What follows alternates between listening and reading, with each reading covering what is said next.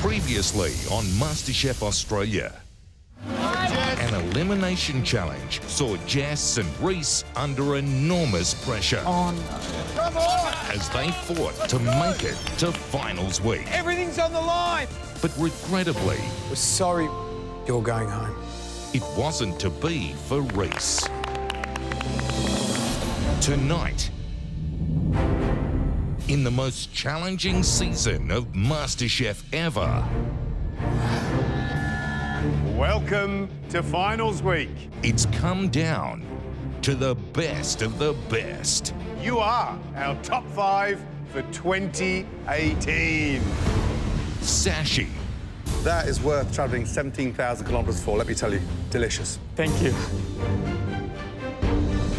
Chloe, Oh, holy schmoly. Remember this moment. Khan, Wow, that is cracking. You've come so far, very proud of you. Ben, Good stuff. Is phenomenal. You found your voice, and that's really exciting. You did something today that I've never seen anywhere. Jess, It's got genius all over it. It's truly amazing. You need to show me. Yeah, definitely. but only one can make it all the way. Now the competition really starts. The grand prize for the winner of the country's biggest cooking competition. A monthly column in Australia's leading premium food and lifestyle magazine, Delicious. $250,000 to kickstart their food dream. And the title of Australia's next MasterChef. Burning up in my heart like a flame, like a brighter shooting star in our souls. We all know our dreams make us. Burning up in my heart like a flame, like a brighter shooting star.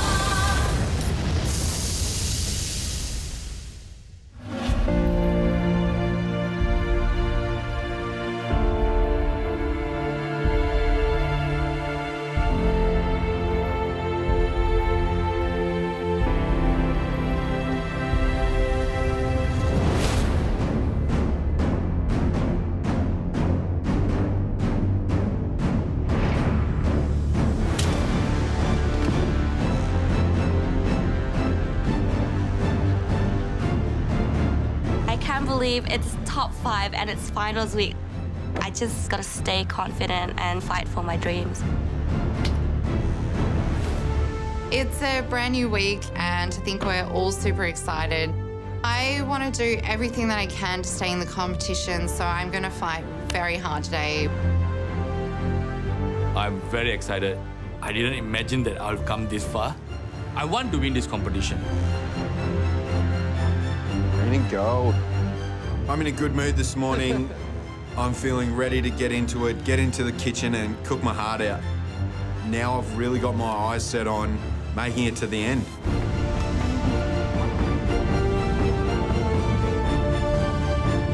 I'm really happy to be in top 5 right now, but at the same time, I'm really nervous. I've got knots in my stomach. I know we've made finals week, but I want to make the finals. Mystery boxes. Oh, I'm sweating like crazy right now. Welcome to finals week. You are our top 5 for 2018.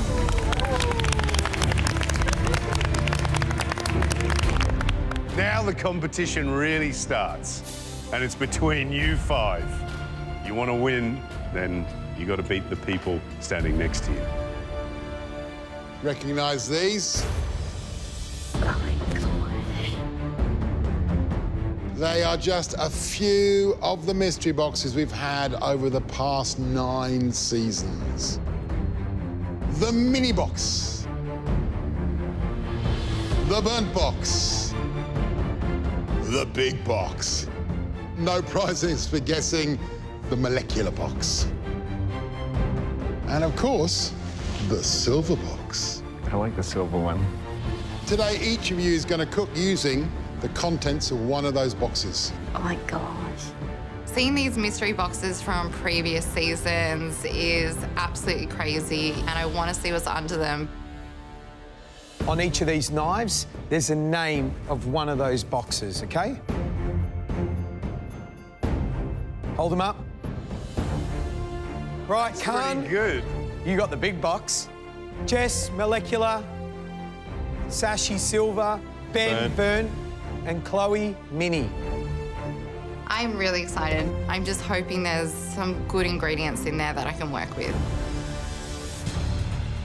Chloe, you got the mini box? Do you want to have a look inside?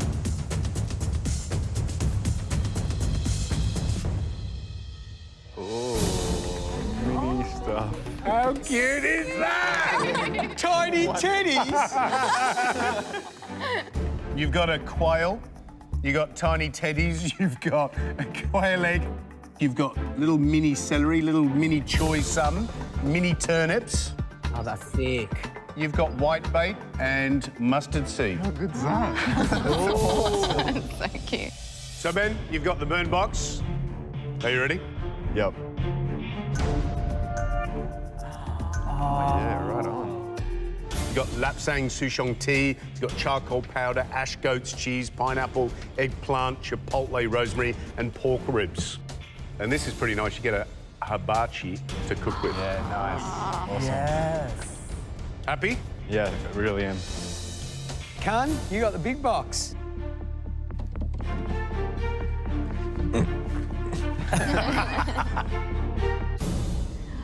Oh my god. Yes. That is awesome. Have a look at this. You have got a beautiful big tomahawk steak. I mean, this is a ripper. You got massive Savoy cabbage, big strawberries, pears, beetroot, massive pearl couscous, daikon, and sweet potato. Oh my god. Great box. Yeah. Cracker. They're such beautiful ingredients, but I'm missing two key things. Herbs and spices to make it all work together. So right now I'm racking my brain to figure out what I can do with this box. That is beautiful. How do I cook that? So, Jess, let's have a look inside the molecular box.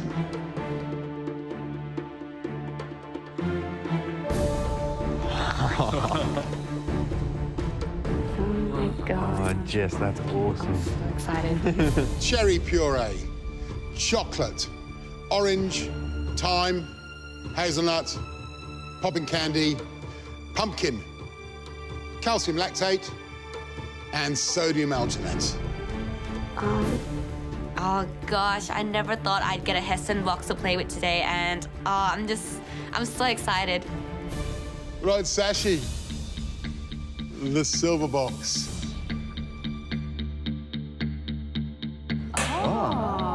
So we've got some silver beet, we've got some silver side, we've got some silver dory, the silver gelatin, we've got one of my all-time favourites, silver edible glitter, and silver chocolate coins, one for you, Gary. Thank you. And a little one for George.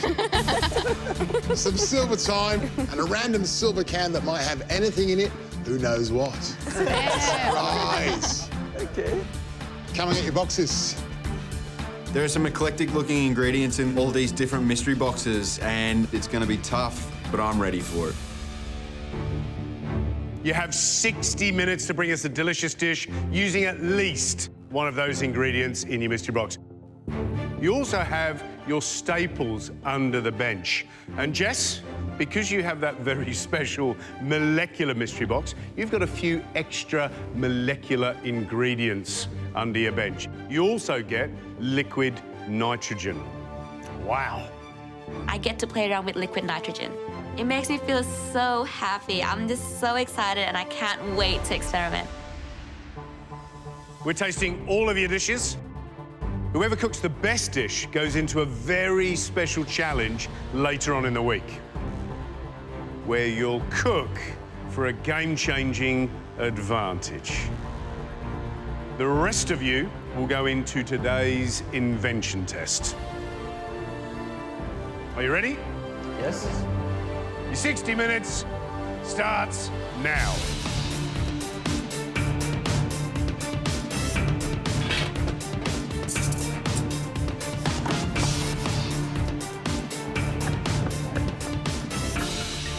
I've gotten the big box. I am not going near that tomahawk. I know it's the highlight of my box. Mum has a butcher shop though, and if I cook that wrong, she's gonna kill me.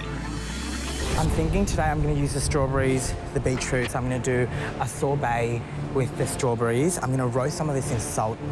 I'm going to do a black pepper biscuit because I know that black pepper goes really well with strawberries and beetroot. The first thing I do is I put some salt on beetroot quarters and put them in the oven. Then I get started on my sorbet. It's basically just pureed strawberries with some sugar and water. I've made a strawberry sorbet before. I haven't really worked with strawberries and beetroot in the same dish, but I know how beetroots work, so hopefully I can make it work together. We've only got 60 minutes for this challenge, so I have to move so fast. I need to make sure that everything's done. It's top 5 now, like an advantage at top 5 is so big. I want that advantage.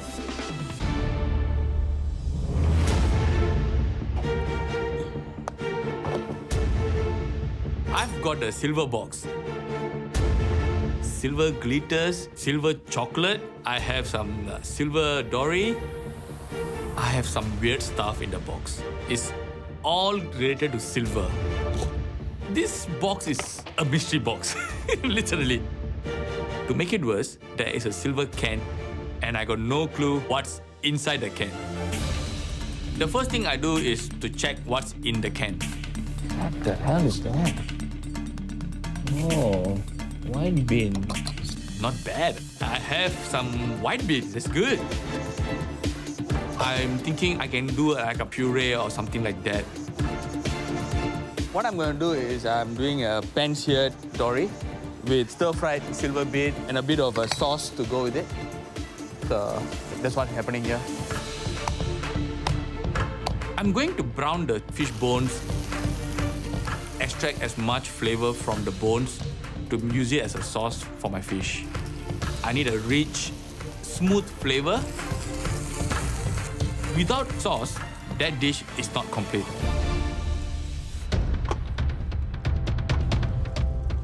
The burnt box definitely lends itself to me. I love cooking with the barbecue.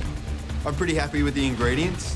I'm gonna do something with the pork ribs. I've got them in the pressure cooker with some pineapple juice, rosemary, a couple of the chilies.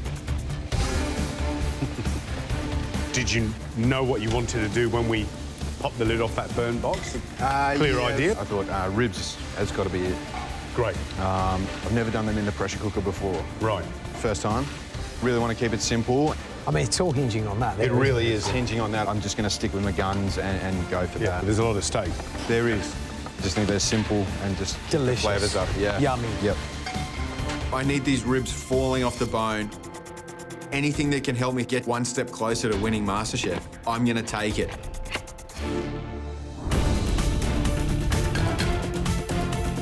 I have some brilliant ingredients in that little tiny mini box, but there's not a lot of produce to work with. I'm just worried because if I stuff anything up, then I won't have anything for backup. I'm thinking of just doing some veggies and have the quail crown, and do just a simple jus. I'm going to use the quail bones to just make a jus. I use the leeks and some celery, just chop it up finely and add it to the bones. The jus is going to bring acidity and balance this dish really nicely. I've never done particularly well in a mystery box, so I have to get this right.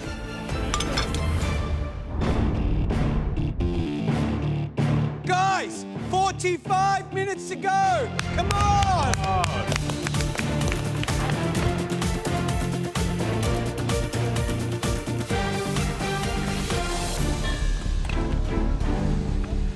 It's got to be a dream, Jess, a dream. You've got lots of sweet ingredients, a molecular box. I know, I'm really excited. So I'm going to be making a chocolate flexi ganache. That's going to sit on the bottom. It's going to be topped off with a cherry sorbet. I'm also going to top it off with a hazelnut praline. So I'm going to use a liquid nitrogen to make that. And the quantities of the gelatin and the agar for the flexi ganache, you know. Yes. That's awesome. Pretty good. How you remember that? That's amazing. And it's great because the agar gives it its strength, Yeah. the gelatin gives it the Yeah. flex. Yes. I'm excited. Yeah, Sounds I'm really awesome. excited too. Sounds like a great dish. I'm being a bit ambitious. I've got so much to do. I know it's going to be really hard, but I'm going to just give it my all. To make my cherry sorbet, I put my cherry puree, sugar, and glucose into a saucepan, and I heat it up until it's dissolved, and I put it into the churner. I want my cherry sorbet to be nice and smooth, not icy, but I want it to be a really nice velvet texture.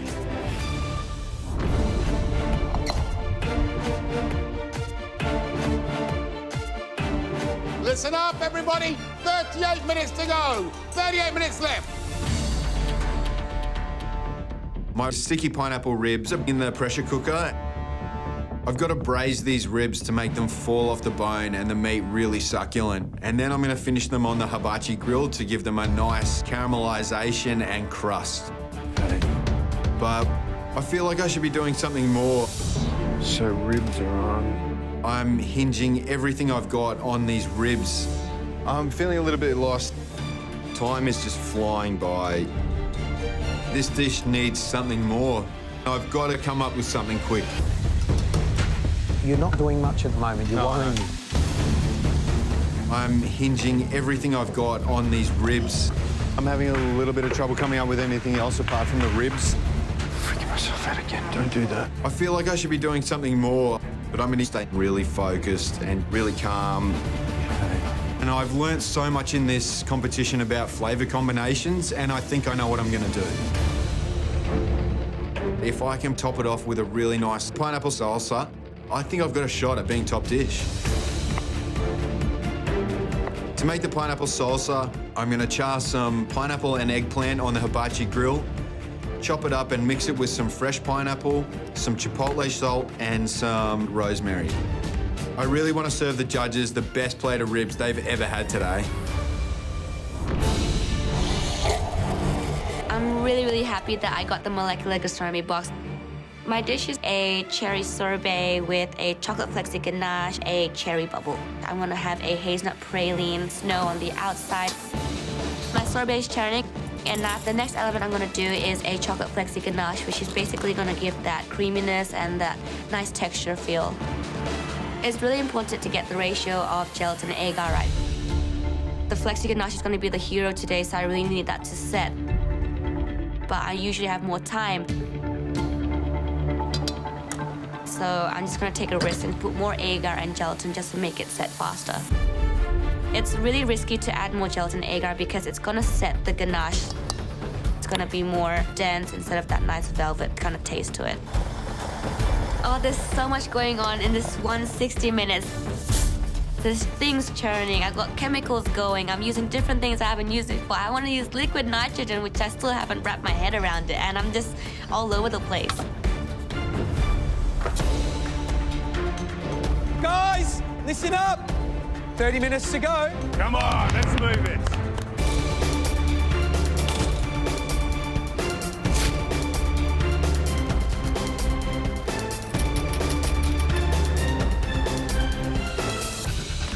I have the mini box. I'm making roasted quail with baby vegetables. And I'm making a jus from the quail to go along with it. My pan is really hot and it's burnt all the leaves and it's imparted this really bitter flavour. Chloe, everything coming together? Slowly but surely. Yep. Is there anything you're concerned about? Some of the veggies are a little bit charred in there. You know what? Yes. As soon as Gary or George or I taste that, first thing you pick up is that burnt Yes. flavour. I've burnt my jus. I can't use it. There's only 30 minutes of this cook left and I'm going to have to think on my feet and come up with something quick. I'm thinking about all the underbench staples that I have, and I can see that I've got some butter and I've got some mustard seeds, and I'm thinking maybe a nice burnt butter and mustard seed mayonnaise might pair well with the flavours. I've been through so much in this competition. I'm in the top 5 and I'm determined to win. Silver box, huh? Yes. Nice stuff. What's the dish?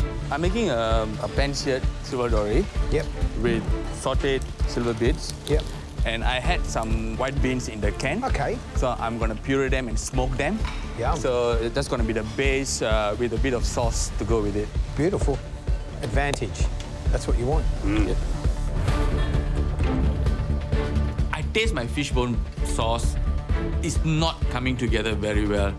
It tastes very muddy. It doesn't taste right. I need to fix this. I'm trying to add more flavors to it. Hopefully it works. Khan, you got the big box. Yeah, I've got the big box. So I'm using the strawberries. I'm making a strawberry black pepper sorbet. Yep. I've got a black pepper biscuit in the oven. I'm roasting off some beetroots with salt. I'm gonna juice some as well and try and whip it into a cream. Love it. And what I'm loving is the fact you've taken all these humongous ingredients and you're actually making something really like petite. Khan, you're on a roll at the moment. I don't really want to jinx Put more you. pressure on me, yeah. But yeah, the pressure's on because you know what? You want that advantage. Definitely. Every cook counts right now. Yes. Every single cook. Yeah. Thank you. I'm feeling pretty happy right now. It's time to get started on my candied beetroots. So basically, I slice my beetroot really thinly, cover it with sugar and pop it into the oven. Yum.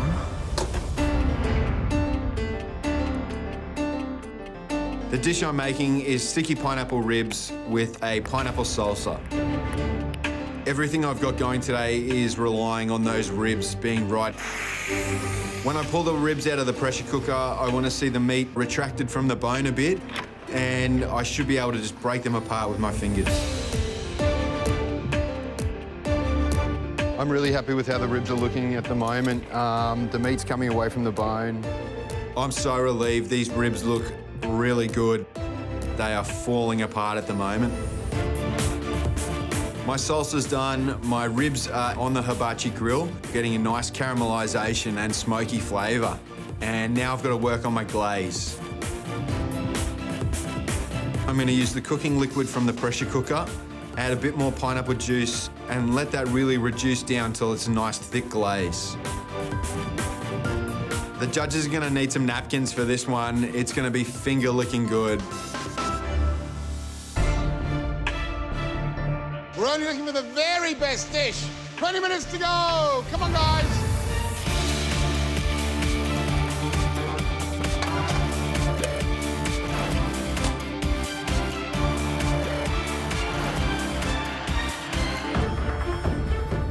My fish has been filleted and ready for frying. The white bean puree is smoked. So I go back to my sauce. I'm trying to make the sauce better. I'm adding salt, pepper, some sugar, even a little bit of butter to it. But it's not happening. It doesn't taste good. It's not getting there. What's happening with the sauce? I'm not very happy with the flavouring. Yeah. It's a bit dirty, isn't it? You know why? It's all mucky. And some fish have bones that are muddy, and you don't use them for fish stock and stuff, so it's all coming out in the sauce. I can't use this sauce. If I don't have a sauce, it's not going to be a complete dish. I'm in trouble. How long have you got? Less than 15 minutes, yeah. I'm worried now. Time is running out. I need to come up with something very quickly to save the dish. It's a bit dirty, isn't it? Yeah, I'm not very happy with the... No, I wouldn't be happy with it either. How long have you got? Less than 15 minutes, yeah. I put in so much of time for the sauce. I tried my best to get a good flavor out of it. It did not happen. I decided not to use the sauce for the dish. But if I don't have a sauce, it's not gonna be a complete dish. And at this stage, I'm worried. I need something to go with the fish. So I'm making thyme oil instead. I grabbed the grapeseed oil, put in some thyme. Over a low heat, I'm trying to infuse the thyme to the oil. Hopefully it works. It's the decisions you make in the next 10 minutes that are going to make or break the dish. Come on, let's move it. 10 minutes. Come on.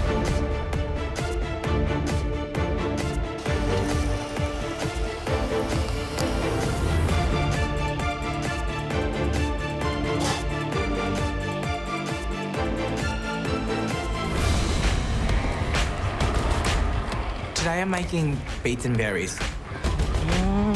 My sorbet is churning. I've got my black pepper biscuit in the oven. My roast beetroot's in the oven. My candied beetroot's in the oven. I'm really happy with them. Khan, I absolutely love this combination of strawberries and beetroot. It's a natural combination. Thank you. It's normally brought together with something like balsamic. Yeah, I know. So what are you using instead? Well, I'm hoping the black pepper will bind the two of them together. Yeah, absolutely. I've got a little bit of time off my hands, so I'm going to try and do some syrup into a cream. I like a chantilly. Yeah. Chantilly's so this year, isn't it? Yeah. It's only about the best dish. Yes. No point being second or third or fourth or fifth. Exactly. Perfectness, perfection, perfectity. That's what we're looking for. Working on my chantilly cream, I'm mixing my beetroot reduction through the cream. It tastes really good. I'm really happy with this. I know I'm in top 5, but I want to make the finale. I want a chance to win that advantage. Listen up, guys. 7 minutes to go, not long. Start thinking about plating up, finishing off. Move it. Let's go.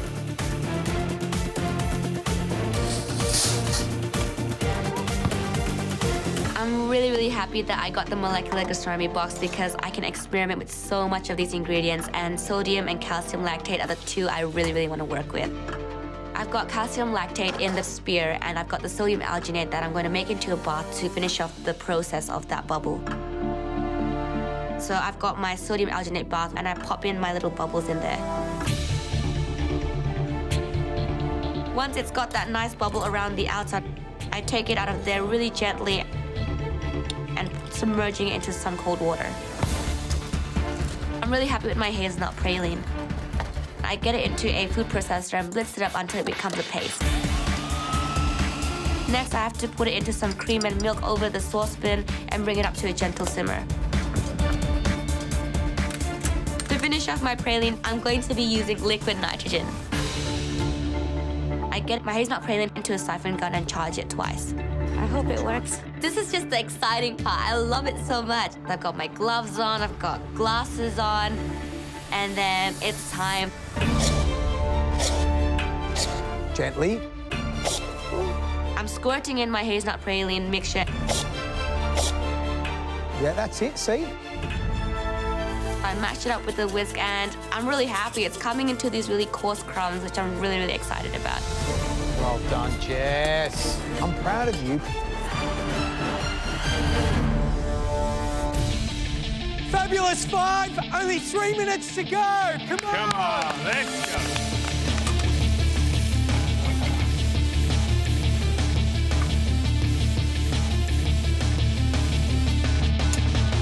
I taste the thyme oil. The thyme is too bitter. So I'm not gonna use that oil also. I can't believe it. I have been making a couple of silly mistakes. I think the pressure is getting into me. I'm just gonna plate up with my smoked white bean puree, my fish, the 2 ways of silver beet. Hopefully, that's enough. My dish today is beets and berries. It's a bridging dish, so it's what you would have in between mains and dessert. I'm plating everything up. I've tasted it all together and it tastes really good. I'm hoping that the judges are going to love the flavours of black pepper, strawberry and beetroot together. I really like the candied beetroot. I think it's nice on the plate, so hopefully they like that as well. 2 minutes to make the right decisions. Come on, let's go. Come on, come on, come on, come on.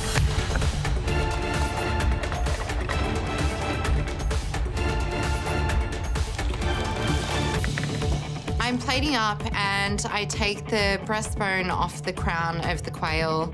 I place one of the quail legs on, and then I place all the vegetables around the quail. I pipe some of the mustard seed mayo onto the plate, and I'm just hoping that I've done enough.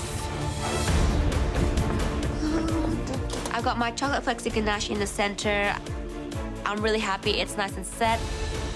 I'm gonna add some popping candy to just give that popping sensation in the mouth. I've got my little sour cherry bubble on the top. I've got my hazelnut praline snow on the outer layer. I'm really happy with my dish today, and I'm hoping that I've got the right balance of flavors. Cooked! 30 seconds!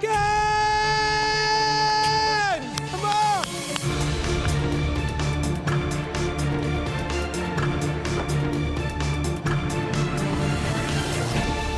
To plate the dish, I put a bowl full of the salsa, the ribs down the center of the plate, and another bowl with some extra sauce. I'm really happy with the way that I've cooked today. The ribs are looking amazing. This is the kind of food that I love to eat, and I hope the judges love it too. 10 seconds. 9, 8, 7, 6, 5, 4, 3, 2, 1. That's it. Your time's up. Well done. That was crazy. That looks great. Oh my God. How'd you go, Benny? I made ribs. I had heaps of fun cooking today. You know, overall, whatever the results today, I'm pretty proud of myself, and whoever gets a chance to play with molecular gastronomy. Looks good. I'm feeling pretty confident at this point, and it's delicious. Like, it is so yummy. I'm loving these flavors together. Hopefully the judges do too. The ribs are looking so good through this glaze. There's just such a great color, and I know there's flavor just all over them. I'm really happy with how I've cooked today. It'd be amazing to get that game-changing advantage. Wow, what a fabulous cook. And it should be at this point in the competition. Remember, we're looking for the best dish, and for the winner, that means the chance to get a game-changing advantage. So, stay tuned. First up, come.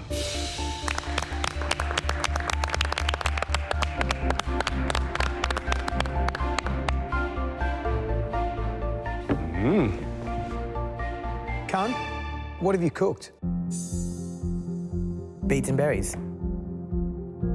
Beets and berries. Yeah. And where would this sit on the menu? I think it's a transition piece, so it's like between dessert and mains. Yeah. So it's just before you have dessert. It is the year of transition piece, the year of the bridge, isn't it? I love it. Brilliant. Okay, which box did you have? The big box. Still looks nice and neat, and it does look pretty. What's that? It's a piece of candied beetroot. I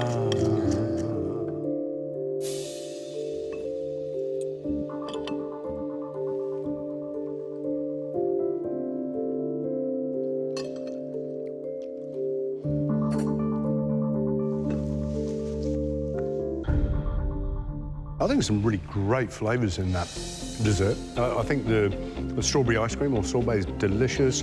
And strangely, even though that beetroot disc on the bottom is really difficult to eat, it's almost like a fruit leather, and it's really yum, and buttery crumbs. So there's lots of elements in there that I love. Yeah, I absolutely agree with Gary. I think it's totally delicious, and that beetroot is sweet and toffee-like is fantastic with the freshness of the sorbet. What I really love is I love the way the black pepper ties everything together. With the pepper, you bring the strawberries into the savoury world and you harness some of the sweetness of the beetroot. Totally delicious to eat. The crumb and that chewy beetroot is yum. And that's a great bridging dessert. Yeah, because you've got some great technique on there and some great flavours. Thanks, Cum.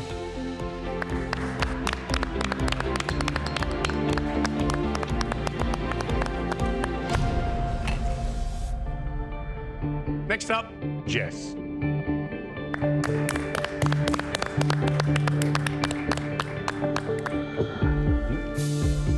So, Jess, you had which box? I had the molecular gastronomy box. Beautiful. And what have you cooked? I've cooked a cherry sorbet with a chocolate flexi ganache, a hazelnut praline, snow on a cherry bubble. I think it looks good. Well, that's, yeah, beautiful. Beautiful Look, sphere. nice and soft.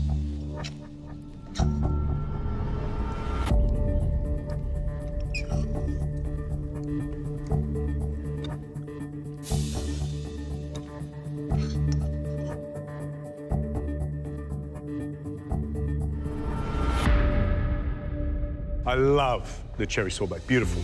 Texture is delicious. And also how it works together with the hazelnut praline snow.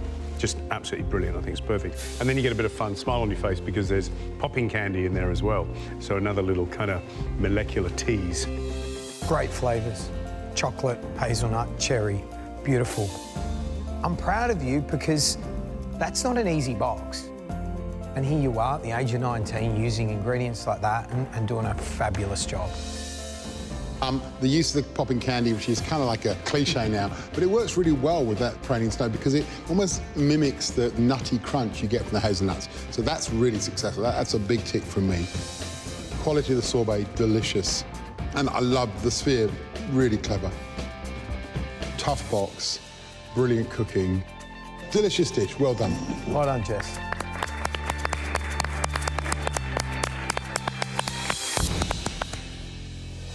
The next dish we'd like to taste belongs to Sashi. I feel that my dish is not a complete dish. A sauce would have made the dish complete. I'm not very convinced of winning the mystery box today. Sashi, remind us, what mystery box did you get? I've got a silver mystery box. What's the dish? A pan-fried silver dory with smoked white bean puree and silver beet pickled and stir-fried. And the sauce? No sauce.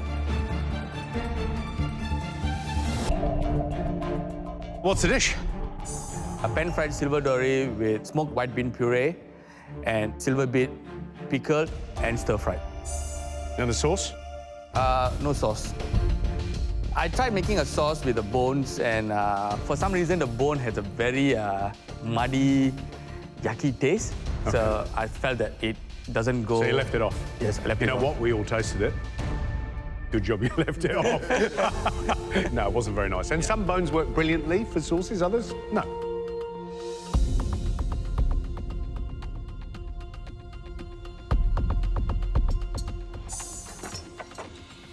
Oh, look at that. It's beautifully cooked, it's beautifully filleted.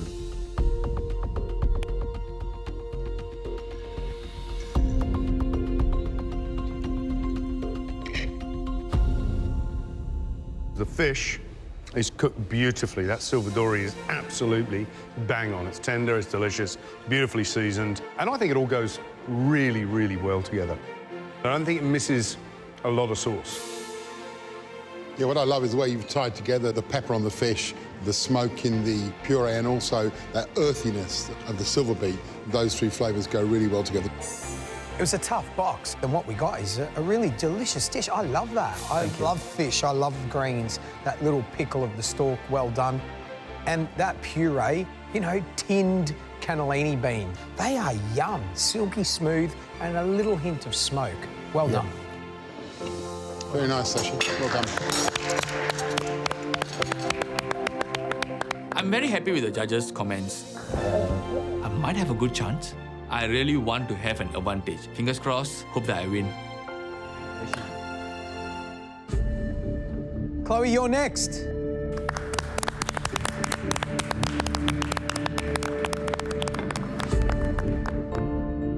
So you had the mini box? I had the mini box. What did you cook?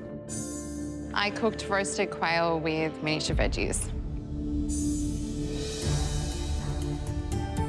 Ooh, cooked nicely as well, that quail, isn't it?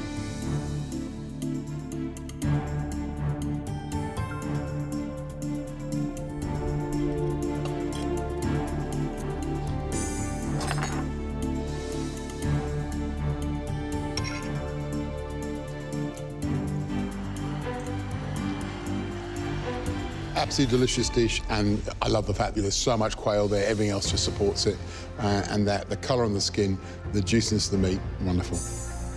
I think it's beautiful, number one. And I mean, the fact that you've treated the ingredients with respect and you haven't denatured them, very impressive. And cooked the quail beautifully. Thank you.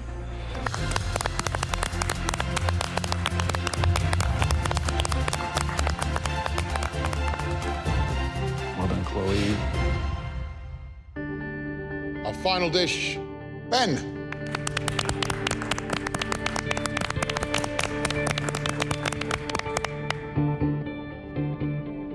Ben, what box did you have? I had the burnt box. And what ingredients did you use from the burnt box? The pork ribs, pineapple, eggplant, and the chipotle chilies. And the hibachi as well. That looks great. I'm salivating. Yeah, absolutely right. And I know which one I want. I just want to do this. Look, I just want to do that. Can I have a bit? Yeah, because this is kind of what you're supposed to do. Ribby. And I kind of wanted to do this as well. Just chuck it all over the top. Oh, wow.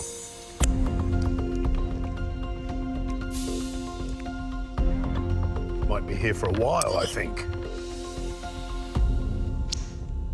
They're better than any of the ribs we've had from some fancy places too.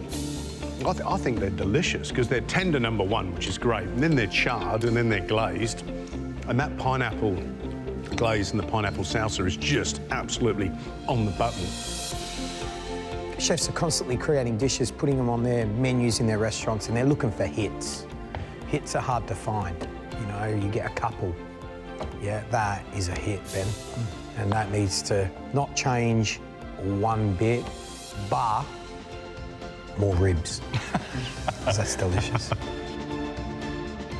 You know, it's great, isn't it? Hang on. Oh, and look! No! Oh, what? I've eaten ribs and I've got stuff on me. Some dishes are designed to be eaten in an elegant, sophisticated suit. Some dishes are designed to be eaten in dungarees. And this is a dungaree dish. This is a dish you want to roll up the sleeves and dive into. Something like that goes back to a primal place of deliciousness. It's worth just racking up a few extra frequent flower points at the dry cleaners just for them. Delicious, delicious. Thank you. Well done. Thank you, Ben. Good stuff.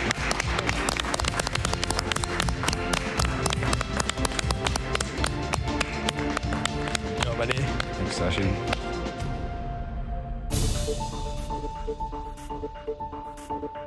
What a fantastic cook.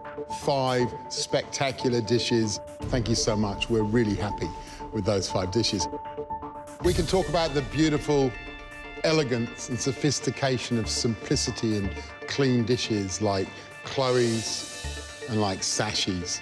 We can rave about classic flavor combinations like cherry and chocolate and hazelnut, or even the odder combinations like beetroot, black pepper, and strawberry. But when it comes down to it, we're simple fellas. And we just like the bing, bang, boom, bam of Ben's ribs. Ben, well done. Amazing dish.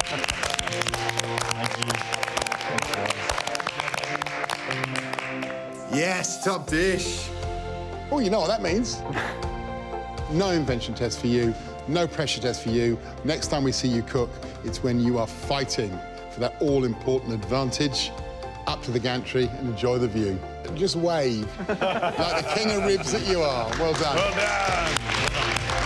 I'm pretty jealous of Ben right now. Like, he gets to cook for this advantage, even though we don't know what it is. I want that advantage. I want to cook up against Ben. I'm so relieved going up to the gantry. It's just so awesome to be up here. Automatically into top 4, and my day is not going to get any better.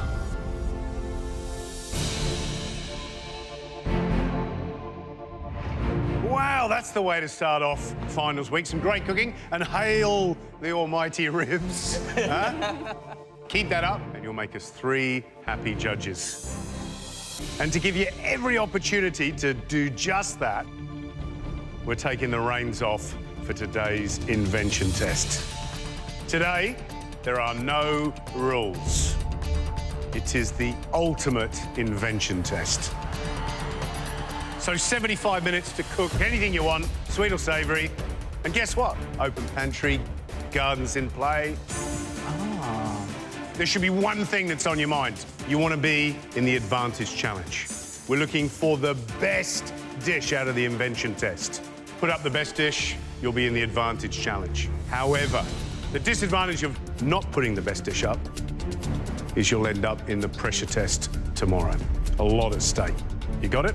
Yes. Yes. And a finals week pressure test is not where you want to be. All right? Yes. Yes. 75 minutes starts now. Go, guys. I run into the pantry and I have this idea of a Negroni drink and I really want to put that in a dessert. A Negroni has gin, Campari and a bit of vermouth as well, so I'm going to play around those flavors. Orange, orange, orange. I'm really conscious of time because I know there's a lot of elements in this dish that needs to be frozen and then things that need to cool down. There's just so much at stake. As soon as I see prosciutto and pork belly, I have an idea straight away in my head, and I know I'm going to go down that direction. Maple. I've been thinking about playing with a pork and apple dish for a while in a new inventive way. I don't know exactly how it's all going to work out, but I have an idea. Go, Khan. He's doing it. Cardamom. So far, I've been only in one pressure test. I don't want to be in the elimination tomorrow. I'm going to give the judges something very creative and inventive today. I'm coming with a bang. Come on, Sashi. And I'm going to give the judges something they have never seen before. I'm looking at an Indian dessert called payasam, and I'm recreating that into my version. That's a long way around. What's the dish? I'm making kind of a drink called Negroni in a dessert. Negroni has Campari, it's got gin and also bitters, which I'm going to use orange instead. Yeah, or vermouth. Yes, so I'm going to make a bitter granita with a bit of blackberries as well. A ball which is made up of a kind of a mousse structure, and I'm going to fill it with a orange mousse and just keeping it to those three simple elements. Sounds amazing. We love sounds the good. flavour of Negroni because it's got bitterness, it's got sweetness. So, you know what? You're pulling on our heartstrings. George and Gary really like Negronis, and that puts a lot of pressure on me because I'm kind of scared that I won't get the bitter flavour of Negroni in my dish. I definitely don't want to be in the bottom. It's going to be that semi-final pressure test, and nobody wants to be down there. Jesse, hustle. Come on. I really love working with chocolate. It's one of my sins. So I'm really excited. The concept for my dish is a forest floor. I know that I want to do a chocolate mousse and a chocolate twill to emulate a fallen log. I'm so fond of mousse and it's my best recipe. I place it into a tray, then pop it in the freezer to set. Got to be set and it's got to be perfect. Then next I get on to making twill. I want it to look perfectly like a fallen log. I'm definitely determined to stay out of the elimination. Like, I've got this nervous energy, but I'm so excited at the same time. To get a top dish today would just be out of this world. You making dessert? It's a South Indian dessert called payasam. Which is? Cardamom, rose water, milk, and they serve it warm usually, but I'm doing it in a different manner. I'm gonna serve it as an ice cream with a cake base and some milk skin. Wow, Sashi, going all out. Yes. Good on you. Full of surprises. Go, Sashi. My ice cream mixture is churning. In the meanwhile, I'm gonna start with my rose water jelly. I need to be very careful with that rose water. I love the rose water flavor, but it can be too overpowering. I'm really putting everything online. All rules are out the window. I'm going to go a little bit crazy today. I've been wanting to do a dish like this for a little while. The dish that I want to do today is called roast pork and apples. I'm basically pulling the flavours from like a Sunday roast, but it'll be a dessert. Mum would definitely think that I've lost my mind because I'm putting pork crackling with apples and ice cream. So this is my ice cream mixture. It is prosciutto, maple syrup and an anglaise base. It's confusing because it's quite salty, but it's got like this really delicious savoury undertone to it. I just really hope that this works. I don't want to be in that pressure test, so I really want to win today. 4 fabulous cooks, 4 amazing ideas, but only 45 minutes to go. Come on, guys. Come on. Go, guys. I've taken my tuile out of the oven and I really like the thinness and the look of this fallen log. The dish I'm making is a forest floor, but I'm stuck on how I can emulate moss. What are you doing with the spinach and the kale? Chlorophyll. I know that I want to make chlorophyll. It's got this vibrant green colour to emulate some moss. Chlorophyll, forest floor. Well, I was using the chlorophyll. And then make a jelly? No. If it's a moss, it's a moss. Have a think about that. Struggling for ideas, though. That's the texture you want. Yeah. But if you say moss, you've got to give us something that translates into moss. If it's a moss, it's a moss. Have a think about that. Struggling for ideas, though. A moss is like that, isn't it? That's the texture you want. Good. Come on, matey, don't give up. The moss is going to be different. I'm going to do a microwave sponge. I think combining the chlorophyll from the kale juice with a microwave sponge will give it a mossy-like appearance. I'm going to be using the juice and I'm going to put it in my micro sponge. Once I have enough of the juice, I add it to the sponge mixture. I then put it into the microwave for 40 seconds and hopefully it can look like moss. Come on, guys, keep going. We're hoping all these brilliant ideas and lots of these elements are all coming together beautifully. 30 minutes to go. Come on. Come on, guys, fire up.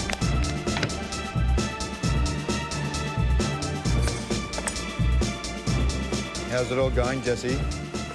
So far really good. Today I'm making a blackberry Negroni dessert. So, Jess, you're doing a 2-hour dessert in 75 minutes. Is that the idea? Yes. Have you ever made a Negroni? I've never made a Negroni before. I've had a Negroni, but not a dessert, so... Cool. I think it's a delicious flavour combination because you get the balance of the bitterness against the sweetness of the orange and the sugar. Yeah, and I've got blackberries in it too. Yeah, OK. Good. I love it. Thank That's you. the confidence we want to see, Jess. Keep pushing. I've chilled down my blackberry mixture. I pour it into the siphon gun and I kind of squeeze it into these silicone molds and get into the blast chiller. I've got my blackberry frozen ball in the blast chiller along with my granita. Next, I have to get onto my blackberry puree. Got like a sweet orange note to it. I give it a taste and it's quite sweet. I hope my sweet tooth doesn't override the balance of the dish. 4 cracking dishes, I think. Yeah. I certainly think Jess knows exactly what she's doing. It seems like a dessert that's been in the planning. Lots of interesting techniques, so I think time is going to be her enemy, so under pressure. Sashi? You know, he's taking something classic that's close to his heart and he's reinterpreting it. For me, he's basically breaking it down, but in a good way, not in a crumbly, bitty way. Chloe, forest floor? OK, why not? Yeah, Chloe, go for it. We know what chlorophyll is. Yeah. And yeah, you can make chlorophyll, which is a great technique. How do you turn that into moss? Yeah. And at the back there, come. Love it. I mean, out there going for it. Pork as a dessert, why not? Yeah. The dish I'm doing today is roast pork and apples. It's basically a prosciutto and maple syrup ice cream with crackling pork belly and some apples a couple of ways. My ice cream is in the churner. My pork is in the oven as it needs time to get really crispy and puffy. Ah, those glory days of dude food, pretzels and maple syrup and pork crackling. Are you bringing them back? Well, I love pork crackling. I'm making the crackling into a crumb. What do you love about crackling? The crackle, the crunch. But it's the crunch. Yeah. It's the slab that you bite into. Okay. That's what makes crackling so special. Sure. So you kind of denature it. Yeah, yeah? Sure. Bit more process in your head. Yes, Matt. How is it, Khan? Matt stressed me out. I'm really starting to second doubt myself. Chill.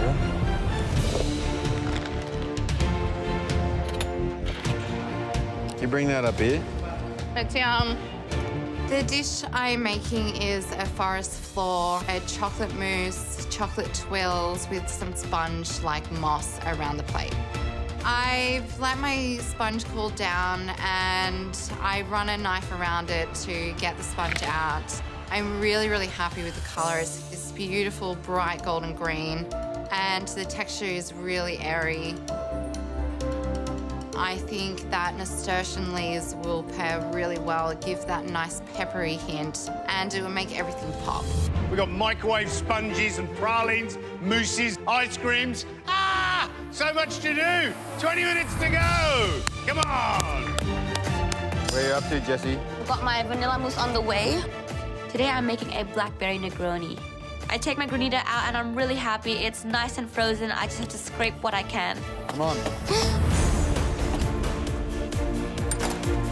Oh, it's good. So that's one element done, but I still have to finish off my blackberry frozen balls. I run back to the blast chiller and I take out my blackberry frozen balls. I'm hollowing out the dome molds because I need to fill it up with the orange mousse and the Campari blackberries. I still have to demold them and put them into one sphere. And I'm really worried because some of them are just not the right shape. Oh, no. Oh, no. Some of them are perfect and some of them are just, just all over the place. But I know I just need 3 and I'll be okay. I just need to nail this because I don't want to go home yet. Traditional payasam is a milk-based dessert, and I like the texture of the milk skin, so I'm using it today. Working? The 2 looks good, so I'm gonna get one more out of this, and I'm gonna put it in. It's inventive, but hopefully I've made justice to the original version of payasam. So much on the line. You don't want to beat tomorrow's pressure test. Only 15 minutes to go. Come on, let's go. Come on, guys. Keep going. Dangerous stuff, that cocoa butter. Yeah. The dish I'm doing today is roast pork and apples, so I'm basically pulling the flavours from like a Sunday roast, but it'll be a dessert. It's just all about that crackling. It needs to get really crispy and puffy. My pork's not crackling. I'm really stressed. I need my pork to crackle in the next few minutes, or else I'm gonna have to figure out something else to do. But right now, the edges are looking good, but the middle part is still so soft. Do it.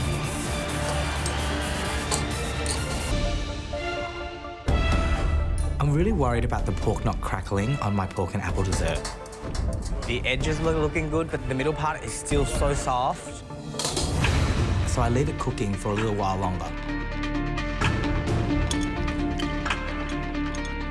I check it again. Oh my God, it looks incredible. And it's actually looking pretty good. Then I've now just put a timer on. I'm not gonna open the oven again, and hopefully it's puffed up by then. Guys, 7 more minutes, that's it. 7 more minutes. Bit at a pump at the moment. Everything's kind of on the go. Today I'm making a blackberry Negroni. I've got my blackberry frozen ball in the blast chiller along with my granita. I still need to deglaze my pan for the blackberry puree. Plus, I still have to make a hole on the top of my frozen balls, and oh gosh, I'm just hoping I don't melt it.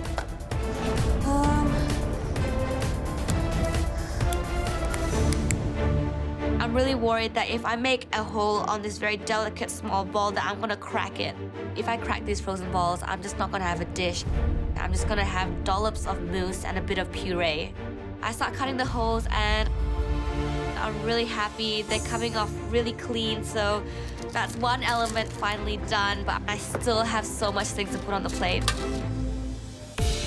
Sashi, you're going to start plating up? Yeah, all my elements are ready for my version of an Indian dish called payasam. I take the pistachio praline shards out of the oven, but I overcooked the praline. It has gone a bit dark. I got another piece of baking paper. I have enough praline dust to do another batch. I need to really rush. I'll tell you what, up here we're nodding and smiling. Some good-looking dishes out there. 2 minutes to go. Come on. Come on, Chloe. Let's go. There's 2 minutes to go, and I pipe some mousse into the twill, and I start assembling the sponge like moss around the plate. The blackberries, the blueberries, nasturtium leaves. Come on, mate. Let's go. Start to plate up. Yeah. Think about it. Taste everything. Make sure it's delicious. I've got a layer of stewed apples at the bottom, then a layer of fresh apples. I then put a dollop of ice cream with some crackling around. I think it's delicious. Final touches! 1 minute to go! I check on the oven. The second praline looks good. It's golden brown. I'm feeling so relieved. Yep. Awesome. I put a dollop of rosewater jelly, put the pistachio cake over the jelly, cardamom ice cream on the cake, put the pistachio praline shards over the ice cream and surround it with milk skin. 30 seconds! Come on! I got my granito at the center of my plate, my little blackberry frozen balls. I top it off with some orange mousse, just halfway up the ball, and then finish it off with some blackberry and gin puree. This is it. 10 seconds. 9, 8, 7, 6, 5, 4, 3, 2, 1. Well done, guys. Well done. Well done. Oh my gosh. It just looks beautiful.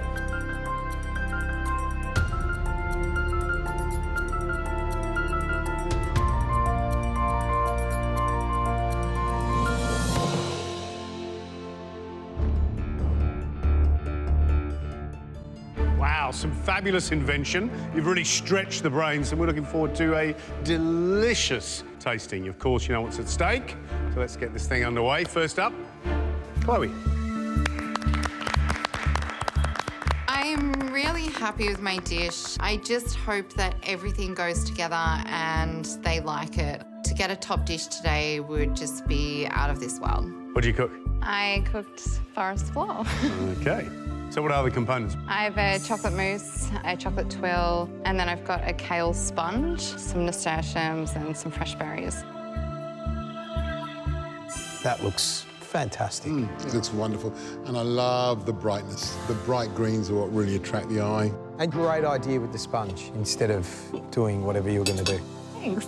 Squirt chlorophyll on it. It's a genius somewhere.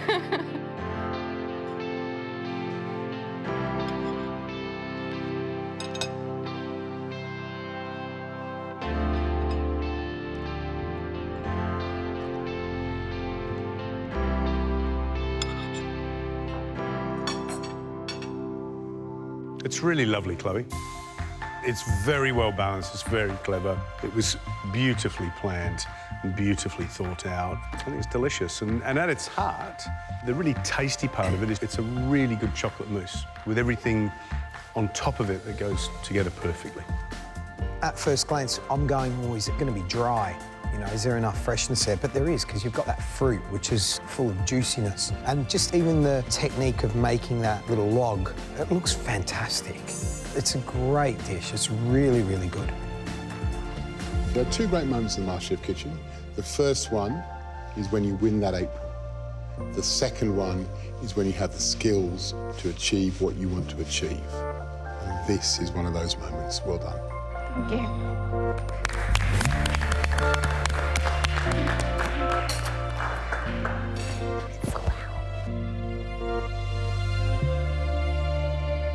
Jess, your go. I'm really happy with the look of my dish, but I hope I got the right balance.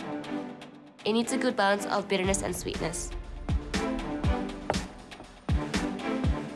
Jess, what is the dish? It is a blackberry Negroni. Wow. George, what do you reckon about the look? If it backs up with the idea in terms of flavour, wow.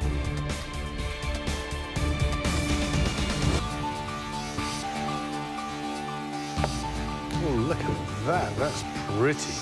Jess, what is the dish? It is a blackberry Negroni.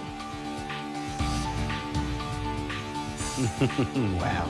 George, what do you reckon about the look? Spectacular. Just, it's you, Jess. If all the plates were laid out, you'd look at that and go, oh, that's Jess, for sure, 100%. If it backs up in terms of flavour, wow.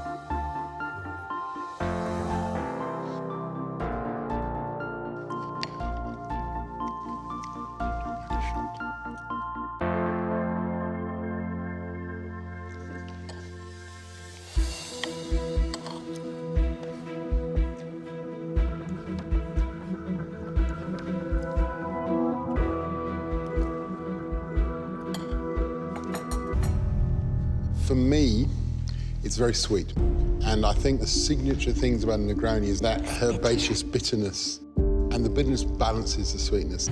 Just want a bit more sharpness there. But, you know, I think it's an incredibly good-looking dessert, but it is, for me, just slightly sweet. I think it's delicious. I think it's clever, but it's not quite a Negroni. Thank you. Thanks, Jess.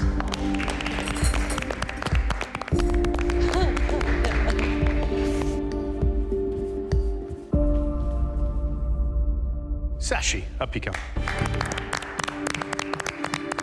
I've recreated a classic dessert, payasam. Hopefully I've done justice to it. But whatever it is, I feel so proud of myself. Ooh. So what have you cooked? I've made my version of an Indian dish called payasam. It's a traditional dessert. So I've made cardamom ice cream with pistachio cake, milk skin with saffron, and a pistachio praline shards. And if you were to have that traditional dessert in South India, what would it look like? It will be coming in a small bowl. It will be like a soupy, warm, hearty dessert. So totally different. It's totally different. I just took the idea and the ingredients and I've come up with my version. That's what it's all about, isn't it? Inventiveness? I think it looks, so far, fantastic. I don't know what it's going to taste like. And I'm really interested because there was a big chunk of sponge in the bottom of there, and I'm a bit worried that it could be a bit dry, which would be a worry if the original dessert's very soupy. Okay.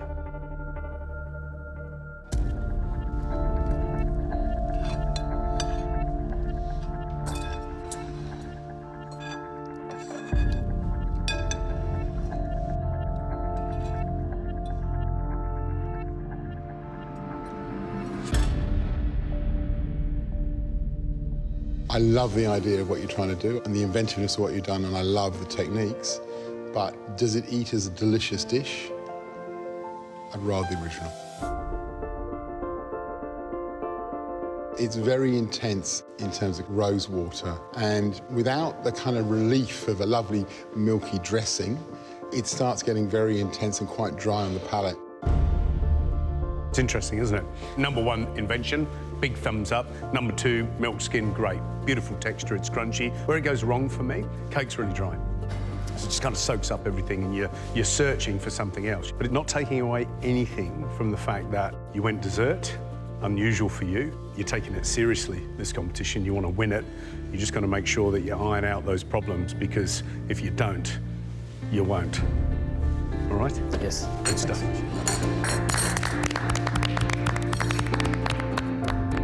This is the finals week. There is no room for error. If I'm going to win this competition, I need to step up and move forward. Next up, Khan. I'm walking my dish up to the judges. I know it's a bold concept. I'm using savoury flavours in my pork and apple dessert, but hopefully they like it.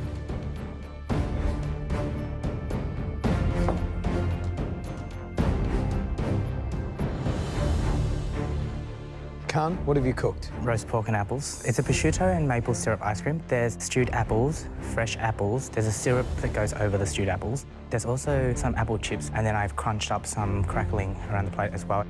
I love the idea that you have put a big chunk of crackling on there. Thank you. I'm not sure about the big chunk of crackling on top. How can you make a dessert with pork crackling?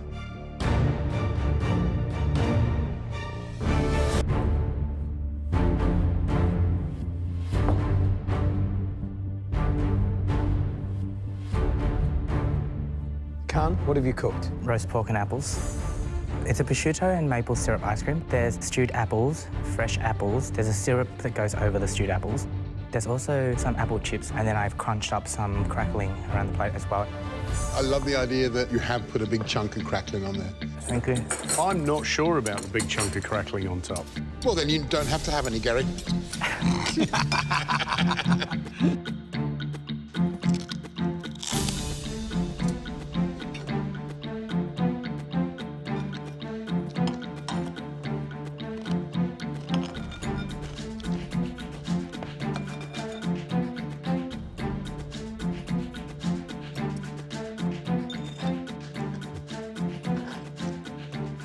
Anybody that's sitting at home is going, it's a fix!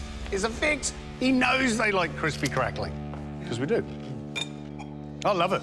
It's like the best roast pork and apples, and yet it's a dessert. And that ice cream is, I was trying to figure out, like, what? Prosciutto and maple syrup, it's got this malty flavour. It's almost like Milo. So then the crackling on top of that, which is salty and obviously quite crunchy, it's yum. It's a statement. I love that. I love that because it's pushing the boundaries and it's showing how far you guys have come in this competition with the most important thing that this kitchen is all about, deliciousness. So you like it then? I do. Thank you. What I love about this dessert is the restraint and the elegance that you've employed. Well done, Khan.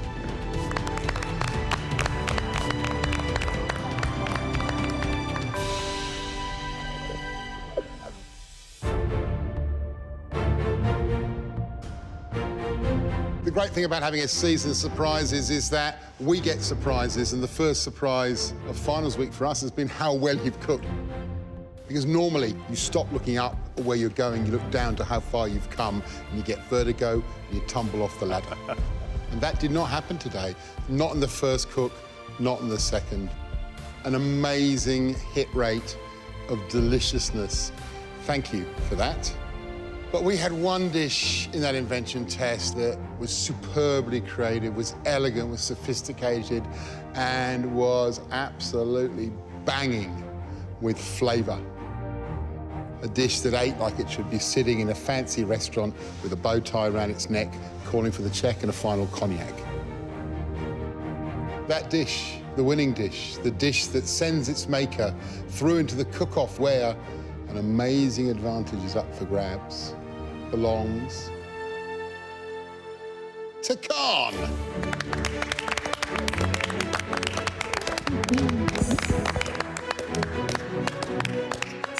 I can't believe I've won. I'm so excited now. I'm in the top 4. I don't have to cook in a pressure test tomorrow, and I get to cook with Ben to fight it out for this advantage at the end of the week. Like, this is awesome. Chloe, Sashi, Jess, you guys did an incredible job today. And you know what? Life is full of challenges. You're not little mouses that are going to run away into the corner and get scared. Tomorrow, you're going to wake up in the morning, you're going to shower, you're going to put your best on, right? And your best is that you're going to come into this kitchen like lions and you're going to attack it. Yes, George. Tomorrow is a finals week pressure test. Off you go.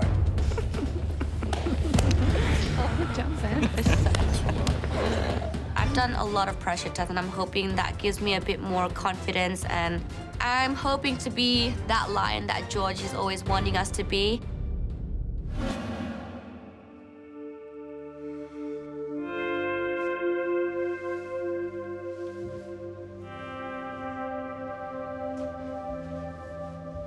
I've not done much pressure tests. I've only done one so far. It's finals week. The pressure test is going to be massive. I'm going to go there with confidence and determination. I've put in so much of effort. I've given up so much of my time and my family commitments to be here. So I want that effort to be worthwhile.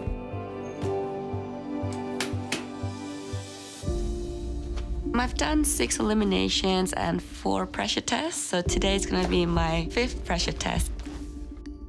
I'm really proud of myself to make it this far, and I'm just gonna finger cross that I can get through it. Thank you, Khan. This looks delicious. We're getting to that point where it's really starting to play mind games and, you know, it's stretching you beyond your imagination. They like to keep us guessing a little bit. But whatever it is a pressure test, so we are given a recipe.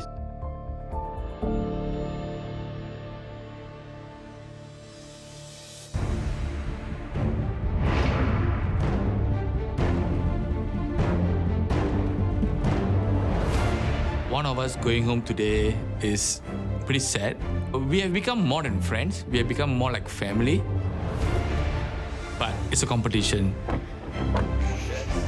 Somebody has to go back home, and we are all fighting for our place in the competition today.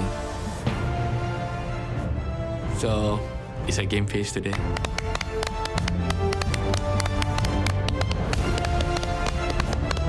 How about you two?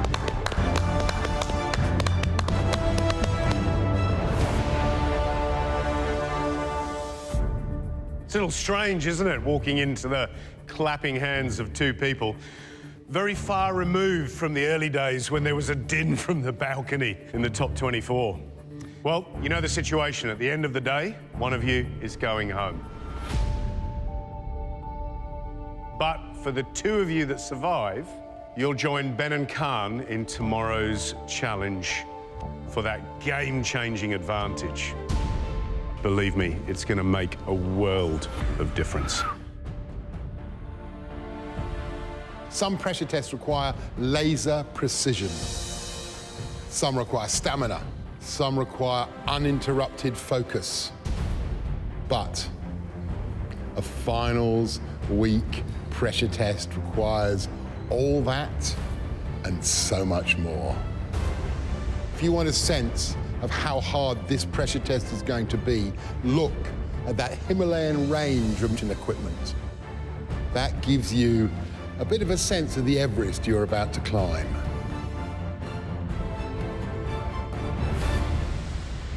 For the last 19 years, the chef has been one of the driving forces behind two of the world's most celebrated restaurants, the Fat Duck and Dinner by Heston. Please welcome Ashley Palmer-Watts.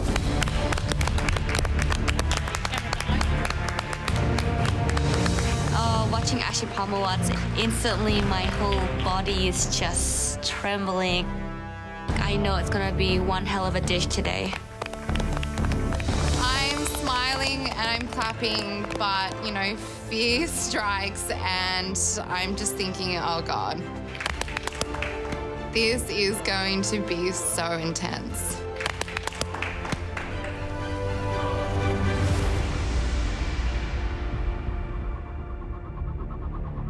Welcome back to the MasterChef kitchen. Last year in finals week, we were in your restaurant at Dinner by Heston in Melbourne. OK, guys, you've had 1 hour, 4 hours to go. It was the biggest service challenge. It was brutal, brutal.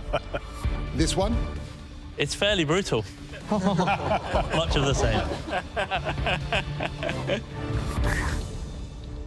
You've got nearly 50 ingredients. There's a lot of technique in there. It's going to be a challenge. Dinner by Heston's dishes are very complicated. I'm double nervous now. Ashley, it's time to reveal what you have in store for them. OK. So today, you're cooking my sherried marron. Oh, no.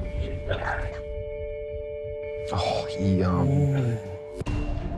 The dish is absolutely beautiful. You can just see everything is just so precise. It's so intricate. It just looks like art on a plate. Wow, that is beautiful. You need to take a look at all the little detail. Ash's food is all about detail. Ash, do you want to go through what everything is on the plate? We've got grilled marron tail. We've got the marron tartare underneath. The marron is grilled over nice hot coals. It's semi-cooked. You don't want to cook it all the way through. Marron is a very delicate meat to cook with. I'm in trouble. We've got smoked brown butter cauliflower, pickled daikon, marinated shiitake, pickled dulse, a few sea vegetables, pickled mushrooms, and then we finish it with a sherried mushroom broth. How good is that? Oh my God, look at how beautiful that is. Look at that. Just goes to another level. That is gorgeous. How many steps? We're about 90 steps here. 90 steps. Jess, you all right? I think I just had a stroke. For a pressure test, I know it's gonna be really, really hard, and I know I'm gonna be in so much emotions. Do you want to taste? Yes. The important part for this dish, really, is you've got 10 sub-recipes here, so each part is plays an integral part to how the dish eats. Seasoned, layered, it's got acidity, it's got umami, and it's got that fresh sherry balance and that little bit of finishing oil in there. smoking us. The thing that really brings it all together is that sherried mushroom consomme, which is so well balanced, seasoned, layered. It's got acidity, it's got umami. Ashley's dish is absolutely beautiful, and the consomme is just gorgeous. It's got a really strong, punchy flavour. I mean, there's pressure points galore here, like galore. But for you, what's probably the biggest pressure point? It's got to be the consomme. That's a very complex recipe. It's really classical. It's got some great technique in there. You've got to be sure of what you're doing, but just don't rush it. The dish has so many elements and is plated up so delicately. I'm not a very delicate person. I'm very rustic. So this type of plate freaks me out. Right, guys, good luck. Back in line. Right, some rules. You've got 4 hours and 45 minutes to recreate Ashley Palmer-Watt's sherried marron.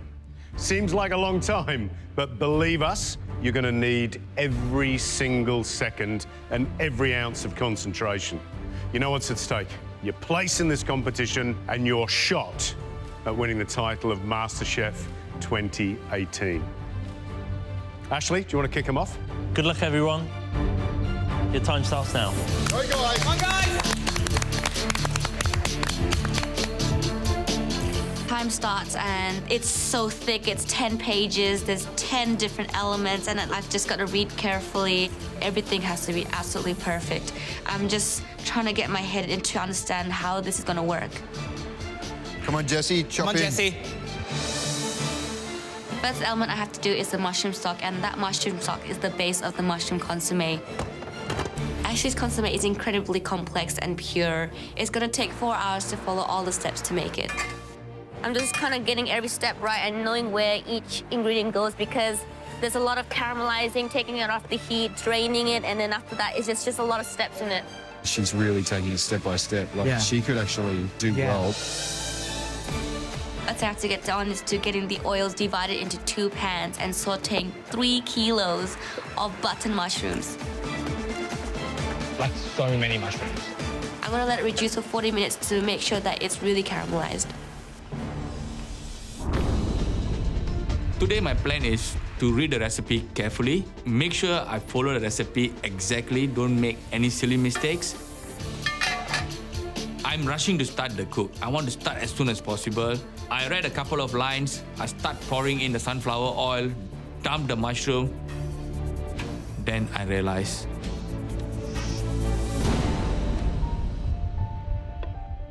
I just messed up the first step. I forgot to measure the oil. I can't believe my nerves have started kicking in. Sashi. Yep. Get through that recipe, mate. Read it, understand it. I'm telling myself not to make the mistake again, slow down a bit, read the recipe properly, measure every single thing precisely and accordingly. Measurements is very important in this recipe. I'm going to really now look into all the measurements and make sure I put the right amount. Come on, Sashi, pick up the pace. I want to have the golden color from the caramelization in the mushroom so that that color will reflect on my stock.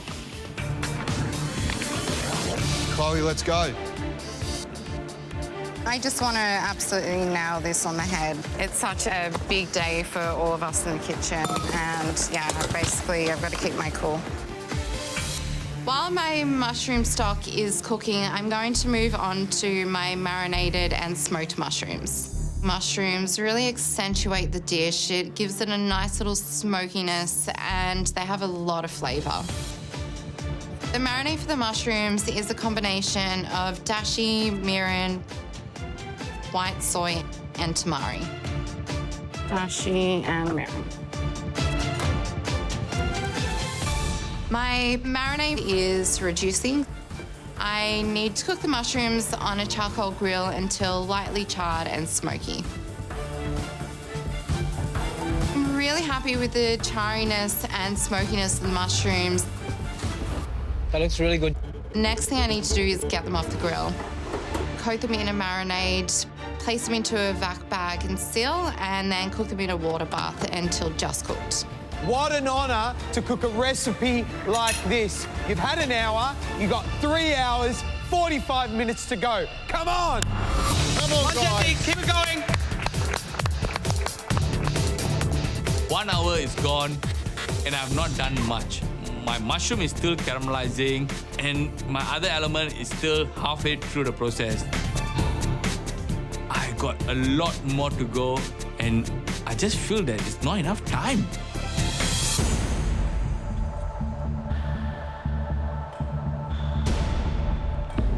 Smoke, then add them to the reserve, reduce. Have you checked all the measurements on this? Did you weigh it when you reduced it down? It's not quite right. It should be kind of like liquid form. It shouldn't be like a caramel. It's come right down like a syrup, so this will throw the balance of your mushrooms out quite a lot. I've made another mistake. My marination should be liquid, not thick. It's gonna make my shiitake mushrooms too sweet. I can't use that for my mushrooms. I need to stop doing mistakes. So I'm going to redo the whole thing again. I have to do it. I don't want to take the risk of, taking the chance. You've got what you've got in terms of ingredients. Yes. Got enough to do a new batch? I don't have enough dashi or mirin to make my marination again. This is a pressure test. We only have enough to make one batch. I'm in trouble. The pressure is getting to me. I'm in my own world and I heard Ben yelling. Sashi, something on fire on a bench. Recipe on fire. I was like, what? Oh my God. Oh. Sashi, something on fire on a bench. Recipe on fire. I was like, what? Oh my God. Oh. Oh. Did you need that? Yes. It's for the stock. So, yeah, I need this page. I've lost some important steps for my consommé. I don't know what I'm gonna do. I hope there's nothing too important on that page because he's not going to get another one and it's going to make it a lot harder if you can't read half that recipe. I need to keep calm, stay focused with my marination. My smoked mushroom marination is too thick, too syrupy. I don't have enough dashi or mirin to make my marination again. I either have to change the whole marination for the mushroom or I have to fix this. But all depends on what ingredients I've left now. I have a little bit of dashi and mirin left. I'm going to add that to make the marination a bit more liquid. I have to now trust my taste, my intuition. Come on, Sashi. Get it together. Let's go. Hopefully it is something similar to what Ashley have made. I think I've got the right texture now, so I'm gonna go with that.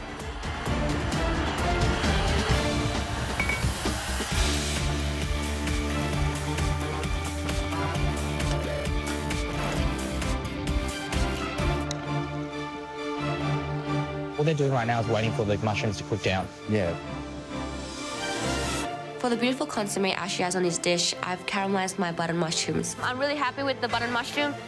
They finally have this beautiful caramelized color that's gonna add that really nice flavor to the consommé. I have to put that in the pressure cooker along with the base stock and all the other ingredients. It's time to seal it and pressure cook it for 30 minutes. Sashi's got a great caramelization on his mushrooms compared to Chloe's that are just looking a little bit blonder. This is the foundation of the consommé and they need to get those initial flavors right so it imparts right through the consommé. I think Jess is actually probably a little ahead of the rest. I would say so, yeah. I'd say she seems like she's got it under control over here. I think the marinade for the shiitake is looking great here. Over here, it looks like caramel. I think Sashi's stock is going to be rich and as it should be. He's got the mushrooms caramelized. Chloe's a little bit lighter, you know, and so this is where all the balance goes a little bit out the window if they don't concentrate on the precision side of things. So I don't want to waste time just waiting for the stock.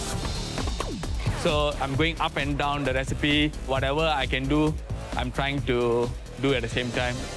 While I'm doing the pickled daikon, I'm also trying to squeeze in my cauliflower.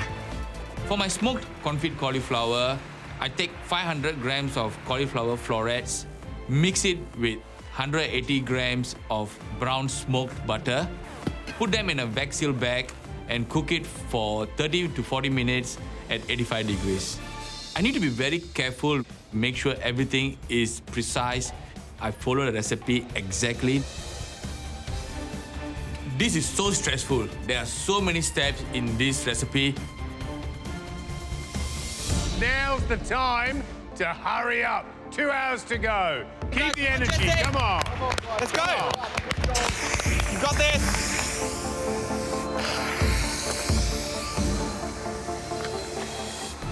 Come on, Sachi. I'm starting on the mushroom consomme.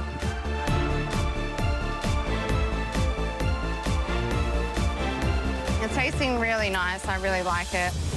The next step for the mushroom consomme is to blitz some mushrooms in a food processor, then add it to some shiitake mushroom powder and mix it until it forms a paste. I then add it to the mushroom stock.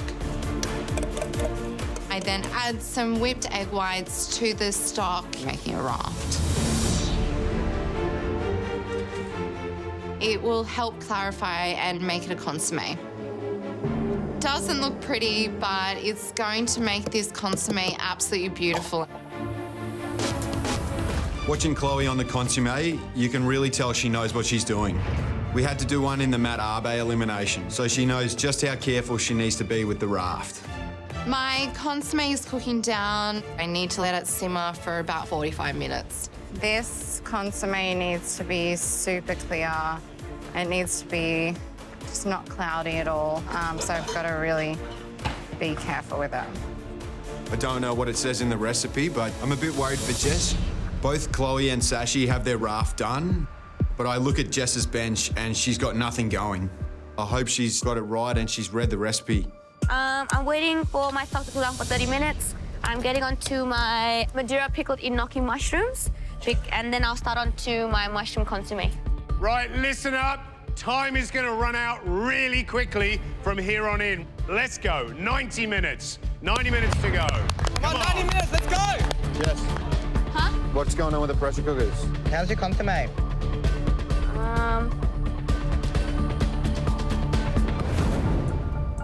I made a huge mistake. I've left my mushroom stock in the pressure cooker for too long. I should have had my raft on by now, but I've just wasted 30 minutes. This consomme is very important, and everything depends on getting it right. And I'm not sure if I'll get everything done.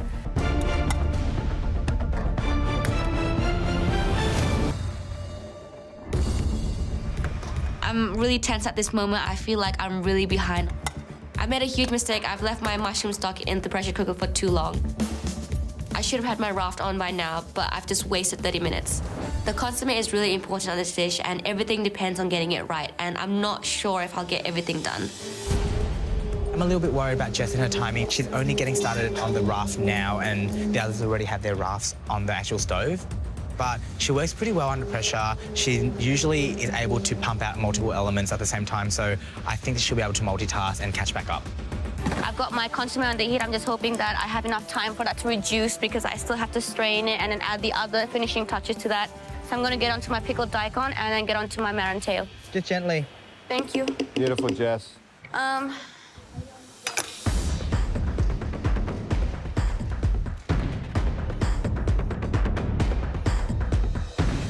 Jess, a little bit behind. A little bit behind. I think there's two things here. One is getting ready in time. Yeah. And the other one is how good and how well balanced and how well executed is the whole thing. And that mushroom consomme, you've got to nail that. It's integral to the next hour dish, is so important for these guys. Give it some love? Is that what you're trying to say? Just really sort of look after it and care for it like it's the last thing on earth. You know, because that brings everything together. The rest of the jobs, there's lots to do, lots of care, and this is all about finishing now. My consommé is cooking down, my cauliflower's done, and I've just completed my pickled elements. Now I need to move on to the marin. This is the star of dish, so I need to absolutely nail this one. The marin on Ashley's dish was done 2 different ways. There was a tartare and also a grilled marin. So I need to start preparing that.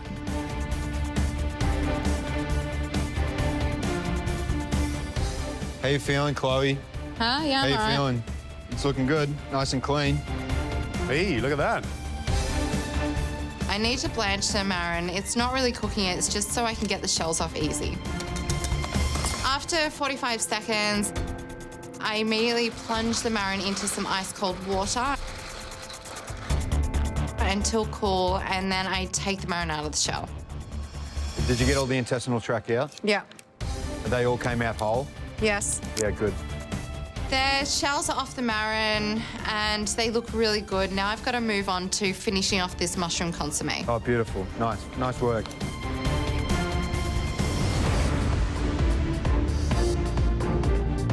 Let's go, 45 minutes, come on.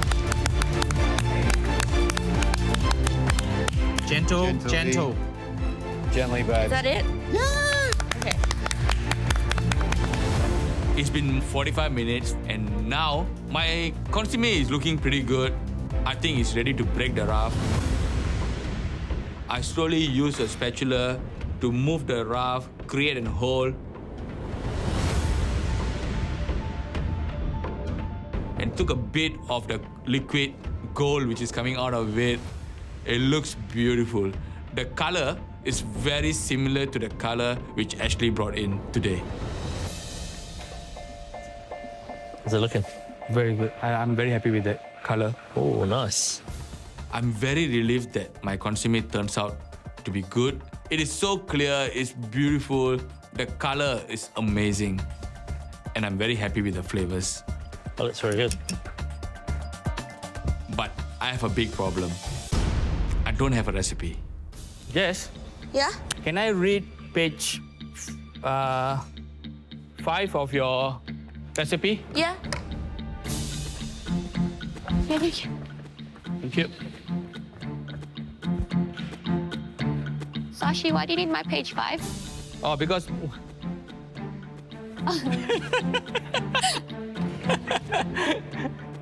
You're hungry, mate. Just don't even have to give me her recipe. So nice of her to help me out. it's good that I get the page from Jess because there are some details of measurements that I need to weigh before I can pour the consommé out. So it's good that I still can get something from Jess. Thank God. I read the recipe, I took the measurements, I memorized it, then I give it back to her. Thank you, Jess. No worries. Whilst my consommé is simmering away, I'm getting onto my marin tartare. It's so precise in the measurements. There's so much fine dicing. Jessie, do you remember eating the tartare? Yeah, it was like brunoise. Was it just really fine? No, the marin has to be 8 millimeters. Everything else is brunoise. Ashley's tartare's got this beautiful punchy flavor and a citrus pop from that yuzu juice and grapefruit.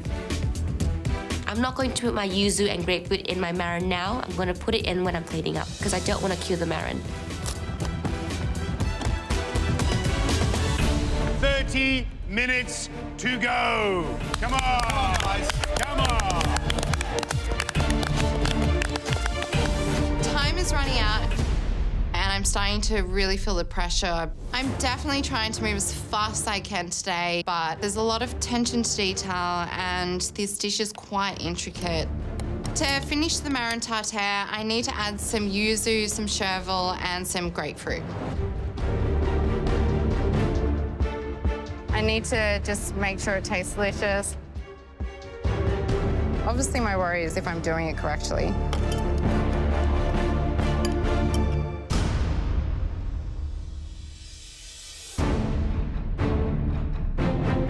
I've got 20 minutes, right? There's only 20 minutes left to go, and I'm fine sieving my consommé. I'm really happy. I'm looking at it, and it's so beautiful. It's just brown and clear, and I just can't believe I've made a consommé. I still have to finish off this consommé. I add a bit of sherry and a bit of olive oil. Taste it, Jess. Yep. Yep, that's good. It tastes really good. It's very mushroom flavored. It's such a relief. I've got my consommé done, and I think I'm getting back on track. I've got everything under control.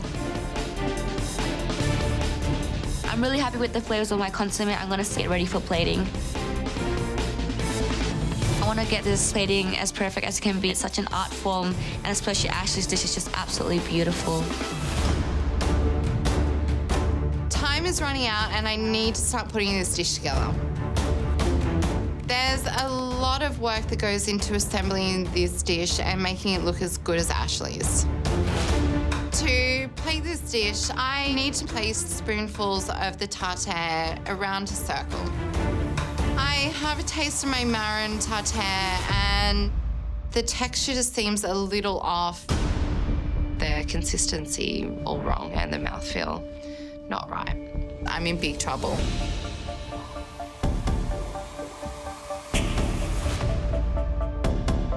I have a taste of my marin tartare and the texture just seems a little off and I'm not sure it's the same as Ashley's. When you're stressed, your taste buds just, you know, play mind tricks on you, so. I'm just not sure whether the texture of this marin is correct. No, I'm running out of time, so there's a lot resty on this marin right now. It's all coming together. You should be so proud. 5 minutes to go. Come on, let's go.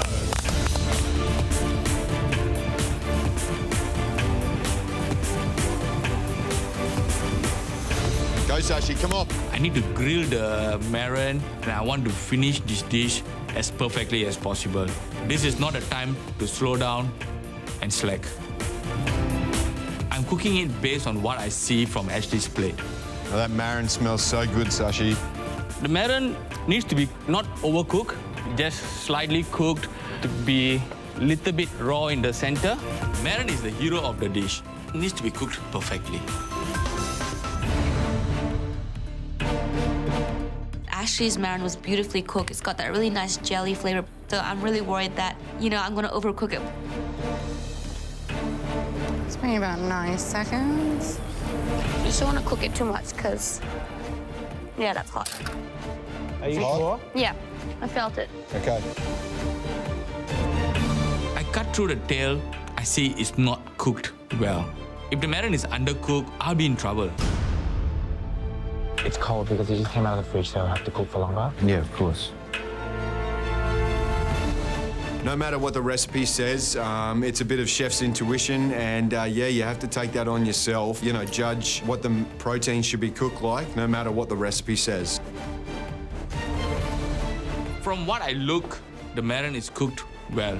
Looks pretty similar to what I saw in Ashley's plate. Hopefully it says cooked through inside the pieces I've cut. 3 minutes to go, come on! I become George today. I'm starting using tweezers. Have you got every element on the plate, Sashi? Yes. I'm so focused, so concentrated that I could see my hands shaking while I'm placing my elements. Make sure it's perfect. Ashley's dish was art. Are you happy with everything? I don't know. I am so stressed right now trying to make this dish look exactly like Ashley's. 30 seconds! Come on! It's nearly coming to 4 hours and 45 minutes, and it's just absolutely crazy. I've been working on adrenaline. I'm trying to be very careful and pedantic about where everything's placed. All of that hard work is coming down to this. This is it. 10 seconds to go. 9, 8, 7, 6, 5, 4, 3, 2, 1. That's it. Your time's up. Well done, guys. Wow. What a marathon. Crazy. I feel pretty good. Looking at the dish at the start, I just couldn't believe that that's what I was going to be cooking today. And at the end of it, I'm actually really happy that I got a chance to kind of tackle that today. I would safely say that's the most beautiful plate of food I have put up in this competition. So it looks very delicate, unlike me. That was just absolutely crazy. Definitely one of the hardest crash tests I've done. I'm just hoping that I've done enough. When we approach you to come up with a dish that's going to challenge the contestants, I don't think we even imagined that it's going to be as complicated as the one that you delivered. There's so many processes, and 4 hours and 45 minutes is not only a challenge mentally, but physically too. Yeah, I mean, it's setting the challenge at this point of the competition is quite important because, you know, although there's 90 steps and there's 50 ingredients, and to pull this off with panache and finesse, you're going to come out with something that's quite pure. And it should be beautiful, and it should be balanced, and it should be every kind of mouthful eaten through the dish should be a delight. And I think that will really bring out, you know, who's really got it, and who hasn't. All I know is reading that recipe, it's so easy to get confused. Yeah. It's so easy to make little mistakes, and I think, you know, at this stage of the competition, a little mistake can be enough to send you home.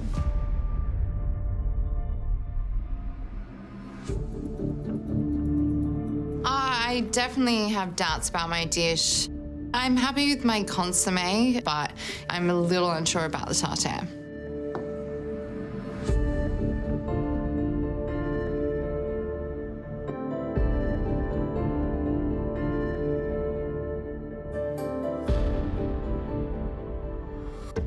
You've been in 5 pressure tests. How does this one feel? This one is definitely the hardest one I've been in so far. Keeping up the stamina going for 4 hours and 45 minutes. Yeah. You know, it's grueling, but, you know, that's what you came here for, to be pushed outside your comfort zone, to learn. And I definitely learned a lot today. Yeah, well, I really enjoyed watching you work. I thought, you know, you struck me as someone that really was able to work with, obviously it's a very complex recipe, but you were agile and you were tasting and you were adding a little bit and taking away to it, very focused and really pushed on. Thank you. Great, well, if you want to pour your consommé.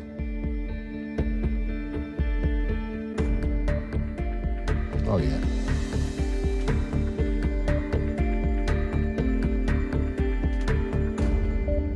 Great, Chloe, thank you very much. Thank for leaving you. a taste.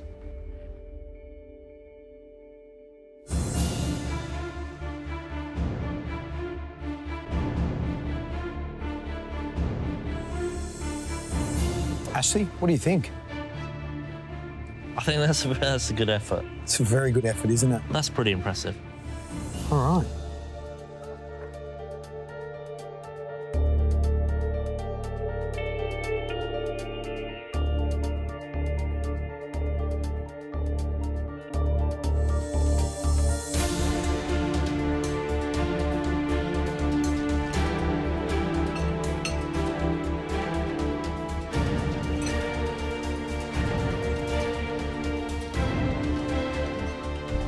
There's some obvious problems here, isn't there?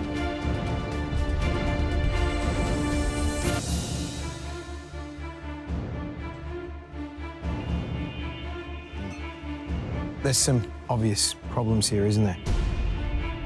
The tartare is a letdown for me. It's mushy, and I'm not getting that freshness of the yuzu, little carpels of grapefruit in there. The tartare's a little bit fine and a bit kind of mushy. It's lacking a little bit of balance. But the consommé, the real test here, the balance in there is just right. But it's the consommé that's the star, and it's the tartare that's the problem. Doesn't eat like yours. So, can't wait to see the next dish, George. Let's get it in. Good luck, Jessie. Thank you. I think I've definitely got the presentation. I'm really happy with my consommé. I'm really proud of myself, and I can really bring this dish with pride.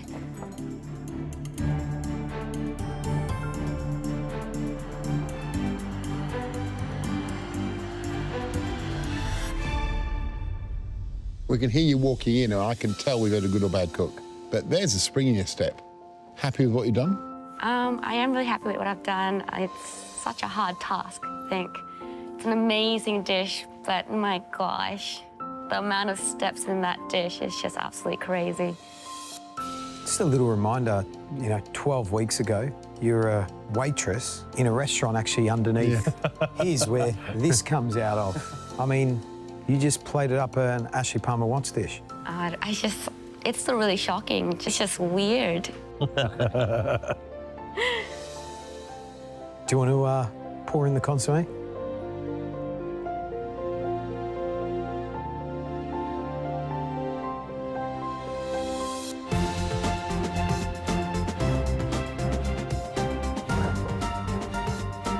Jess, thank you. Thank you. Ash, what do you think? That looks good. Yeah. I think she's done a great job there. Those magic fingers she's got when it comes to doing desserts, they've stood in good stead there, because that looks very delicate. Looks really pretty, doesn't it? Yeah, very pretty. And then there's a nice texture on the tartare, which is good to see.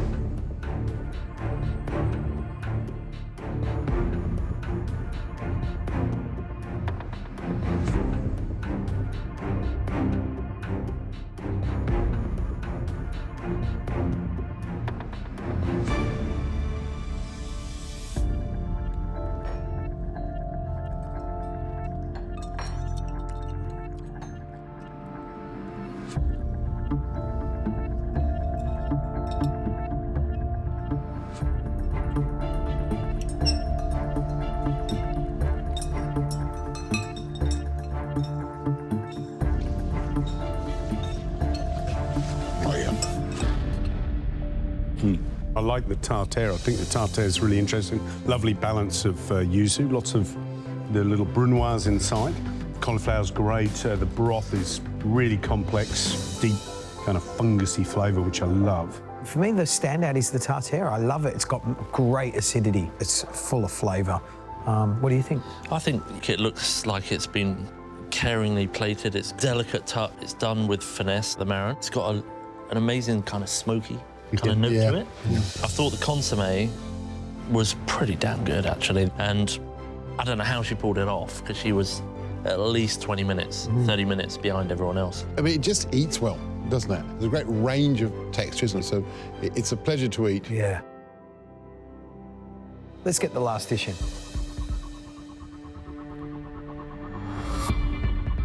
It has been a hard cook. The pressure got to me a few times, but I managed to put everything on the plate. Hopefully, the marin is cooked well.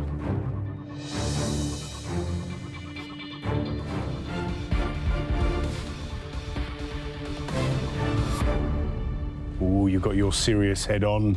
Sashi, you stressed? Yeah, I am definitely a bit stressed with this dish. You look like you were physically shaking, plating that up in the last... Earlier, when I was using the tweezer to plate up, I can see Everybody's done surprisingly well. Don't think anybody's forgotten any of the elements, so you're really up against it. Yes. How are you going to feel if you go home? I've come this far in this competition itself is a privilege for me. It's a blessing. I didn't expect to come this far in the competition, but I don't want to go at this stage. I'm so close to the finals. From Singapore to South Australia, from your home kitchen to where you are now, which has been the tougher journey and which you're prouder of? The toughest journey, I would say, from South Australia to MasterChef Kitchen. And I put myself into this unknown environment. Was very tough for me. Luckily, my wife supported me on that. So I'm thankful to her, and hopefully I make justice to the risk I've taken to make sure that I pursue a dream that I love. So that is the biggest risk I've taken. Well, we can't put off the moment any longer. It's the moment of truth. Whether you stay or whether you go depends on that dish and what you've done. Away you go.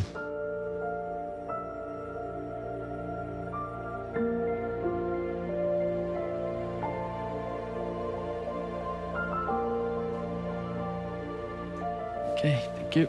Thank you, Sashi. Thank you, Sashi.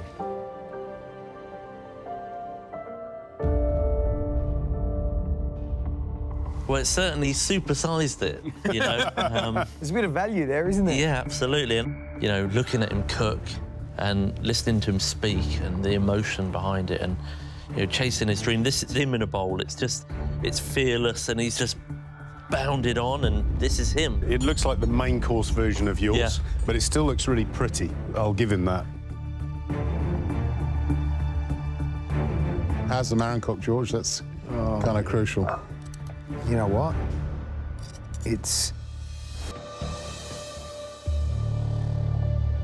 How's the marron cooked, George? That's kind of crucial. It's very impressive. Oh, yeah.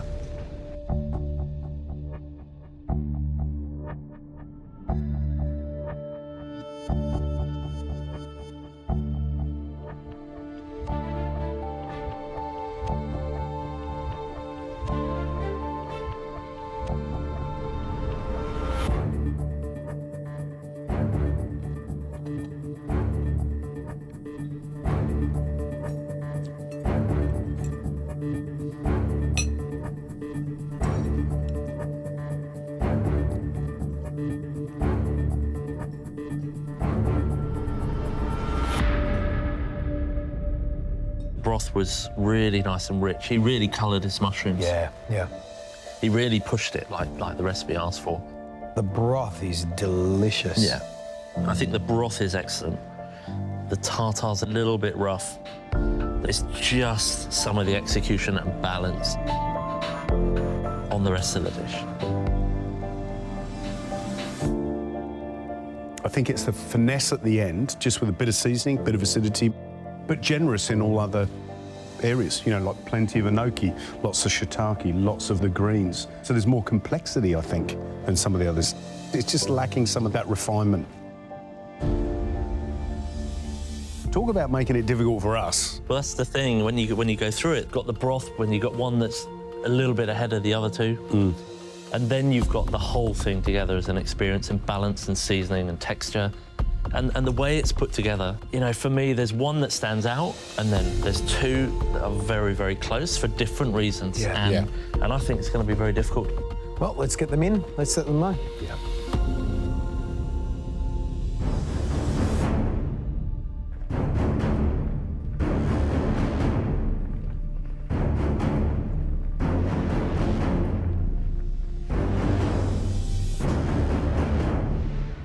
Wow. I know it's terrifying being dressed in black, but you're allowed to crack a little smile because that was a mammoth challenge today. And it was always going to be, because it was an Ashley Palmer-Watts pressure test, 4 hours and 45 minutes. Test the brain and test the strength of the body as well. Ashley, what do you reckon? Incredible challenge. I mean, that was a tough day, you know. I think you all had ups and downs, and, you know, at one stage or another, we weren't sure if you're going to get the dish to the table in time, or at least a complete dish. And, yeah, I thought you all did incredibly well, and, you know, you should be really proud. So well done. Thank you. One of you brought us a dish that was the most refined and the most complete and closest to Ashley's original dish.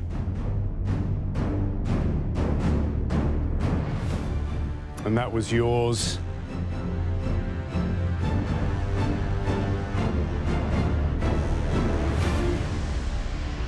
Jess. For real? Yes? Yeah. Yeah. Absolutely, Jess. I'm so shocked. I can't. I don't even know what to say. Congratulations, you are safe. Good job, Jess. Oh my gosh, you deserve it, Jess.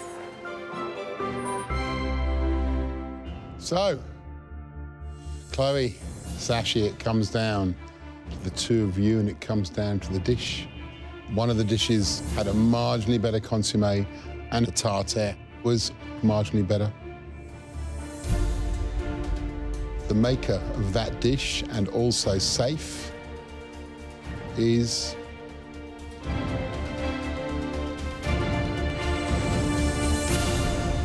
Sashi. Sashi, congratulations. Chloe, that means we're sorry, but you're going home after an amazing run in this kitchen. Thank you so much for No, thank you. everything that you've done, all the great dishes you've eaten. You're right, Matt. I mean, an amazing run. You've grown so much throughout this incredible, incredible competition. You've brought us some great food.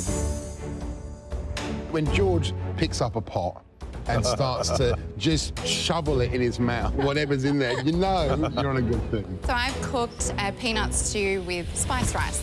I'd like that recipe. I think it's really delicious. Homely and yum. So smile. It's brilliant. Well done. Thanks, Chloe.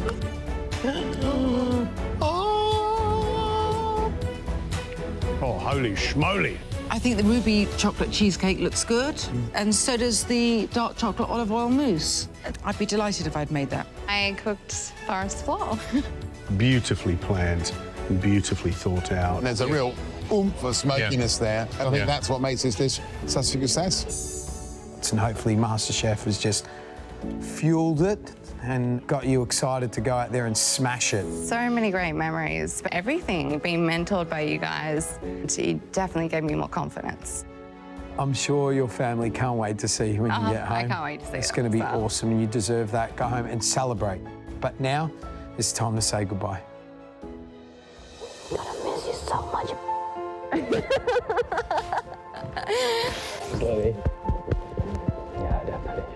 I came into this competition to learn, to be mentored, to be pushed outside of my comfort zone. Good luck, you. You know, we've done some amazing, amazing things. My happy tears. I feel like I've accomplished a lot, and I never expected myself to be in the top 5. Love you guys. Although I'm devastated to be leaving, I can't wait to get out in the big wide world and to start my cooking school.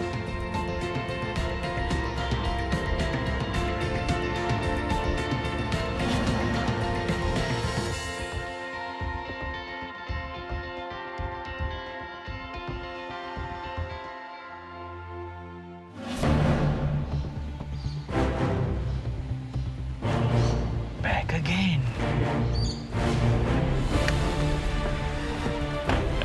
Let's do it, Sashi. I'm really excited to get into the kitchen this morning. Being part of the top 4 is just awesome. I've got no idea what they've got in store for us today. Oh, But I'm just going to give it everything I've got. it's gonna be a face-off. I definitely want to be a part of that grand final. Having to cook against Ben, Khan, and Jess is going to be very tough. They are all very strong cooks, and I know their strengths and weaknesses. Likewise, they know my strengths and weaknesses. So it's going to be a very interesting day today. Good morning. You're looking fresh-faced and cheerful, and so you should be. Are we happy with our top 4 for 2018? Congratulations. You're only 4 challenges away from the finale. Today, you've got a chance of winning a game-changing advantage. So, it's time to bring out the big guns and show us what you're made of. At this stage in the competition, any advantage is worth fighting for. When an advantage like this is up for grabs, there's only one way to decide who deserves it most. A culinary duel. Oh, no. What is that? I don't know. But your weapon of choice is neither swords nor pistols, but flavour. The 4 of you will get paired up. Each pair will cook against each other. Best dish in each pair wins. In round 2, those 2 winners cook off head-to-head for that advantage. And we know what that advantage is. And I can tell you right now, this is an advantage that you want. So you've got to give this challenge everything you've got. I'm excited and nervous to know who I'm going to be cooking up against. All these contestants are really strong, but there's a great advantage up for grabs and I really want to win it. Right, guys, knife block, 4 knives.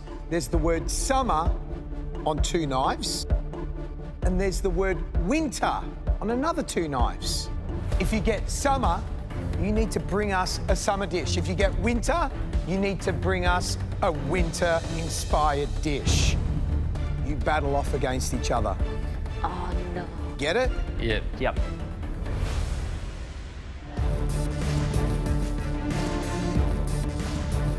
Hands on gently. Let's go. No. Right, what do we got? Why are you laughing so much, Khan? That's what I want to know. It's always Sashi and I. So, Sashi, you're battling it off with Khan with the theme summer. Jess, you're battling it off with Ben with the theme winter. I'm up against Ben, so I'm feeling a lot of pressure because I know he's got so many great ideas. His plating is absolutely amazing, and I know Ben's good at packing flavors in his dishes. Simple but beautiful. Right, you have 60 minutes to bring us those inspired dishes from summer and winter. You have an open pantry, gardens in play. Your time starts now.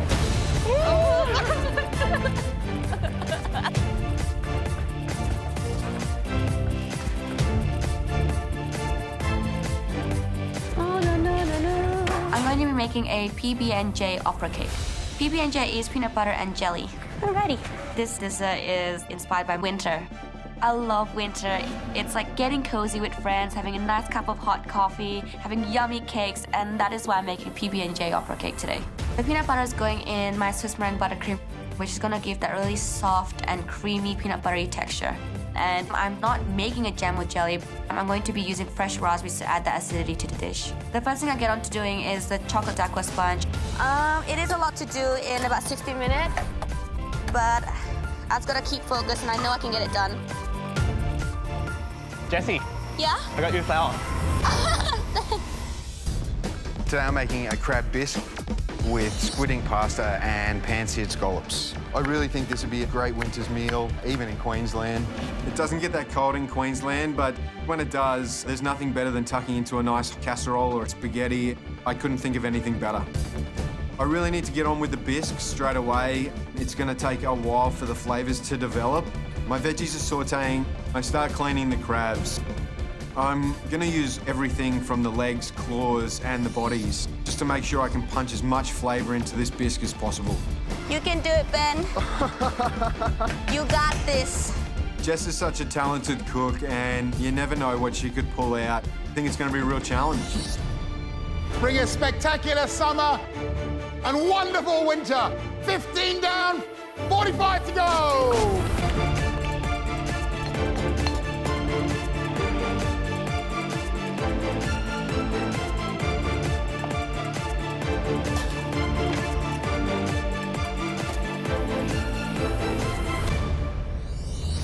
For today's summer dish, I'm doing pan-seared barramundi with rasam broth, grilled fennel, and cherry tomatoes. I want to get my crispy skin in the oven so it can get golden brown.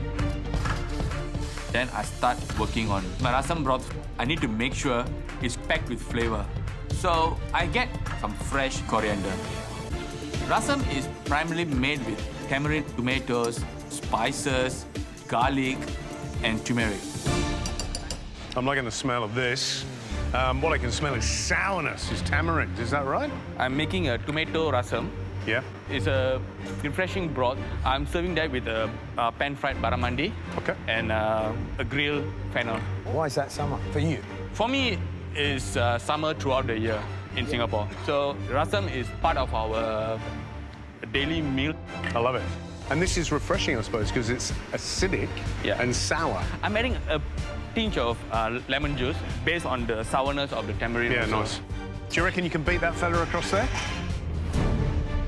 He is good. So you're good too? Yeah. Let's see who wins. Hey, Sashi. Yeah, man. I can see exactly what Sashi's doing. It smells incredible. So if I want to beat him in this round, my dish has to be on point. Khan, Hi. Summer. Summer Talk to parties, us. day parties, Yeah. cocktails, pool, beach kind of vibe. So my favourite drink of choice has always been absinthe. Wow. It's an absinthe and cucumber granita. So that's going to go with a coconut ice cream. I'm going to also do a lime sago pudding underneath and a cucumber and absinthe granita on top. Nice. Everything works for me. And it's a great little concept, isn't it? Awesome. Let's see if you can get it done in time. Huh? I think my biggest challenge in this dish is making sure that I get the balance of absinthe to everything else right. Absinthe is quite overpowering if I use too much of it, and it could dominate the dish.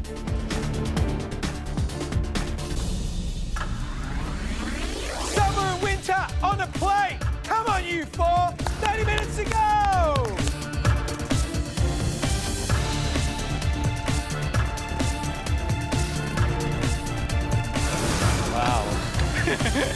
Once my crabs are cooking and colouring, I move on to the black squidding spaghetti. 30 minutes, I got this. I'm adding squidding to the pasta dough for that vibrant colour, and I think it'll be a great contrast between the really rich red bisque, some white pan-seared scallops, and the dark black pasta. Well, I think 3 elements to this challenge. 1, make it delicious. 2, use ingredients that are truly seasonal. And 3, bring us a story as well. I think that's maybe less important, but 1 and 2 are crucial. I'm interested to see Khan. Khan's got sugar, coconut, absinthe, and cucumber. He's got something really interesting up his sleeve. With Sashi, that rasam, which I think is normally really light, almost like tomato water with tamarind. That's right. Which is great. It's pretty heavy in terms of spices. Yeah. And whether that varies the flavour of the barramundi. Backbenches, Ben's bisque flavour's developing beautifully. Yeah. Black squidding pasta, brilliant. Yeah. Jess, she's got so much to do. Yeah. So I think she's going to be pushing it. Can I borrow your microwave? Okay. Oh, God. We're smiling because it smells great in here. But have you got enough time to finish? 20 minutes to go. Come on!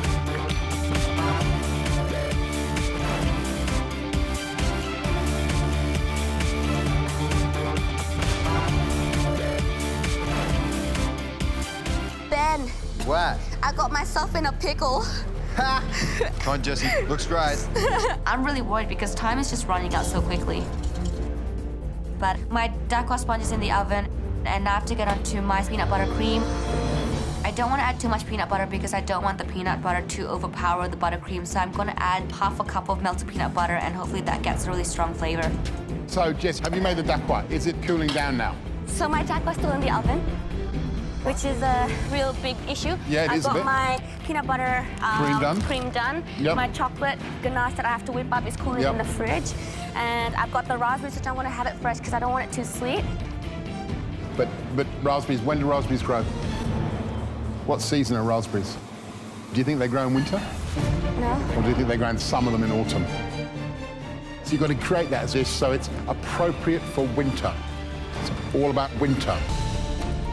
I've got my peanut butter, done. my chocolate ganache that I have to whip up is cooling in the fridge. And I've got the raspberries, which I want to have it fresh because I don't want it too sweet. But raspberries, when do raspberries grow? What season are raspberries? Do you think they grow in winter? Or do you think they grow in some of them in autumn? So think of the best way that you can add that flavour of raspberry to the dish so it's appropriate for winter. It's all about winter. Matt's right. I have to think what I'm going to do with the raspberries instead of fresh raspberries. So I just quickly decide to make a raspberry jelly instead. I puree some raspberries, save it to get the seeds out. Come on.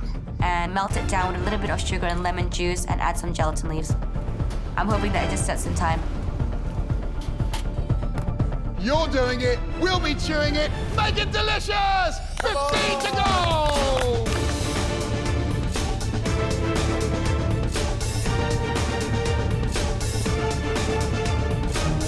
Today, as soon as I knew that I had summer, I only really had one thought in my head: summer parties, like day parties, pool parties.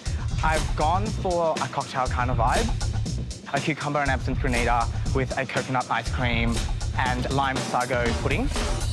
The sago pudding is on the stove. It's time to check on my desiccated coconut. Then it's perfect. So I let it cool down a bit before adding it to the ice cream. Can't this dish, it really sounds summery. What have you got left to do? Ice cream, happy with the flavours? The flavour is really good. It's really intense, coconutty. Great. Your granita's done. It's in the blast chiller? Great, I love it. Absinthe, not too much? No, you can taste it, but it's not like a punch in the face. Absinthe, quite oomphy. Be careful. I'm actually a little bit worried that my taste in absinthe is different from the judges. So I've put about 3 tablespoons into the absinthe and cucumber granita. Maybe they'll find that overpowering, but I think it's really yummy. Sashi. Yeah, man? Are you sure you don't want to put any chocolate in that?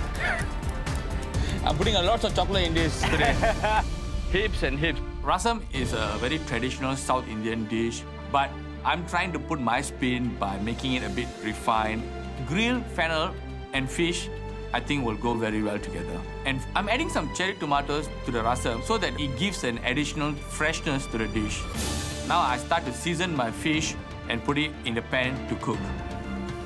I need to keep an eye on the fish. That fish is the hero of the dish. It needs to be cooked perfectly. Hopefully, when I assemble the whole dish, it comes out well. Win this duel, and you're 1 cook away from that advantage. 10 minutes to go. Come on, guys, come on. I cut my pasta dough into spaghetti. I get that into salted boiling water, and the bisque is coming along well. If I can punch a lot of flavour into this bisque, I know it's going to give me a great chance of getting into the next round. I remove the crab bodies from the bisque and puree them till they're a smooth paste and put it back in just to help the crab flavour develop. Right, your bisque is starting to take shape. Yes. How are you going to make it really wintry? What's going to give us that texture that says winter rather than it being a summery bisque? You're going to leave it as it is? No, cream in at the end. Right, so classically French style. Good. And plating? Plating, I want to serve it in the shell. Yeah. One upside down in the bowl to hold the pasta. And then the other one just as sort of presentation. Is that... When did you last see crab shells used in plating? You know, it's either very retro and you're harking back, which is lovely. You just got to be careful about, you know, is it the right way to use that carapace? Sure. Yeah? Matt seems to like the idea of my dish, but I'm looking at really rethinking my plating. What are you doing? A bisque. So will I see you in the later round? Let's hope so. You're flying, time's flying, 7 minutes to go, come on! I have 7 minutes to go. I'm checking my sago and it's still not cooked yet. I'm in trouble. I want to give this sago pudding as much time as it needs to be fully cooked, but I need to drain it and then cool it down and then incorporate it into the syrup. I still have so much to do. If I drop my sago, my dish will be totally out of balance, so that's definitely can't happen. So I've taken some out so that there's less in there, and hopefully that can be done in 6 minutes. I take my jelly out of the blast chiller and it's not set at all. Oh no, it's more puree than jelly. I'm feeling really frantic because this is not gonna work. That is a problem. If I don't have the jelly element, then it's just peanut butter and chocolate. We have a problem. What is it? My jelly. Come on, Jessie, let's go, babe. My jelly's not set, so I'm gonna have to think on my feet. But I have an idea. Okay. Instead of a raspberry jelly, I'm going to make a raspberry cream out of raspberry puree and some double cream. Could use a electric mixer. Jess, you need to start building this thing, don't you? Yeah, I do. Huh? In 2 minutes. Wow. Talk about pushing it. Do you have time? I have time, I think. We're loving the energy, but you only got 5 minutes. You need to be plating up. 5 minutes to go!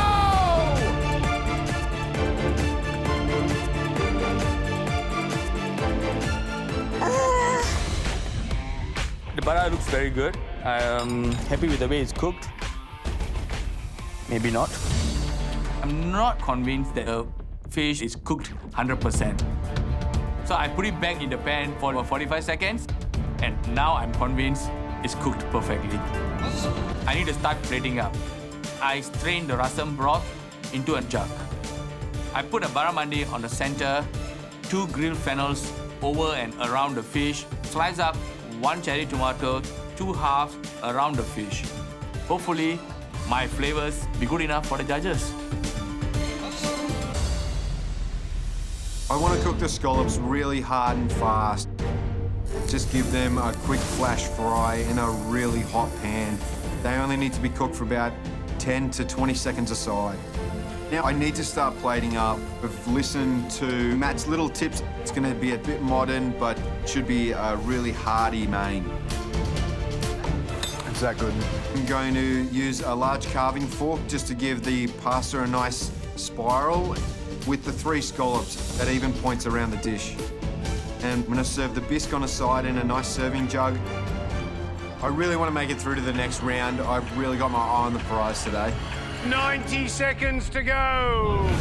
I'm draining my sago. It's looking perfect, but I'm really worried because I don't have enough time to let it cool down before adding it to the dish. The absinthe is really strong in the granita, but I can still taste the cucumber as well, so I think it'll still work. And my ice cream is so delicious. I'm loving the smokiness that's coming out of the toasted, desiccated coconut. I just hope that it doesn't melt. Final touches! 1 minute to go!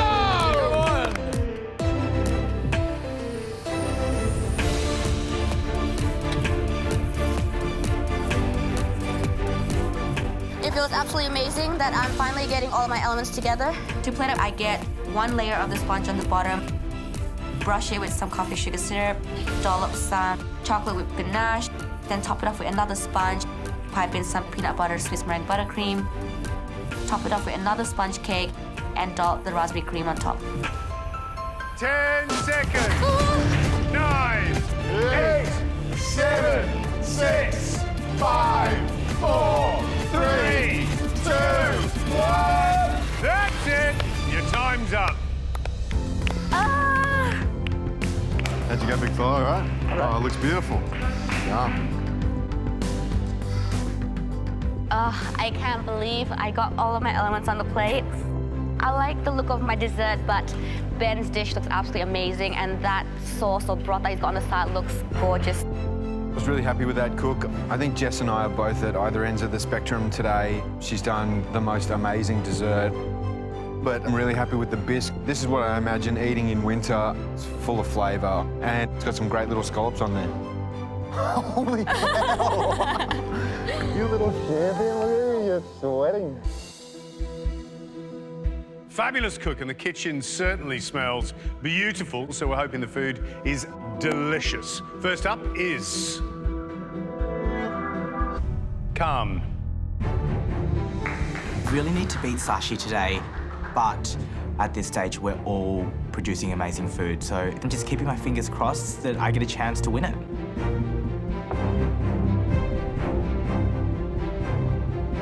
This granita has melted so quickly.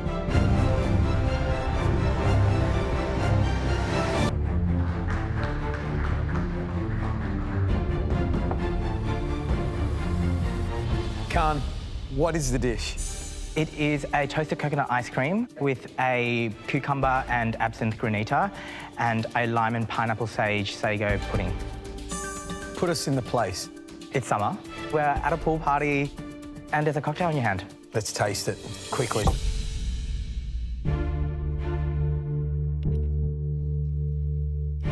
This granita has melted so quickly.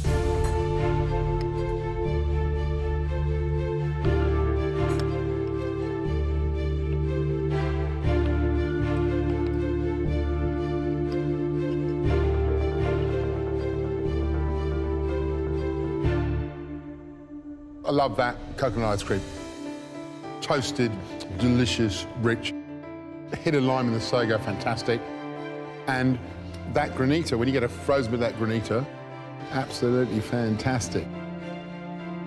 But because the sago was plated while it was still hot, it's melted the granita. And suddenly, the absinthe in the frozen granita that's quite handleable becomes pretty strong when that granita melts. So now it tends to overpower everything. It's a tiny little slip, but it's enough to throw out what is a delicious dish. Yeah, which is a shame because I love that ice cream. It screams summer. Yeah. That's yummy. Yeah, delicious flavours, but it's now the cocktail that you were trying to be inspired by. So thank you, guys. Well done. Right, our second summer dish, Sashi. I'm proud of what I've done today. It looks exactly what I've pictured in my mind. Hopefully, it has a very good balance of flavors and textures. What's the dish? Pan-fried barramundi with grilled fennel and rasam. And I also have some crispy skin barramundi. And the summary elements? Summer, it reminds me of Singapore, very hot. Rasam is part of our daily diet. Beautiful, love it. Get up here and sauce, let's taste.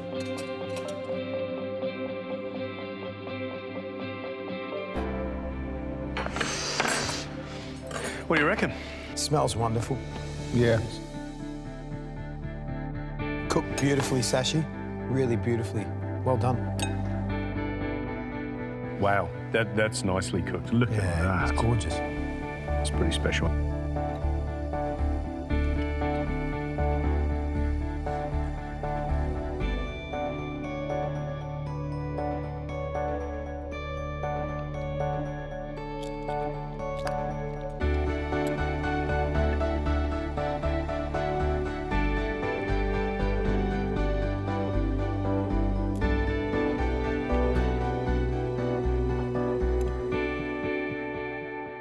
It's a beautiful dish. Fish cooked really well. I love that crispy, sort of salty skin. That broth is yum. Thank you. This is a summer dish. Makes me happy. You all right? Yeah. I love it. I love it. I mean, I know what the traditional dish is, but I like it in your version. I like the fennel, I like the tomatoes. It's delicious. I like the crispy skin. I like the fact that that gorgeous sauce is championing that piece of barramundi. It's lovely. Yeah, what I love is you've taken a classic Mediterranean summer dish of fish, grilled fennel, tomatoes, textbook flavours of the south of France, and you've combined it with this lovely South Indian rasam. And the clever part of it is adding those peeled tomatoes and grilled fennel, because they add some more freshness, and pull down the heat and the intensity of the rasam. So, Sashi, it's really good. It's hungry. As you were saying it, I'm going, oh, you're right. You're absolutely right. Oh, yeah, you're right. Delicious. Well done, Sashi. Great job. Right, the first winter dish. Jess, let's see your dish.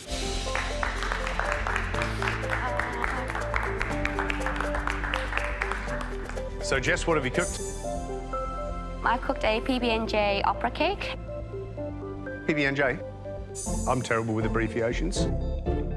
Oh, PB&J? PB&J? PB&J? Yo, what's that mean? PB&J? Oh, peanut butter and jelly. Okay, right. Yes. Sorry, I'm an old man. So peanut butter and jelly. Opera. Yes. And why is it winter? I think in winter you have some coffee with some cake in a cafe, and that's what I thought of winter today.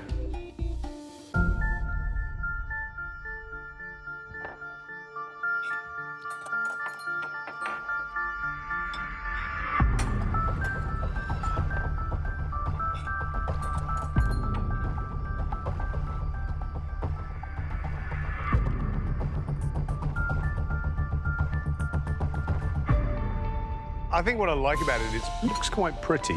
You've created some separation, it's nice and clean. It's light, it's delicious, but it's not what it promises to be. I mean, if I wanted peanut butter and jelly, then I expect peanut butter and jelly. I'm missing pretty much all of it. What I'm getting is hazelnuts, chocolate, cream. My real concern is I think of an opera cake and I think of those 8 delicate layers. And really what you brought is this chocolate and hazelnut brownie with various creams in it. It's good, it's tasty, but finesse is what we're looking for. Thanks, Jess. Thank you.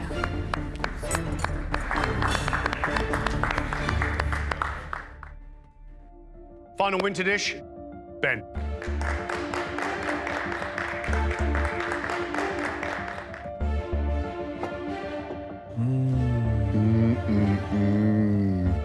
Ben? Matt? What have you cooked? Today I've made a crab bisque with squid ink spaghetti and pan-seared scallops. Why is it winter for you, this dish? I feel that the bisque is hearty, it's thick, it's rich, paired with the spaghetti and the scallops. That's something that I'd want to eat on a winter's night, just staying at home, a couple of glasses of wine, and that I'd be a happy chap. Ugg boots? No, I don't usually do the Ugg boots. Just thongs for me, mate. I love it. I love it too. Absolutely love it. The colour of that bisque is amazing. I love the fact that bisque looks thick. Yeah. Rassam is summer, and a thick, creamy bisque is absolutely winter. What I'm loving is just that there's only 3 colours there, but they're popping. Look at it. They're scallops. They look perfectly cooked. They're almost translucent. So pour away, I reckon. Oh, no, a bit more, a bit more. Yeah, yeah.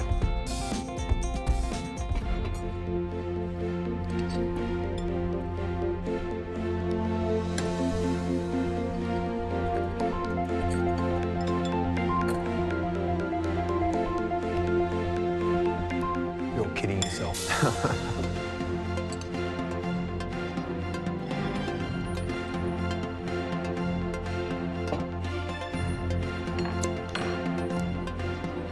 We're a simple lot, the 3 of us. You know, we just like yummy food. And the flavour of the bisque is just brilliant. It's bony and intense, but it's well-rounded. And the pasta too, great texture, cooked perfectly. The colour, the scallops are bang on. This is one of your best dishes. Thank you. Is there any left? I'm actually quite speechless because, you know, you guys mean a lot to us. And when you put food up like that, our job is done, really. You know, we're please no. We're so proud and it makes us emotional, happy. So I thank you. Thank you, George. There is a rarity of perfect dishes in this kitchen, and I think that's one of the perfect dishes. Because you can't cook the scallops any better than that, because the pasta is perfect, well laminated, it's got a bit of bite and chew in it. You haven't over-salted the water you've cooked the pasta in, so the saltiness of the bisque allows the pasta to shine through. And that bisque is so crabby, it's so delicious, it's got just the right amount of cream to make it velvety and wintry without deadening the flavour of those crabs. Delicious. I love it. Thank you. Thank you very much. Well done. Thanks, guys. Thanks, guys. Good job, buddy. Thanks, brother. Good job.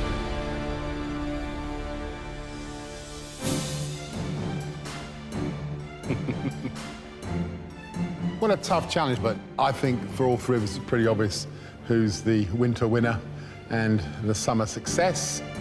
The summer success wing goes to that brilliant barramundi and rassam dish by Sashi. Well done. And winter dish going through the next round. Ben, well done. So, that means that Sashi and Ben, you'll be cooking off, fighting for that all-important advantage. Khan, Jess, you get the pleasure of watching on from the gantry. I'm so happy I made it through the 2nd round. I know Sashi's the flavour king and it's going to be a tough cook, but I really need this advantage. Sashi's had 2 immunity pins, Khan's had 1. It's my turn today and Sashi's going to have his work cut out for him. I really want this advantage. Sashi, Ben, for the final duel, the rules are the same.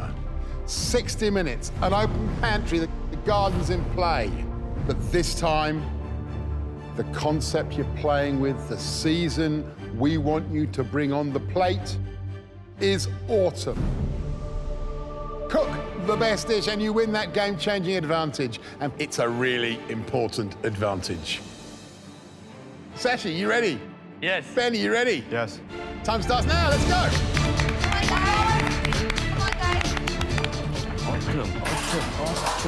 When I think of autumn, I resonate with the beautiful colours of the leaves, those intense reds and oranges. But I know that I'm going to need to ram it full of autumn flavours because I know Sashi's the flavour king and he is going to be hard to beat. I had a perfect tasting in round 1 and now the pressure is really on. I've got to spend a little bit of time making sure that I get this autumn dish absolutely perfect. Autumn is a very beautiful time in Adelaide.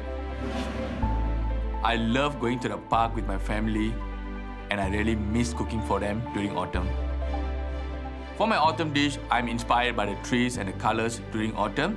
Vegetables like cauliflower and carrots are in season, so I'm making an autumn-inspired dish with my own spin on it. Garam masala. Come on, Sashi. Come on, come on, come on. I'm making a spiced lamb with yogurt, some cauliflower puree, and grilled carrots.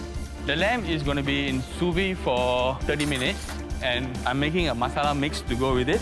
The curry is going to add some flavors to the dish, but it's not going to be as spicy as the summer dish. Hopefully it's nice and warm, but it's also going to be light for autumn. Ben is an amazing cook. He has came up with amazing dishes previously, so I'm sure he's going to smash it out again today. Come on, Ben. Come on, Benny. I've got to create a dish inspired by autumn, and I've taken a lot of time in the pantry, but I've come up with an idea. A great caramelised piece of fish, carrot and ginger puree, and a tarragon vinaigrette. They both got carrot and ginger. Ben, Come on, Ben. Are you doing your ginger and carrot? Yep.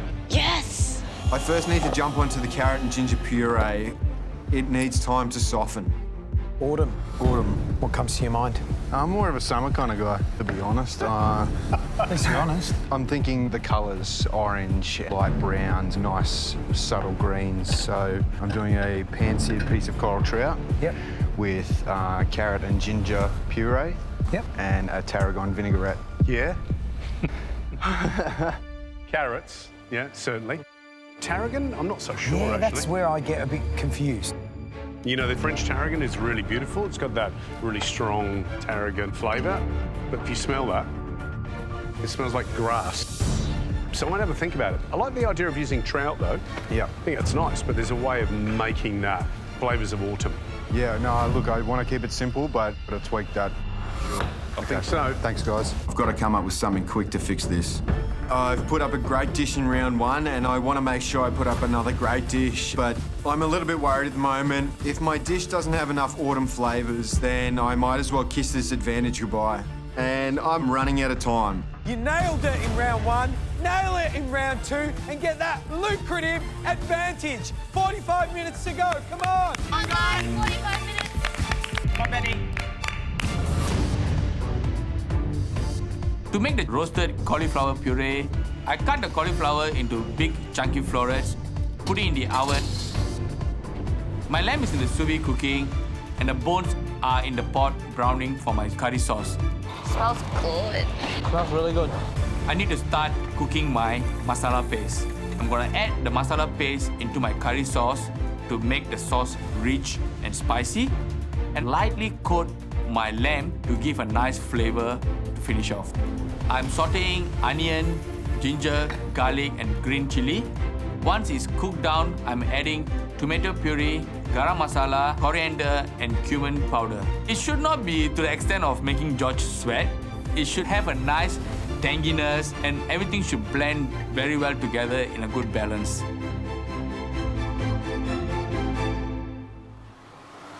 Ben, hurry Run, up. hurry. Come on, Ben. Ben, what are you doing? Oh my gosh, no. I think Ben's taking a lot of ingredients in and out all the time from the pantry, and he's kind of running out of time. 20 minutes in, and I'm so stressed. Ben's spending a long time in the pantry, and he's only starting on his carrot puree, and Sashi's dish is already starting to smell amazing. I'm nervous. So am I. Are you still lost? I am. Well, what do you do with fish? What would work with fish? Yeah, I really don't know. You got to put flavours together that you think might work. I mean, not my flavours, the flavours that you would eat. Yeah. Just hurry up. I've spent a lot of time thinking about this dish, and I think I've now got the autumn theme nailed. I really need to get a move on and get this dish up. Just over 35 minutes. Come on, Ben. I'm still doing the fish and the dish I originally thought of. I'll just be changing a couple of the elements. I want to do some parsnip chips, change it into a sort of fish and chips, I think. Trying to rethink the dish at this sort of late stage is never the best idea, but you've got to really roll with the punches. I've decided to change it up. I'm going to make a walnut crumbed coral trout with carrot and ginger puree, parsnip chips, and a parsley vinaigrette. I'm really confident with this dish, and I've been pushing myself to come up with creative ideas, and I'm really proud of them. Now the dishes are coming together. Time to knuckle down. 30 minutes to go. Come on, guys. Come on, guys. Halfway there. Keep pushing. 30 minutes left. My cauliflower is in the oven roasting, and the carrot goes into the oven with a little bit of salt, pepper, olive oil, and cumin. I want the carrots to be folding itself, but soft. A lot going on, isn't it? I'm really worried for Sashi. He's taking on a lot of elements on his dish. Honey. Where is honey? Honey, honey, honey. Come on, Sashi. Just under 25 minutes to go, Sashi. It looks like he's getting a little bit stressed, and that's not what Sashi is like. This bit of mint. I hope Sashi can keep it together and put up an amazing dish. As usual, Ben is working calm, and it looks like he's gonna put up a beautiful dish today. Guys, just so you know, you got 21 minutes to go, yeah? 21 minutes. Come on, guys. Keep pushing. To make the parsnip chips, I fry them in oil until they're crisp and golden. To make the walnut crumb, I deshell about 8 to 10 walnuts and a bit of ginger just to give it that nice warmth running through it. And I'm just going to lay that over the top of the fish. Yeah, I really think the dish is working better, but it's hard to tell if you ever do enough against Sashi. But hopefully the dish can speak for itself. You want this advantage, you need this advantage. 15 minutes to go! 15 minutes left, guys. The lamb is looking good, nice and soft, like how I wanted. You just need to pan sear them quickly and let it rest. The masala paste is ready. I coat my lamb to give a nice flavor to finish off. I quickly sear the lamb to get a nice char grill and cook the masala through. Smells so good, Sashi. Yeah, it smells really good, Sashi. And I also add the masala paste into my curry sauce to make the sauce rich and spicy. And I have an idea to smoke my cauliflower puree to give a smoky autumn feel. Where's Sashi? Did you get the wood chips? It's here. Now I start to smell and feel autumn in my dish. Leave it to smoke. Go get your plate, Sashi. I need to maintain the calmness and the precision if I want to win this advantage.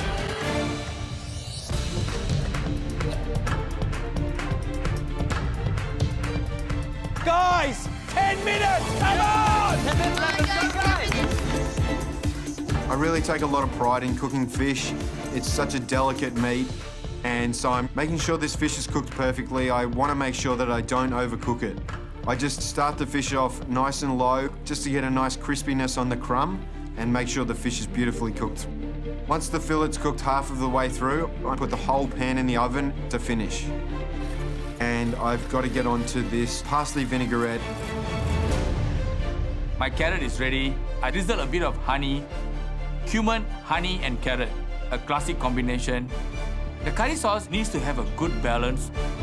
Once I'm happy, I strain the sauce, I'm ready for service. Now my lamb has rested. It needs to be medium rare. You gonna carve? Can I watch?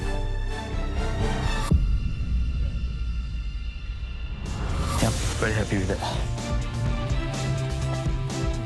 Are you happy with your cauliflower? Yeah, I can smell the nice smokiness coming from the cauliflower. It reminds me of autumn. I think I've hit the brief. I'm ready for plate up. Ben, Sashi's plating. Let's go. 4 more minutes. Let's move. Come on. My parsnip chips are done. My parsley vinaigrette is ready, and the puree's looking ready.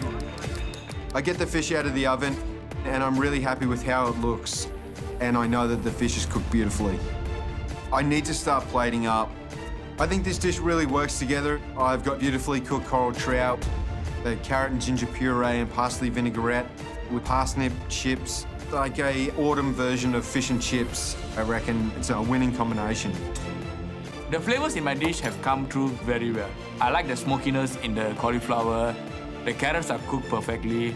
The lamb is cooked beautifully. Hopefully, be good enough for the judges. Sashi, Ben, 10 seconds to go.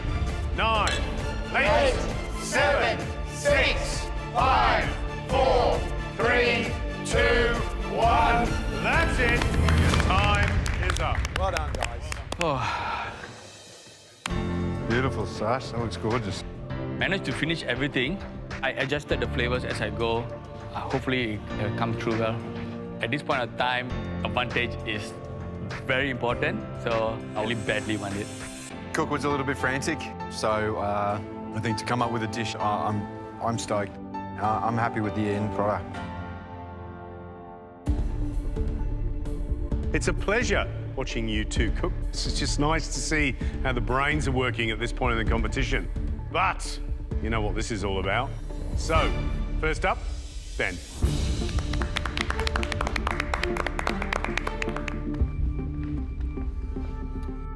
What have you cooked? Pan-seared coral trout, carrot and ginger puree, and a parsley vinaigrette. You didn't start out with that, did you? Close to it, but it was no. a work in progress, It was a work wasn't in it? progress, yes. Are you happy with that now you're looking at it? Yeah, I am happy with it. I reckon it looks smashing. I'm looking at it and thinking, want to dive in. You know, and there's a certain level of maturity, I think. What was your your inspiration for this dish? The colours were inspiring to me. The orange of the carrot ginger puree, the light browns of the parsnip chips, a light green from the vinaigrette.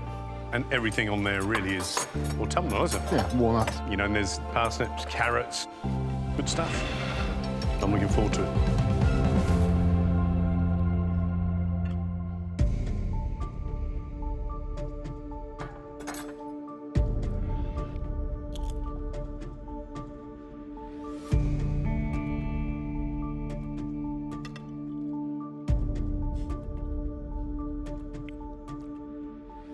I love it.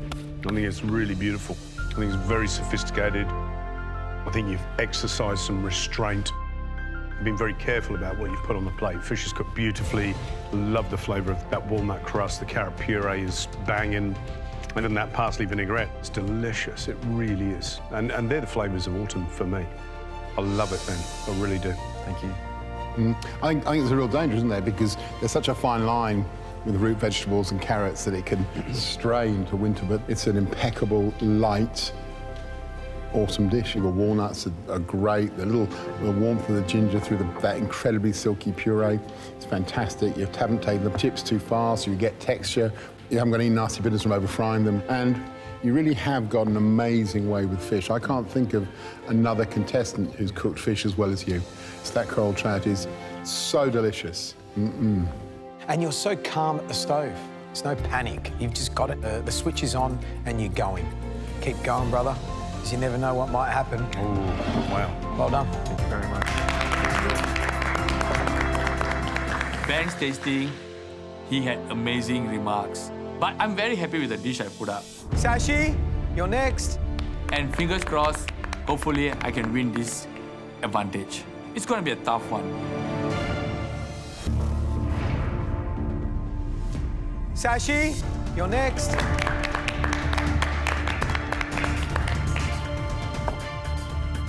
Sashi, what have you cooked? I've sous vide lamb with smoked cauliflower and grilled carrots with some curry sauce.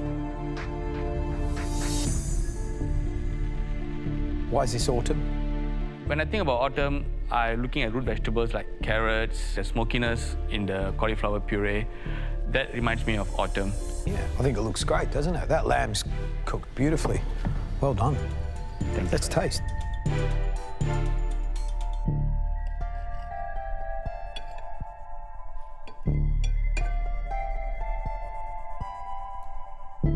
Did you get enough in that fork?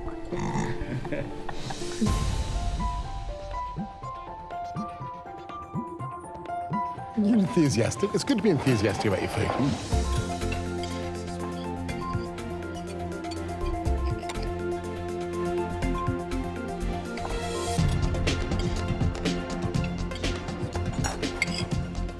I'm confused. I am confused. I don't know. I stand here going, I love that, I love that. Protein, protein, amazing. Puree, puree, amazing. Sauce, sauce, amazing. Guys, I don't know, it's tastiness, it's everything that we wish and hope for on every single day. That masala, that sauce, is just absolutely yum. And I love the fact that both of these dishes are from entirely different cooks. I mean, you two cook completely differently. You know, they're chalk and cheese. But they're both fantastic. Great dish, Sashi. Well done. Thank you, guys. Ben's tasting, he had good compliments, and I have amazing remarks from the curry sauce to the lamb. Well done, mate. Got to make it hard for him. Hopefully, I can win this advantage.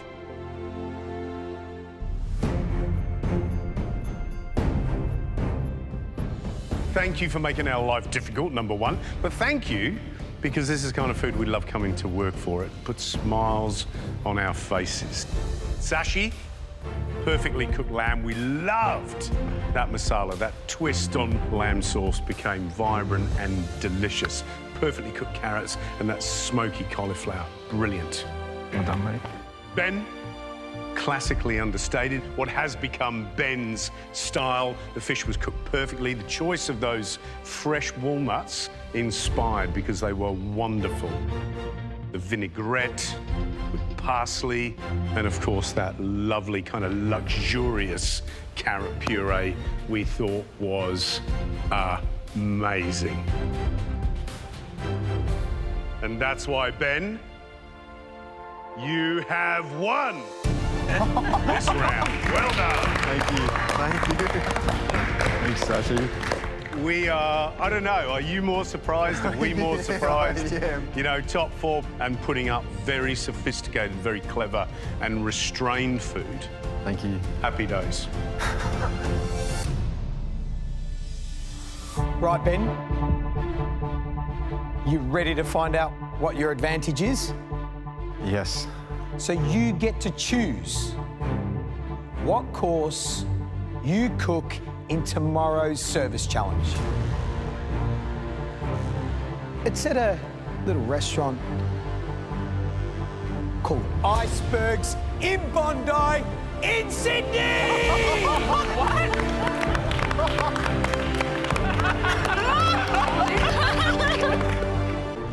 Guys, it is a cracking restaurant. I think it's the best restaurant in terms of location in Australia. It is gorgeous, and the food, Chef Monty is killing it there. So strap in, it's gonna be awesome. Go home, pack your bags, maybe your bucket, your spade, your bathers, but above all, your A game, because you're gonna need it. It's gonna be awesome. See you in Sydney. Off you go. Well done, guys. It feels so good to get this advantage. It's just so awesome to be putting up such great food, and the judges are really appreciating it. Benny! Boy.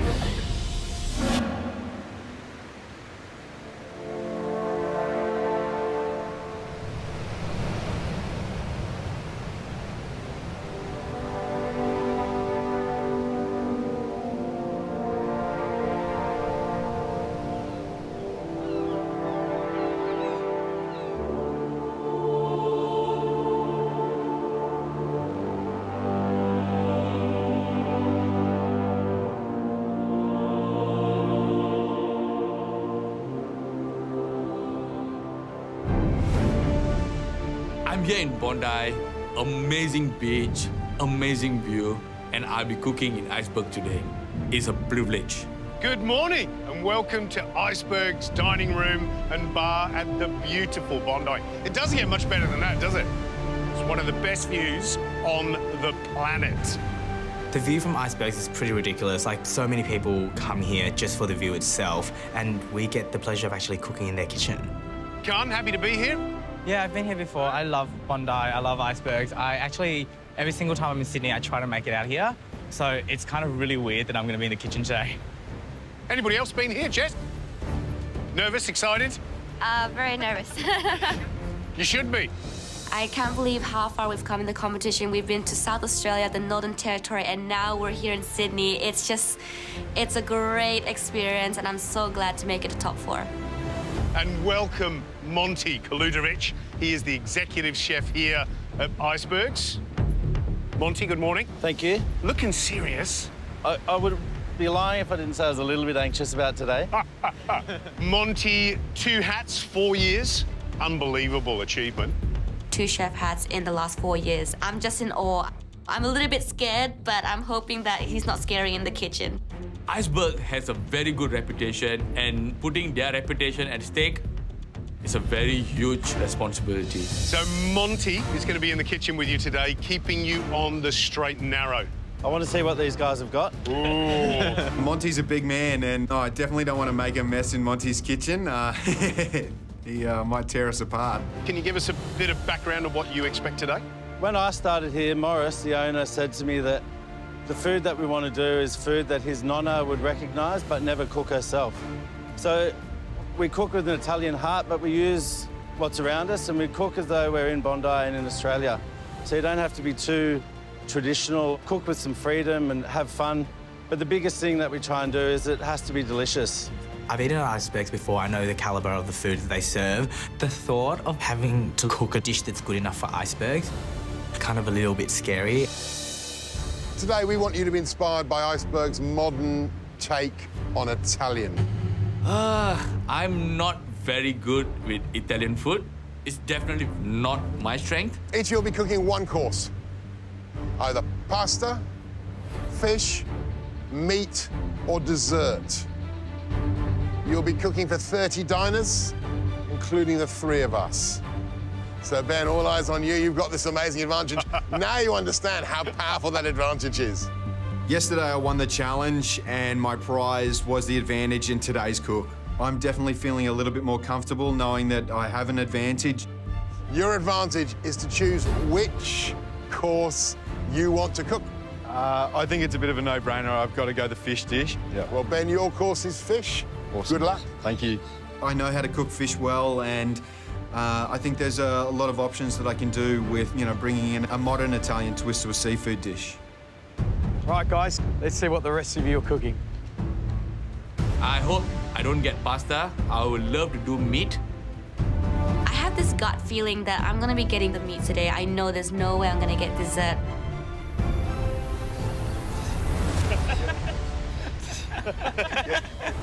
Of all things, I got pasta. My nightmare.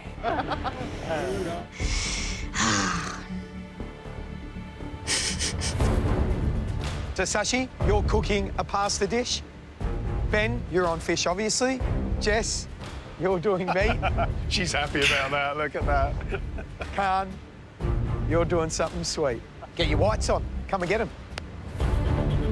I think there's a little bit of extra pressure on me today, seeing as I have the advantage, but everyone's at the top of their game, so I'm not sure that it's going to keep me safe. Right, some rules.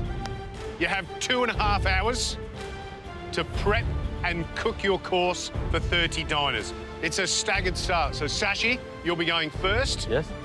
That means, Ben, 30 minutes later, you'll be second cab off the rank. Jess, 30 minutes after Ben, and Khan, 30 minutes after Jess. Now, if you cook the best dish today, you are straight through to the semi-finals. Yes, Khan, a lot at stake. 1 cook away from the semi-finals of MasterChef 2018. However, everyone else goes into elimination.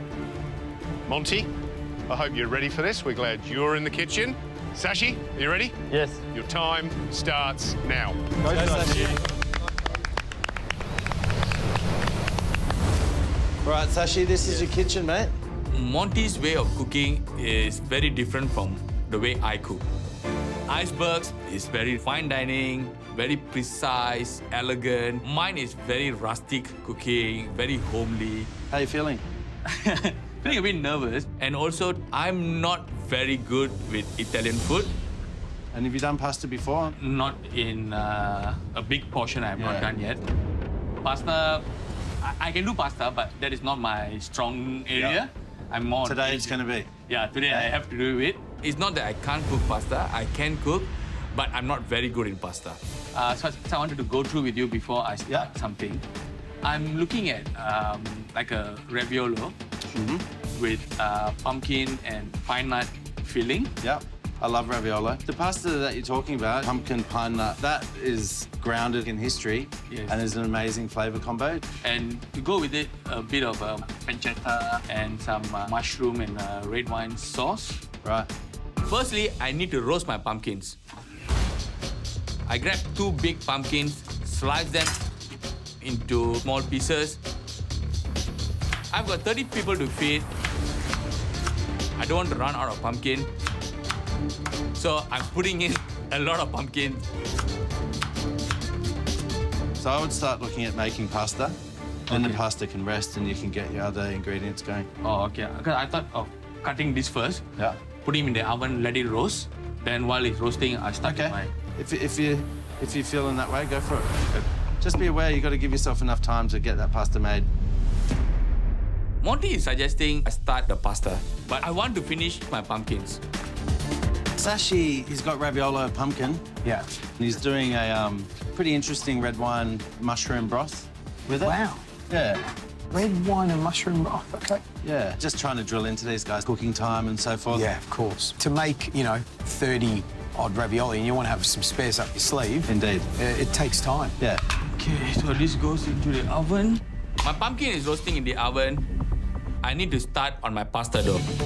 The pasta dough for raviolo need to be soft and stretchy, unlike from a regular pasta. Usually, pasta, you need to be firmer with the dough, whereas raviolo, it need to be a bit more stretchy so that I can stretch and seal the corners. I think we need more yolk. So I'm adding a little bit more egg to get the rice texture. Once I've done that, I get a mixture together, make them into round balls, and keep them aside for resting. Need to make one more batch. I think the worst part about the staggered start challenges are that we have to wait. And it's best just to get into the kitchen and get it going. Right, Ben, you're up.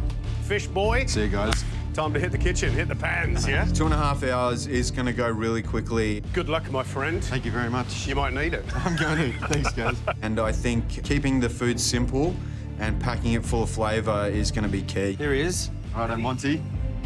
There you go, mate. Thank you. You're around here. Cool. Having the advantage under my belt gives me a bit of reassurance. I'm really confident working with fish. So I was thinking some pan-seared fish. I'll see what's in the fridge with zucchini puree and romesco sauce. Nice. Nice and colourful looking. Monty seems to like the ideas that I start with. So zucchini is something that can look amazing. It's nice and bright. Yeah, I thought with the puree, I really want that pop of colour. Yeah. With the zucchini puree, I want to make sure it has a vibrant green colour. So I peel the skin and chop up the zucchini into small enough portions. I want to flavour some oil with anchovies just to give another depth of flavour in there. I just need to sweat down the zucchinis till they're nice and soft.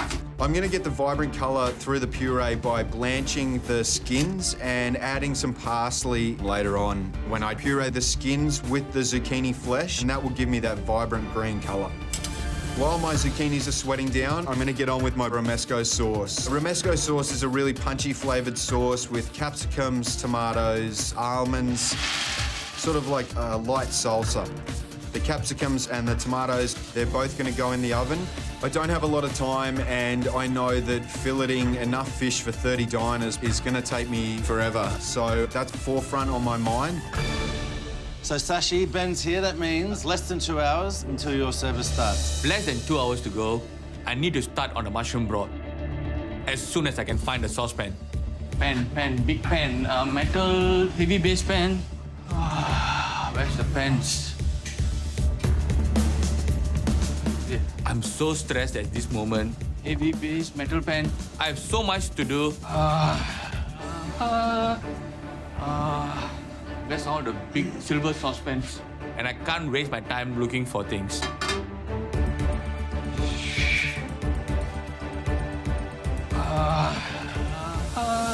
I cannot find anything in this kitchen. Where's the gas lighter? The lighter for the... At the front.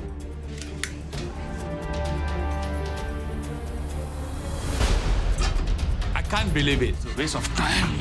Now the lighter is not working. But today, nothing is going right. If I can't get back on track, it's gonna be a disaster.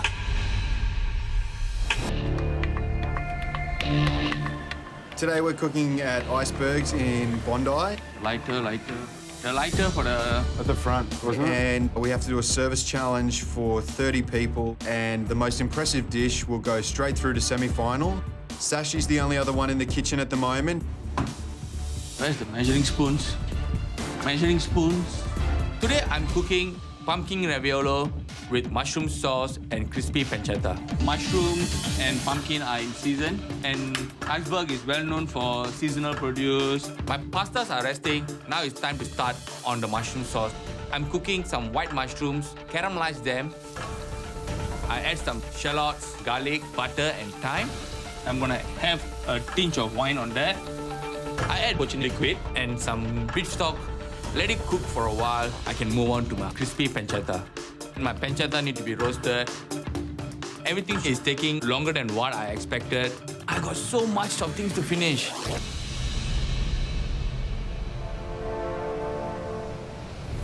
Oh man. Ben and Sashi have already started cooking and I'm really nervous waiting for my turn to go into the kitchen. I definitely want to get dessert course. I'm really scared because it's meat. Right, Jess, come on then. Let's go. You're up. We have to create a dish that's good enough to be in Icebergs. Right, good luck.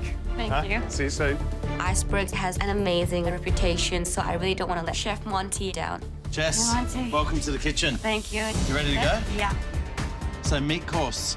I was thinking of just medium rare steak, just Yeah. lightly seared and with some butter and some thyme. And I'm going to serve it with a celeriac puree and a salsa verde and some tomatoes just on the vine into the oven with some olive oil and salt. Yeah, great. Sounds delicious. Salsa verde is something that we do a lot of here. It's going to be good to see what your recipe's Oh, like. gosh. Talk to me, what cut of beef are you looking at? But I was thinking that whole eye fillet. Yeah. I'm going to just sear it all together out of the whole. Feels like everything's pretty clear in your head, which is exciting. Yeah. Monty sounds like he's really happy with the dish, and that gives me a little bit more confidence that, you know, I think it's a good idea. I just have to go forward with it. The first thing I get on to doing is configuring my garlic for the salsa verde, because that's gonna take the longest. My mushroom broth, it looks amazing. Sashi, talk to me, where are we at? Pumpkin is almost ready. Now I'm working on the sauce. And how are you going time-wise? We're going to start rolling pasta soon? Once the sauce is done, I'll straight go into the... Excellent. We're halfway, yeah?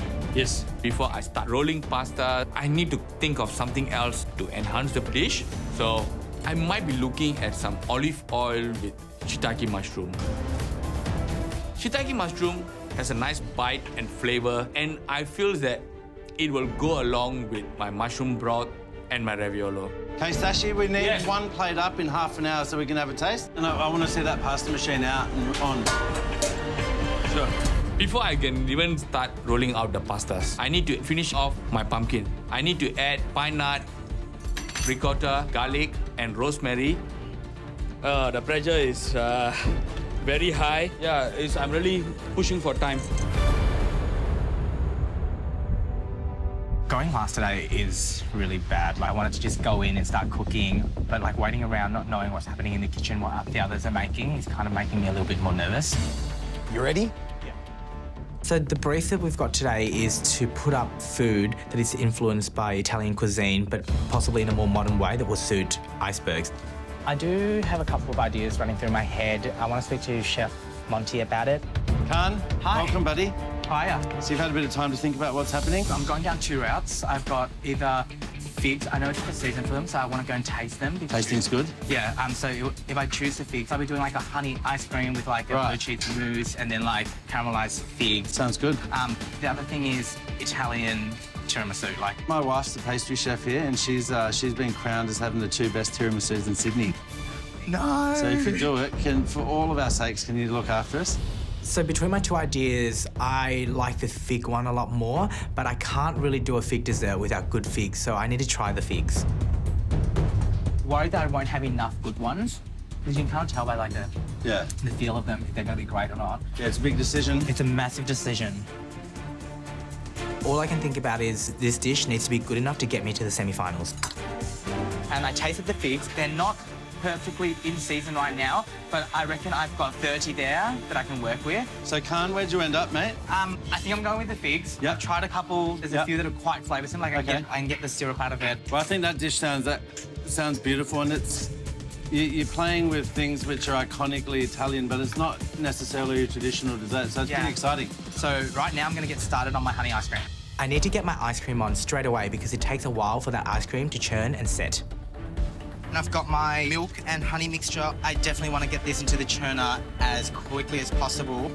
All the flavours I'm using today, honey, almonds, blue cheese and figs, are like best friends. They're a match made in heaven. Today I'm cooking pan-seared snapper with a zucchini puree, blanched asparagus and romesco sauce. Working with fish is never easy, but I love doing this and it's what I want to do. Snapper's looking nice, Benny. It's beautiful, mate. Yeah, really happy with that. So I'll just be using the top side. Any casualties of war with fish bones? Not as of yet. I've really got to be careful portioning fish. I've got to triple check that there are no bones. I don't want to leave any scales on. I think if I can serve a perfect piece of fish, this could be my ticket into the semi-final. But I'm definitely feeling the time pressure at the moment.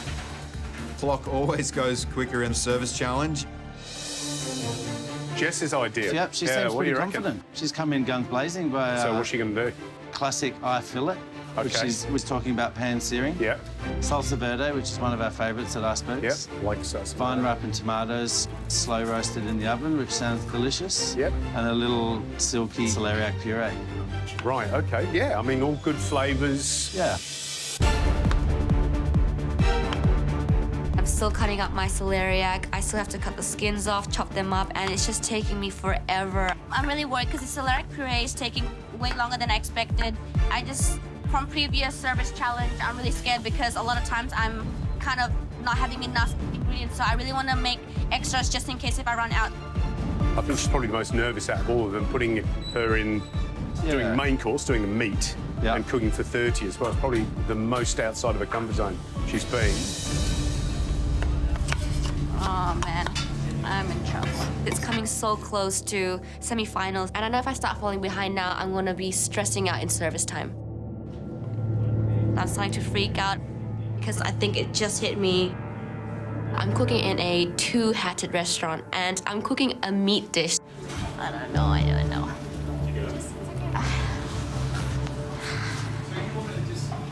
I'm freaking out a little bit. Sachi, I hear you haven't even started those raviolis, and you've only got 30 minutes to go. Yes, Jerry. Mate, you are in it up to your ears. I have really underestimated pasta making. It's a very long process. Keep going nice and thin. After this, I need to roll out 30 pieces. That is my biggest worry. Sashi, we need to see a plate done up. Yes, Monty wants to taste everything in a test plate. So I'm making one raviolo. So this is the hero of your dish, isn't it, Sash? You want the semi-final, this is your time. Finally, my first raviolo is made. Come on, Sashi, let's cook it, mate. Now I need to boil it and add all the other elements. Hey, have you got your sauce? Not ready yet, but... Put this here. Where's your sauce? Monty is on my back. Where's your pancetta? Come on, this is real, mate. We're plating one right now. He is pushing me so hard. Now's not the time to get wobbly, mate. Let's go. Finally, my test plate's ready. Pumpkin raviolo and the shiitake mushroom, a bit of pancetta, the mushroom sauce. It looks beautiful. One down. I've got 30 more to go. So we've got 25 minutes till service, so you need to start absolutely busting out some of those raviolis. Yep. Chef Monty sounds like he's really giving it to Sashi. Come on, man, time to start hustling. I'm a bit scared right now. Today, I'm making a honey ice cream with blue cheese mousse, caramelized figs, and an almond praline. When I think Italian fruits, fresh fruits, figs, beautiful cheeses, and then almonds like amaretti, like biscotti, that kind of stuff. I'm really excited about this dessert, but Chef Monty's wife usually runs the pastry section. Remember, this is not just your future. My marriage is on the line here. Hey, let's go. The pressure. I think that my biggest challenge today is going to be balance, making sure that the blue cheese is really balanced with everything else, just because it's such an overwhelming flavour. For my blue cheese mousse, I'm going to melt blue cheese in milk and cream, and then put some gelatin in it. Cool it down. It's quite strong in blue cheese flavour, but I think I'm okay with that because I'm about to fold it through with some cream as well. So I think it's going to balance itself out. I fold it into my whipped cream. I taste it again. Because you can definitely taste blue cheese, but it's not overpowering. So delicious. I put my blue cheese mousse into a piping bag and then into the refrigerator for the gelatin to set.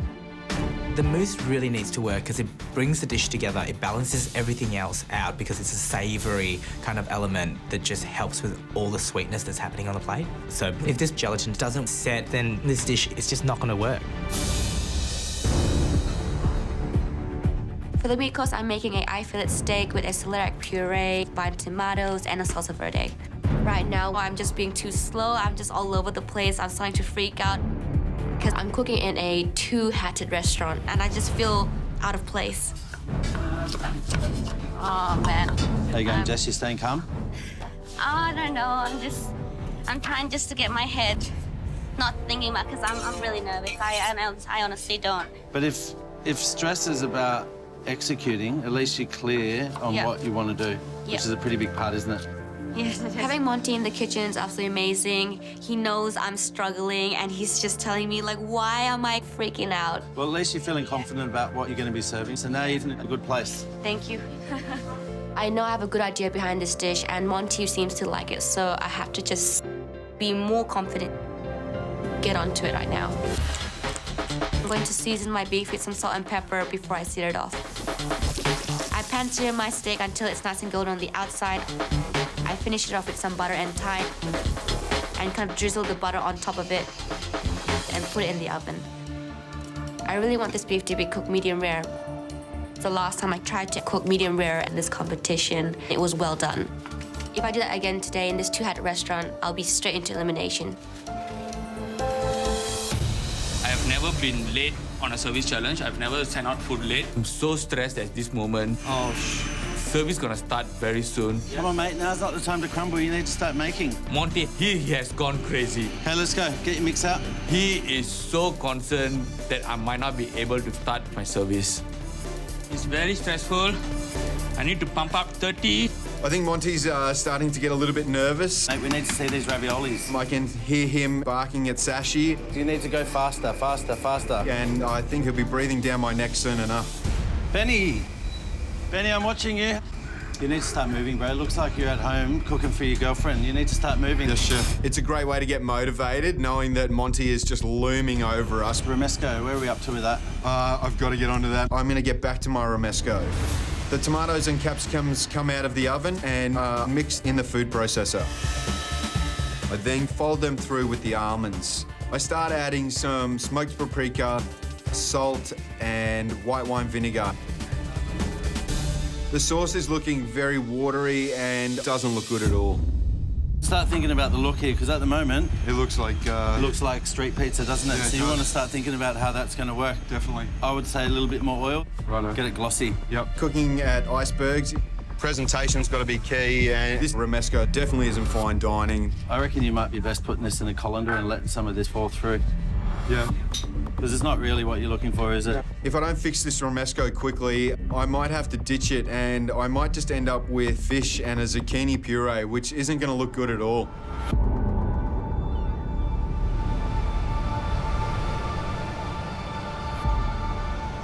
Guys, 15 minutes before service starts. That's you, Sashi. Yes. Customers are seated. They're ready to go. They can't wait to eat your food, yes? Yes, George. 15 minutes, let's go.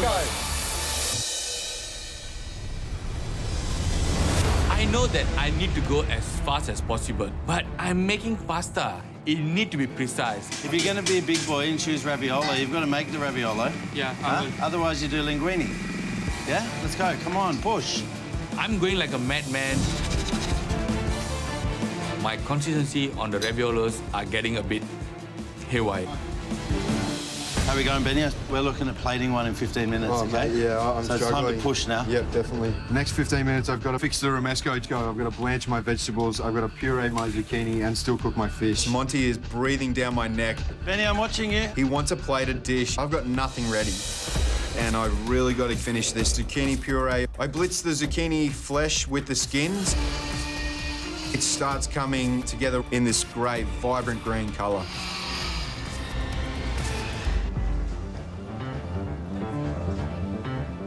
Okay, Sashi, service starts in 7 minutes, mate. My service need to start on time. And how many of these have we got made? 8. So we've got 22 to make in 7 minutes, plus slice our mushrooms, plus get our basil.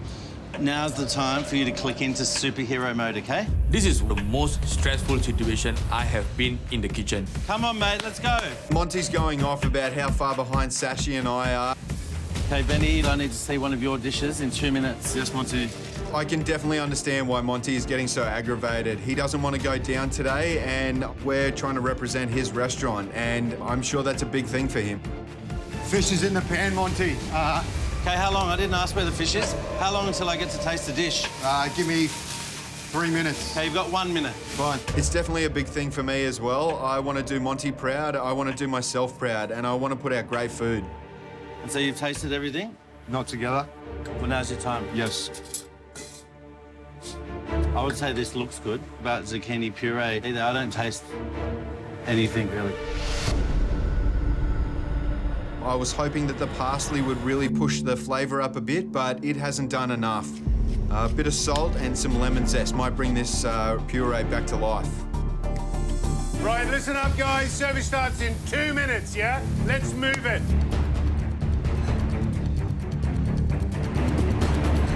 How many have you got to go? Service is meant to start in 1 minute. I've got another 2, 4, 6 hit, 14 more to go. 14 more to go? Yeah, but so you're absolutely in the weeds, are you? OK, so we're doing service late.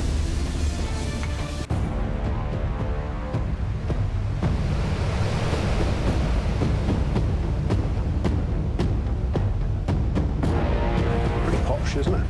Now I'm sitting down with the view behind me. I'm thinking a lot of expectation. Yeah. They need to cook some really delicious food because Monty turns it on in this dining room. It's great food. And I'm seriously concerned about Sashi because he was still making ravioli. Yeah. Sashi, service has started. You're officially behind. I'm officially late for service. I'm so upset that I'm not able to keep up with the standards of Iceberg. There's 30 people out there waiting for their dinner. It's not professional. I have let down Monty and Iceberg. OK, Sashi, I'm going to lay it out to you like this. There's 20 minutes until Ben's dish is due up. Yep. You've got 20 minutes to feed all these people their ravioli dish. Yes. Otherwise, you'll be gone. Luckily, I have 20 minutes window for the first course to be out. I have come so far in this competition, and I'm not here to give up. I'm going to make sure I serve all the customers in Iceberg today. I'm really stressed out right now. I'm freaking out a little bit. Look, this cook is really important. I want to win today so that I don't have to go into elimination. I've got about a million things going at once. My ice cream's in the churner. I'm chopping up my figs. This dish is all about different textures and different flavours balancing each other out. So I'm making a salted crumb, which I'm going to put on the bottom of my dish. I'm also doing 2 different types of almond praline. And I'm using whole almonds to make a rocky, chunkier praline. And I'm using slithered almonds to make kind of like a praline dust. Khan, how are you looking, mate? I'm pretty stressed.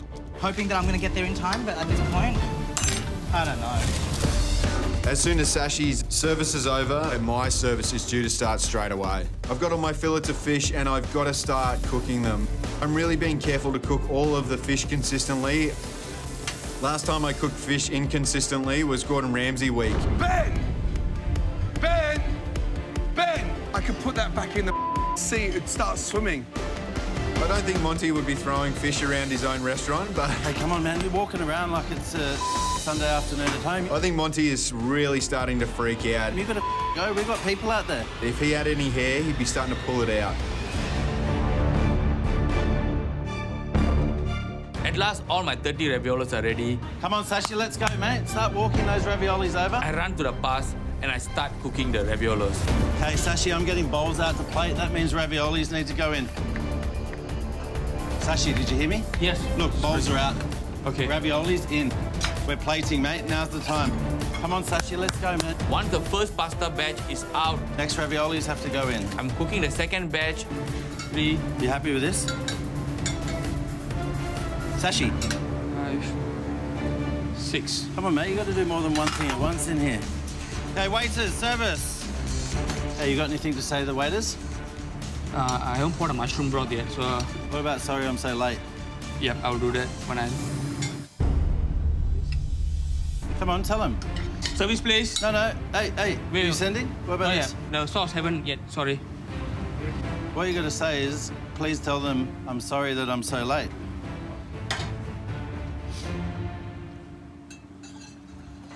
More broth. More broth. That's a sorry excuse for a spoon there, Tashi. Service, please. And sorry for the delay. We're all sorry for the delay, aren't we?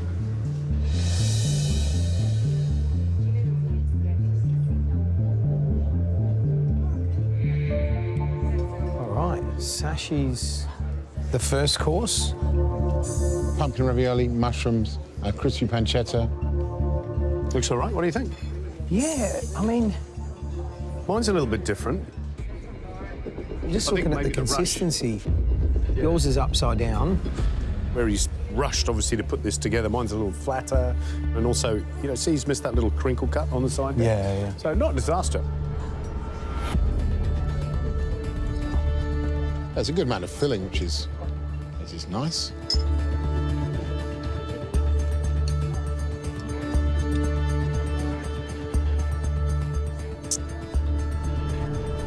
Pumpkin and mushroom, not your normal combination. Mushroom broth's got a great flavour.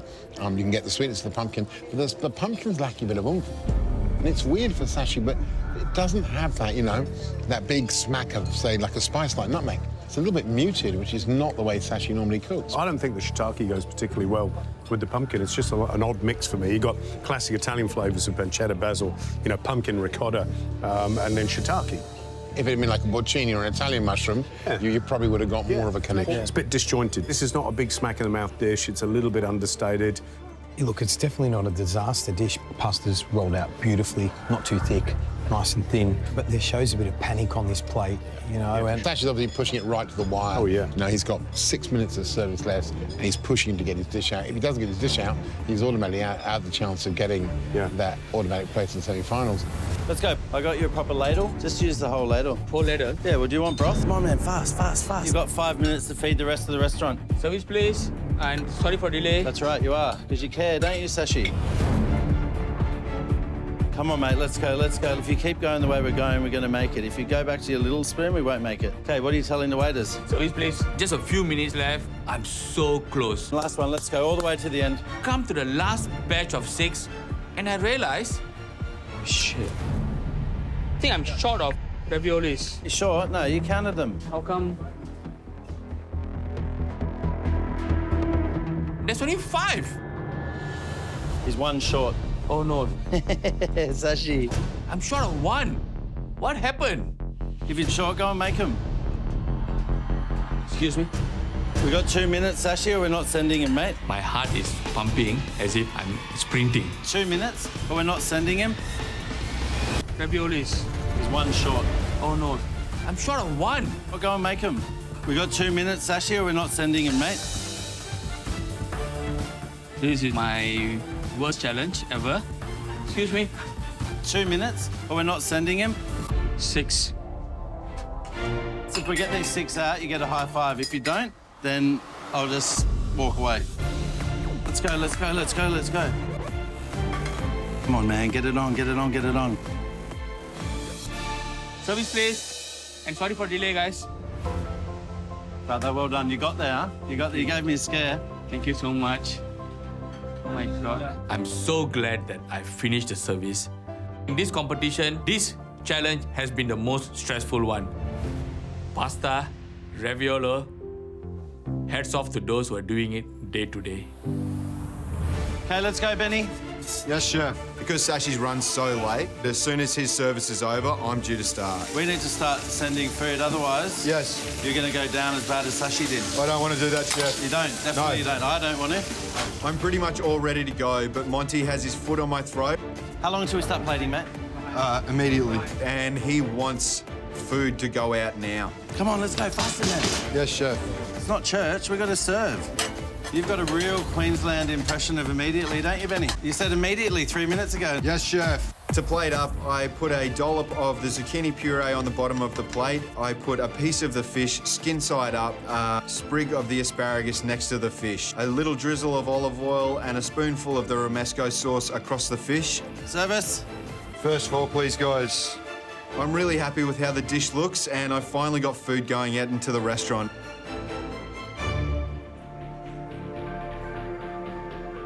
Oh. Oh, yeah. That looks good. Doesn't they? Yeah. Ben had the advantage of picking the course he wanted to cook. He picked, unsurprisingly, fish. We know he's got a beautiful way with fish, and that dish looks... Yeah, it's gorgeous. I love the colours, number one, but I love the presentation, just the confidence of having really, you know, what's that, 1, 2, 3, 4 things on the plate, but so simply done. It's lovely. We are sitting in Icebergs. It feels like a, you know, a little, you know, dish in a 5-course tasting menu. Yeah, it's great. Fantastic. It's taste. That's just, oh, look at that. Beautiful.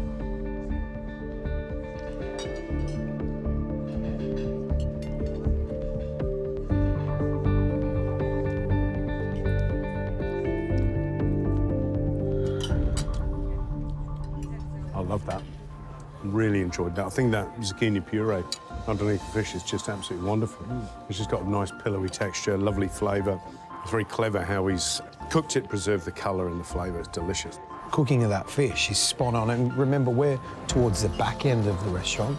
I'm sure everyone else's will be absolutely spot on. So for me, that's a massive, massive tick. Yeah, I agree. I think zucchini and capsicum, perfect combination. The zucchini puree, a little bit of lemon zest in there that brings some freshness. This is Ben's new style of cooking, isn't it? Refined, elegant, beautiful work. Yeah, it's just a really sophisticated plate of food.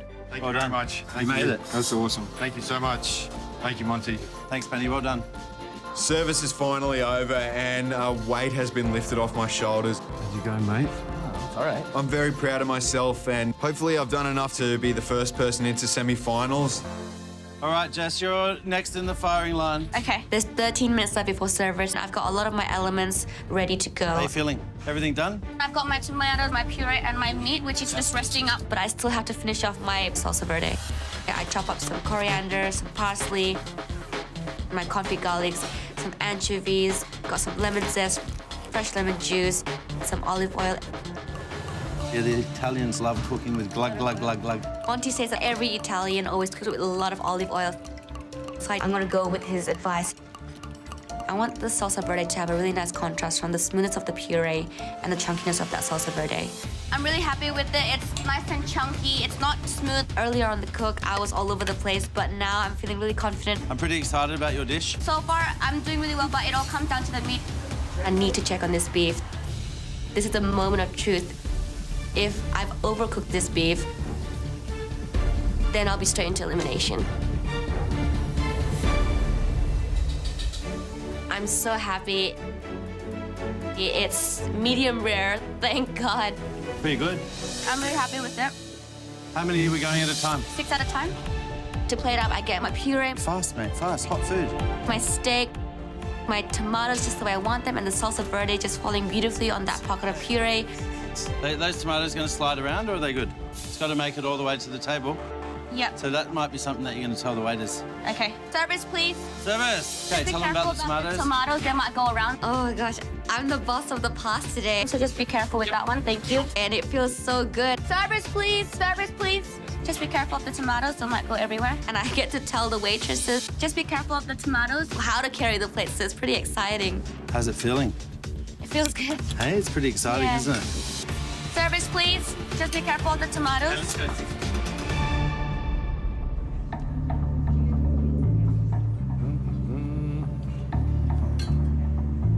This is Jessie. She decided to do beef celery puree, salsa verde, and little blistered cherry tomatoes.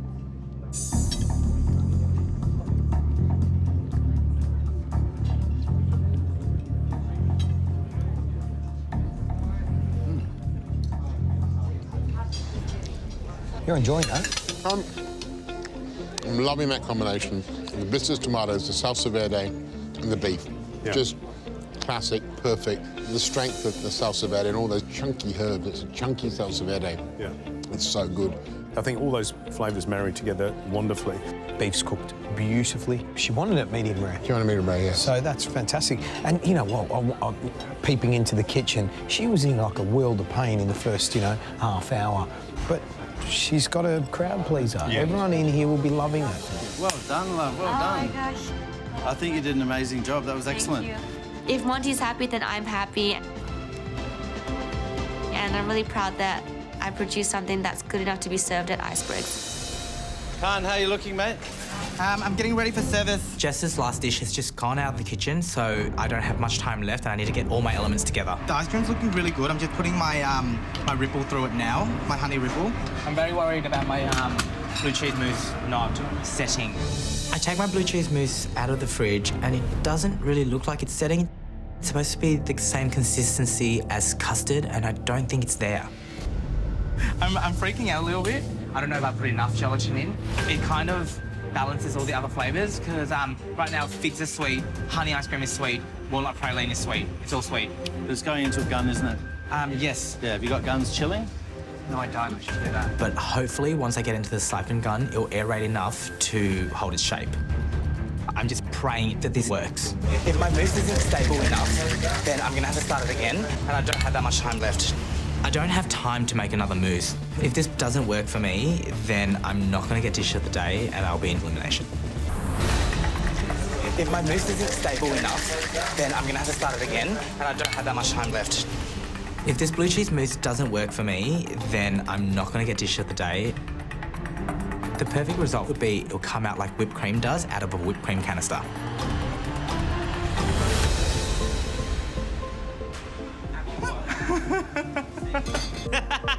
It's perfect. So, I was freaking out about this mousse, and I'm really happy. I don't know how that happened. I don't know how that happened. I totally just made that up. It's looking good. You've still got to finish, though? Yes, I do. All of my elements have worked, so I just need to get started on torching my figs. So I'm just blow torching a little bit of sugar on them so they caramelise. Okay, let's go, buddies. People are ready for your amazing dessert. Yeah. You're driving the bus now, mate. This is the last course. To plate, I put down the salted praline crumb and then my ice cream. Let's go, man, nice and fast. In this game, you can be forgiven for a lot of things, Khan, but melting ice cream isn't one of them, okay? Yes, Chef.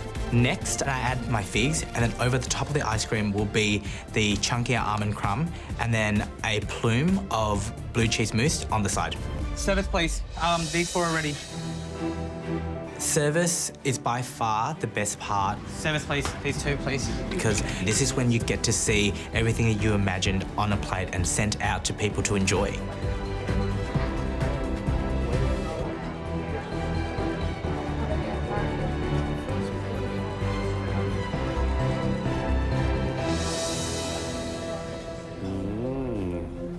I like it. Oh, yeah. Looks lovely, doesn't it? That looks fantastic. It's really clean. You know, figs look super ripe, so he's clever picking those. And of course, you know, you associate it straight away with something Italian. Blue cheese mousse looks cool though, doesn't it? The gun. What a great combination of flavours. Yeah. Like, absolutely. Fig, blue cheese, almonds, honey. Boom. They're sound, aren't they? Yeah, very sound. That's good.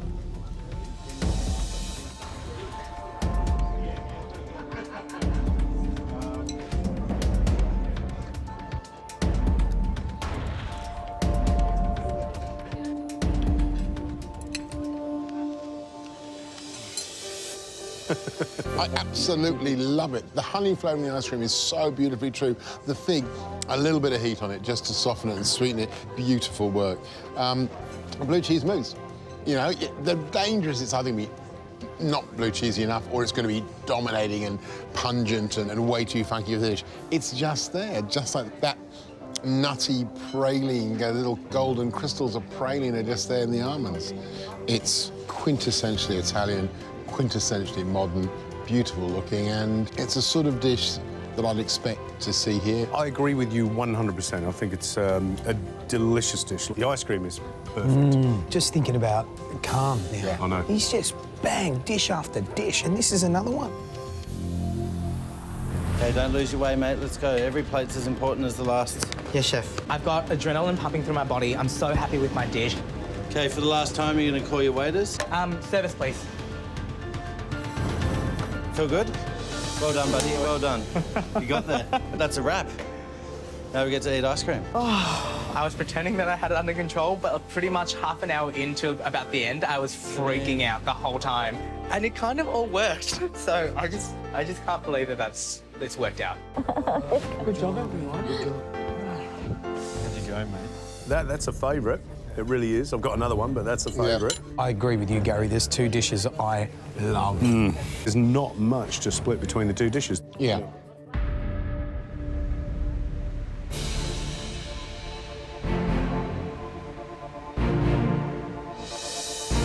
Wow. I don't know about beautiful Bondi. It's now dark and it's a wet and windy Bondi. And it was a great service and there was a great feeling in the room. But none of you are interested in that, are you?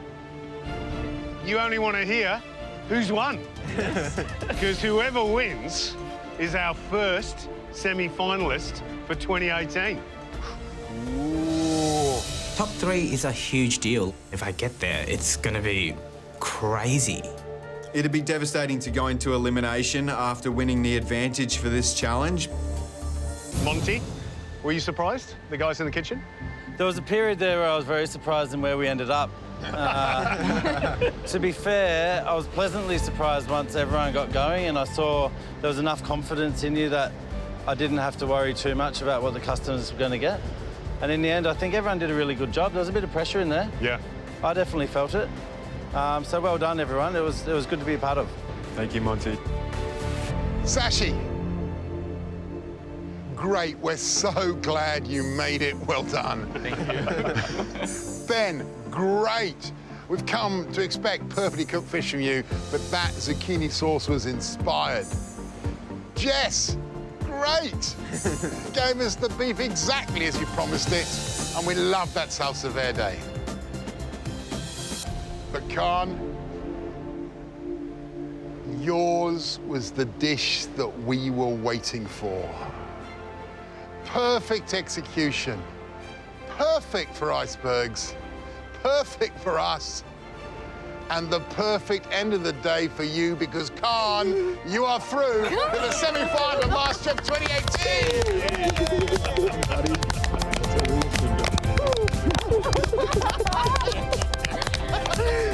I just can't. I can't deal with that. Like, it's just so ridiculous.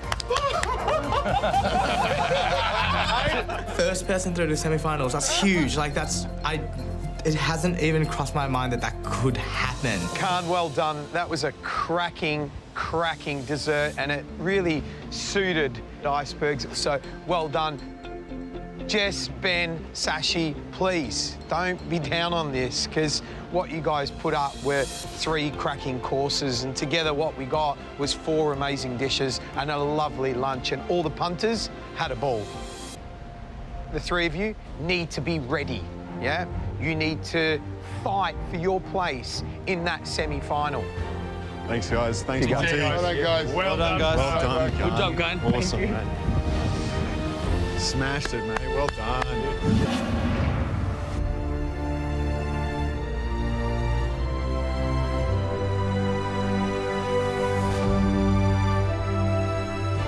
Going on a boat. I can't believe it. It's grand final week. Oh, man. The finish is so close. Morning. Thanks, mate. There's 4 of us left and 3 cooking today. The last 2 standing will make it into the semi-final and possibly win MasterChef. I'm feeling quite nervous, but we've got the luxury of this beautiful view. I am really proud of how far I've come in this competition. I didn't really do well in school. MasterChef has made me believe that, okay, this is something I'm actually good at. I feel like I have matured in the way that I cook. Dessert's my specialty, but now I'm confident in cooking savory. Maybe I can go all the way. I don't know where we are cooking, what we are doing today. It's going to be a surprise. I had a pretty good run in this competition. I've managed to put up some good dishes. Until last week, I was coming so close to going home. But I pulled myself up again as it gets closer and closer to the end, it's giving me a little hope that I might have a chance in winning this competition. So I'm really looking forward for this cook today.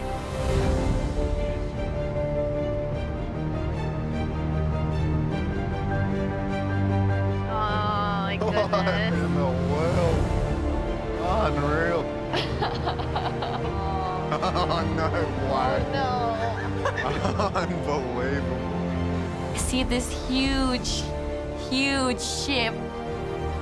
We're cooking on a boat. Thank you. Cheers, good luck. Thank you. Unbelievable. Looking at the produce. Good morning. Welcome aboard one of Sydney Harbour Exclusive's event boats. We've been to some amazing places, South Australia, the Northern Territories, some gorgeous locations in Victoria, and look where we are now. Probably one of the best locations we've ever had for a cook in MasterChef history. Khan, congratulations again. You are our first semi-finalist, one cook away from the grand finale.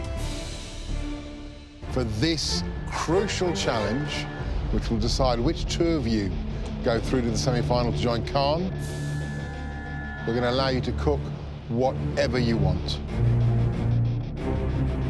Obviously, we need to change things up. The last challenge is hard, 30 plates of food.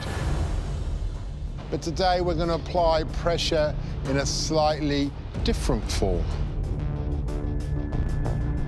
You won't just be serving your food to the three of us. You'll also be serving four of the best chefs in Australia. So please welcome from Fred's in Sydney, Daniel Alvarez. From Fardor, Lennox Hasty. Also from Sydney, Russ Laster from the Red Room. And from Adelaide, the mighty Jock Zonfrillo. This challenge is going to be massive. I need to cook for 4 of the best chefs in Australia. I need to make sure the dish is perfect.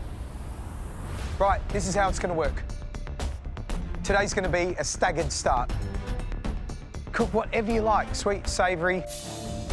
Right, hands up. Who wants to cook sweet? Jess. Well done, Jess. So, boys, you'll be cooking savoury, is that right? Yes. Yes. OK. So, out of you two, who wants to go first? Yeah, I will. Done. So, Ben, you'll start first. After 30 minutes, Sash, it will be you. Another 30 minutes, it'll be you, Jess. You got it? Yes, George. Excellent. The rules, you have 90 minutes to bring us a delicious dish. Knock our socks off. You've also got to bring us 7 plates of food for all of us. So you know what's at stake? You know what you're shooting for? Ben, your time starts now. I'm so stoked that we can cook whatever we want. Time starts and I start jotting down some ideas. I've got to go savoury.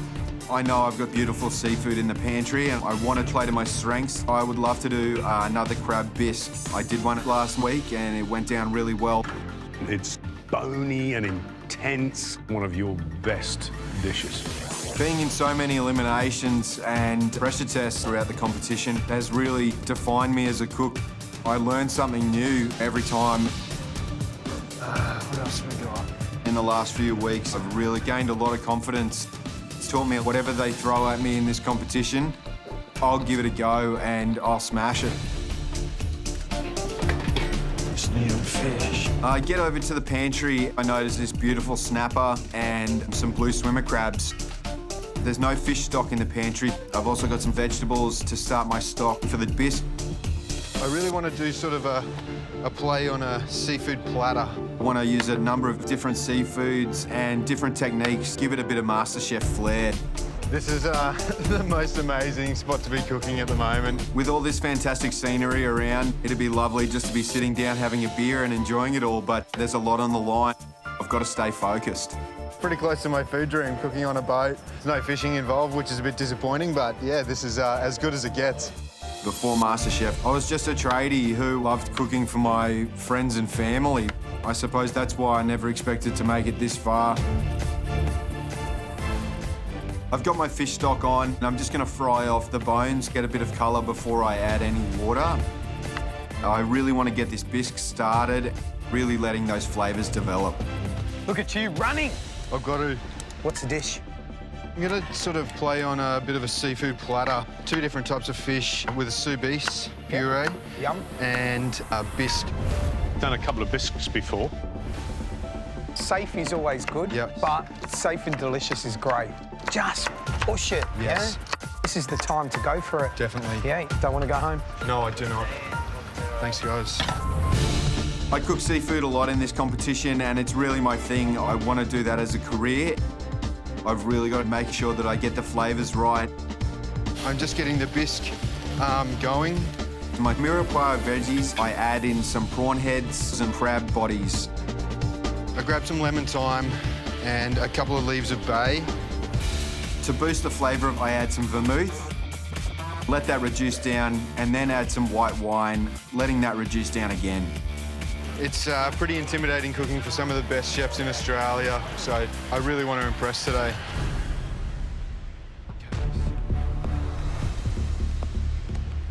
Good luck, Sashi. Waiting to cook is always a very intense moment. I'm ready to cook. Beautiful place. I got some nice ideas in my mind now. Sashi, you ready? Yeah. 90 minutes starts now. Off Yes, you George. go. Ben, you've had 30 minutes. You got 60 to go, yes? Yes, George. Come on, mate. Kumbo. The pressure is on now. If this is gonna be my last cook, I'm gonna make sure I'm gonna fight hard and give the judges a hard time to make a choice. Since I can cook anything I want, I thought of showing them a part of my personality, my heritage, my hometown, a part of my culture. So I'm cooking Singapore chicken rice for them today. This dish is very important to me because it's like the national dish of Singapore. Everywhere you go in Singapore, you can either buy Hainanese chicken rice, which is a steamed chicken rice, or you can get a roasted chicken rice. Both takes very long to cook, so I have come with my own version, which will be cooked in a sous vide. I need to get at least 7 chicken breasts. I remove the chicken skin and place them on a tray for roasting, and I prep my chicken breast for sous vide. It needs at least 60 minutes, so I need to start my sous vide as soon as possible. That incredible lineup of chefs is actually stressing me up. Sashi, meet Ross. You probably don't know this, but Ross spends a lot of time in Singapore, and he is one of the great Australian experts in, guess what? Chicken rice. What's going to make your chicken rice stand out? I'm having a mix of both my favorites. I'm sous videing the chicken to get the nice soft texture of a steamed chicken. At the same time, I'm having a crispy skin on top to go like a roasted chicken. The rice is most important, and obviously all the other condiments you have there. I can see sesame oil, Chinese rice wine, soy sauce. Yeah, sure. Don't forget the leg meat as well. That's the best part of the chicken too, Sashi. Oh no, Ross knows a lot about chicken rice. I need to be very careful with what I'm putting on the plate. Reinventing a national dish, unbelievable. Hour and 10. For chicken rice, you can use any part of the chicken. I'm using the chicken breast because of presentation. I can slice them nicely, I can put it in a plate in a very modern manner. I'm trying to get as much as flavors possible in the sous vide bag with a lot of aromats and cooking wine and some sesame oil. I seal it and cook it for 60 minutes at 60 degrees. Taking a classic dish and making it your own is always a very big risk. But at this point of competition, I need to take a risk. Max? I'm not feeling too bad. The bisque is underway. I'm starting the sous vide now. I've got my onions going. Sous vide is pretty much an onion puree. It starts off by cooking the onions down in butter, then adding a small touch of cream and pureeing everything together. For the seafood platter, I want a number of elements of seafood to go along with the bisque. I grab a coral trout and some King George whiting. I saw the whiting there and it's so beautiful. I think it could add a nice contrast to the dish, so I'm definitely going to use that. I've got to prove that I deserve a place in the semi-final today. I need to show these judges and guest chefs how good I can cook fish. Smells good. That's a start. We're having crab bisque. Crab bisque. I see a tail sticking out of a bowl there. Yeah, coral trout, and I've got whiting served on a sous vide with crab bisques. Well, I think you have to think about a couple of things. You've got a very heavy sauce, very pungent flavour, and onion on top of that. Yep. The onion's going to be sweet. Yes. With those delicate flavours of coral trout particularly, and King George whiting, yes, two of the most delicate fish in the ocean, you've got to be careful how you put it all together.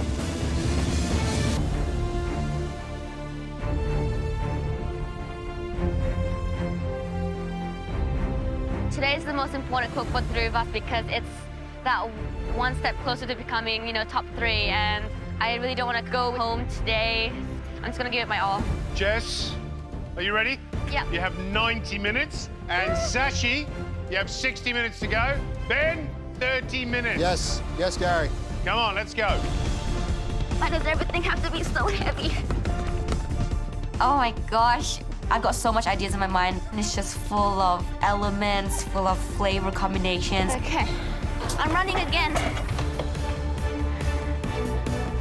I just gotta pull everything that I got and just be in the moment. I'm definitely gonna cook dessert. It's just been such a roller coaster with savory cooks. I'm playing to my strengths today, and I'm hoping that I can put up a beautiful dish. I've decided to do a black sesame ice cream with a yuzu cremu, with some peanuts as well. To make that black sesame ice cream, I get some black sesame seeds into a spice grinder. I've made anglaises so many times, and today it's so different. Cooking on the boat is a bit crazy. I'm swaying, you know, here and there, here and there. The boat is just rocking from left to right, and I just feel, I don't know, I'm nervous. Sorry, Jessie. You right? Today I'm cooking whiting, coral trout, sous vide,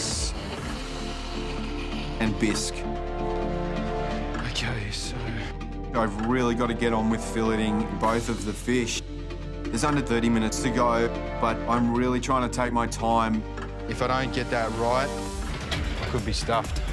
My main concern with the dish is with such a delicate fish, the coral trout and the whiting, the bisque and the sous vide could overpower the fish. I get over to the pantry. I've got to get some kind of vegetables, I think, on the dish. Just something to complement the fish and the purees, but also try and add some acidity into it. Okay, that. I find some beautiful Dutch carrots. I think about roasting them with lemon and some lemon thyme. Just sort of break the dish from the sweetness and the richness of the bisque, punch it up with some acidity, and balance the whole thing out. It's pretty daunting cooking for 4 of Australia's top chefs today. We've worked with Lennox Hasty before. We've also got Ross Luster, Danielle Alvarez, and Joxon Frillo. How are you going to cook the fish? Just very lightly pan-seared. I'm packing it at the moment. Jess, talk to us. What's the dish? So it's basically black sesame ice cream, and it's got some yuzu cremu, some peanuts. It's got theatre to it, so it's got a glass on top. It's very, very restaurant-y. So is this the beginning of the custard? That's for the anglaise for the ice cream. Got some black sesames in there. Jess has been giving us some incredible desserts, so high expectations. Yeah. Come on, Thank let's go. you. I think I'm surprised, Jock, by the amount of elements I'm taking on in 90 minutes, but I know I've done a lot of complicated desserts in the past, and I've managed to make it on time, so hopefully I can do the same today. I'm really happy with my anglaise. It's got a really nice kind of savory sesame flavor to it. Once I got my anglaise, I pour it into my cheddar and set it aside. I have to get onto my isomalt glass, which is gonna sit on top with a circle in the center where the ice cream is just gonna pop up. Oh my gosh. I just feel like I'm bumping everywhere. The boat is rocking all over the place. What am I doing?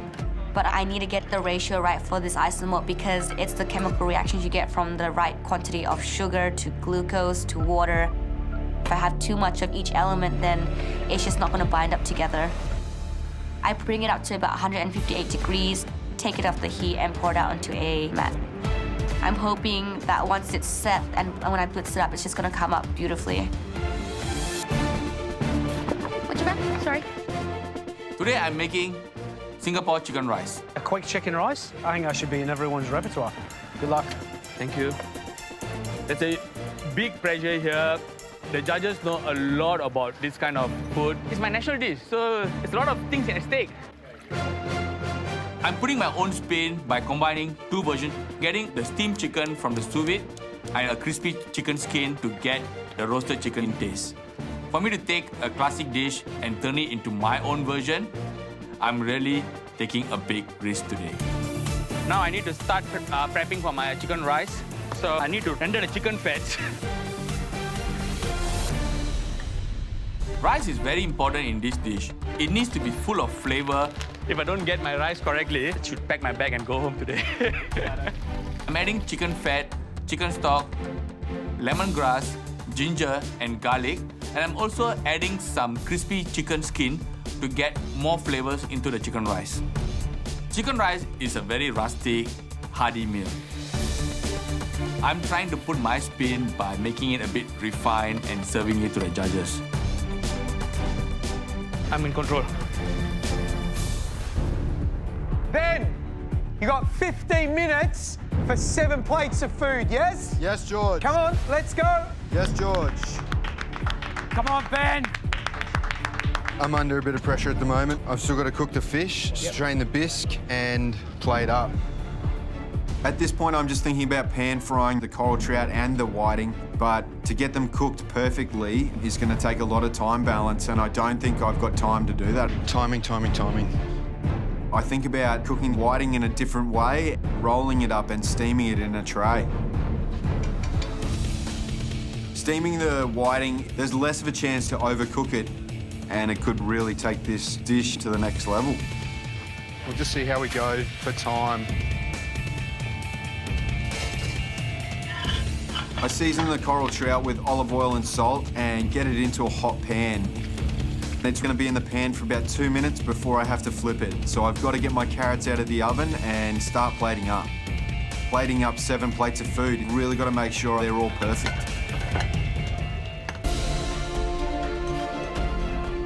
Quite frankly, right now, right here, we are at the best dining table in the world. And we're about to decide which of these 3 talented, aspiring and vastly under pressure home cooks are going to make it into the semi-final.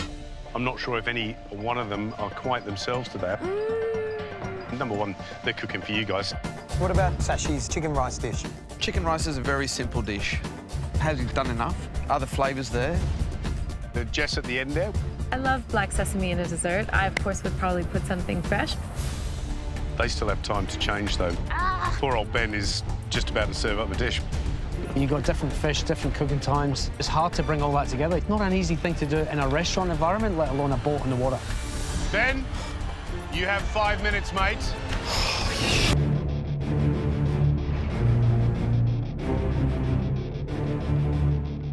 Ben, you have 4 minutes, mate. Yes, Gary. There's a lot on the line today.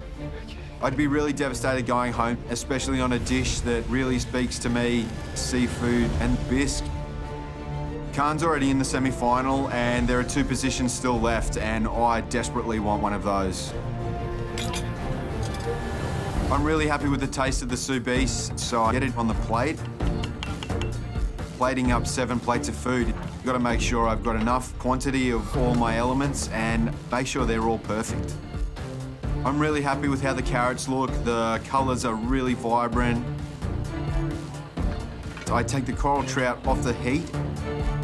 I've really got to check on this whiting. It's still opaque in the centre. How's the fish looking? It's baking in the oven. And looking all right? It'll be a couple of minutes away. Timing, timing, timing. I'm really starting to stress. I might not even get all the plates plated up. I strain off my bisque and get it into the serving jugs. You got 1 minute. Yes, George. I'm really hedging my bets on this whiting. What's your back?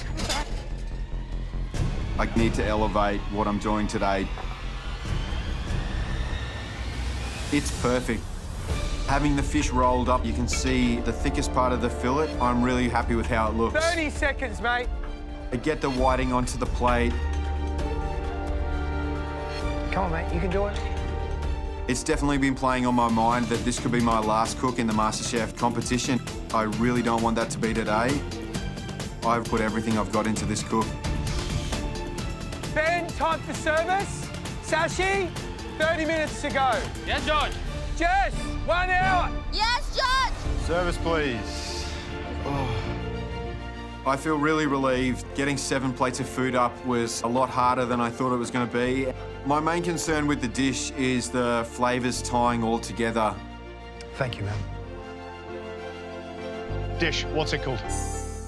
Whiting, coral trout and bisque. Sous beef at the bottom and lemon carrots. You don't seem quite yourself. Oh, yeah, just, I suppose, the enormity of it all. So yeah. The pressure's got to you. Yeah, it has. First time, then? Yeah, it would be. OK, good on you. Time for us to taste, thanks. Please enjoy.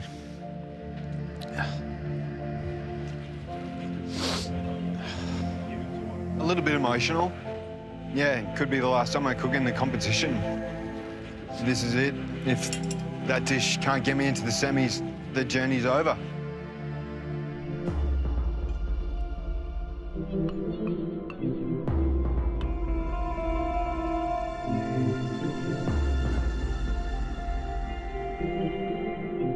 That was quite nice.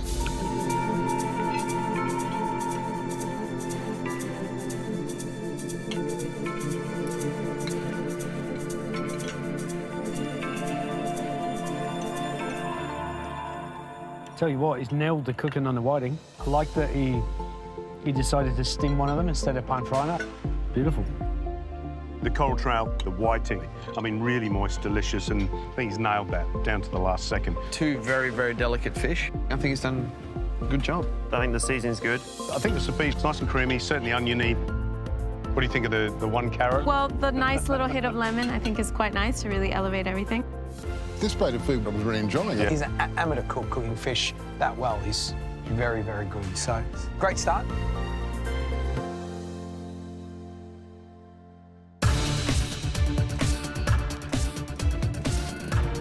Chicken rice is something that both me and my wife love to eat.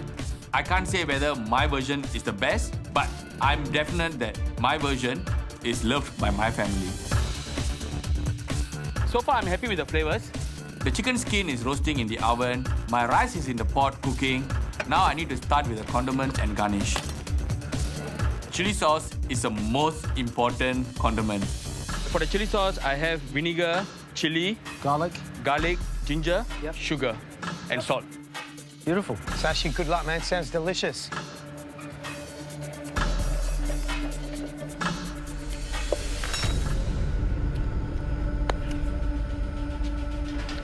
I like my sauce to be spicy, but I'm not sure whether this is too spicy for the judges. It's gonna blow the judges' head off. Do another batch. I reduced the amount of chili.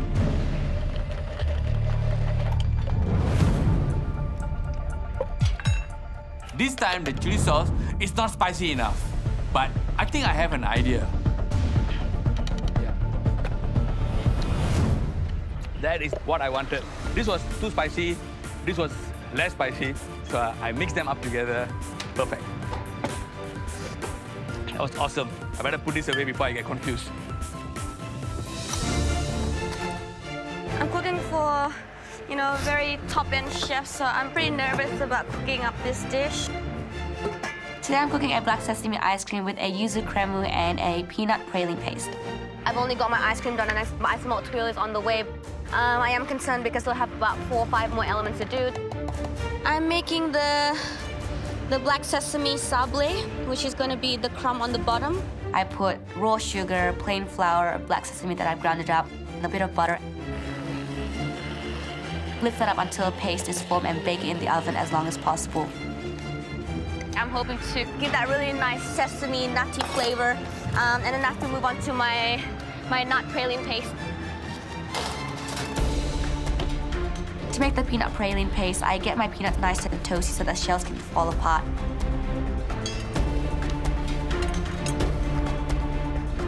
Then I get sugar into the saucepan and bring that until an amber color is formed. Gotta coat the nuts with the sugar, and I gotta set it out until it's completely hardened. I got under an hour to go, and I still got a lot of things to do. I'm really kind of all over the place. I'm de-shelling my peanuts, and I look back onto my sugar. It's completely burnt. Oh no. I'm very concerned at this point. I definitely have no time for mistakes. Oh my goodness. Just over 15 minutes left.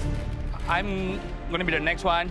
So I need to make sure all my elements are ready before the service starts. I want the chicken skin to look slightly brown to replicate the roasted chicken rice skin. The chicken is coming pretty well.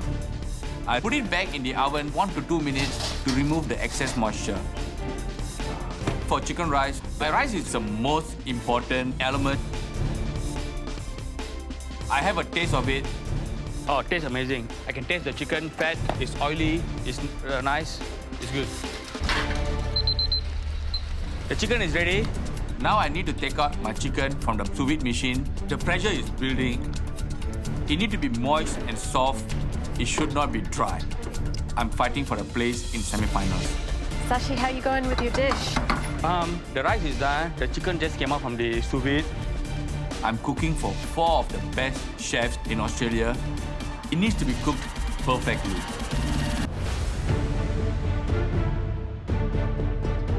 I need to check on the chicken for my chicken rice. I'm cooking for 4 of the best chefs in Australia. It needs to be cooked perfectly. It should not be dry. Yeah.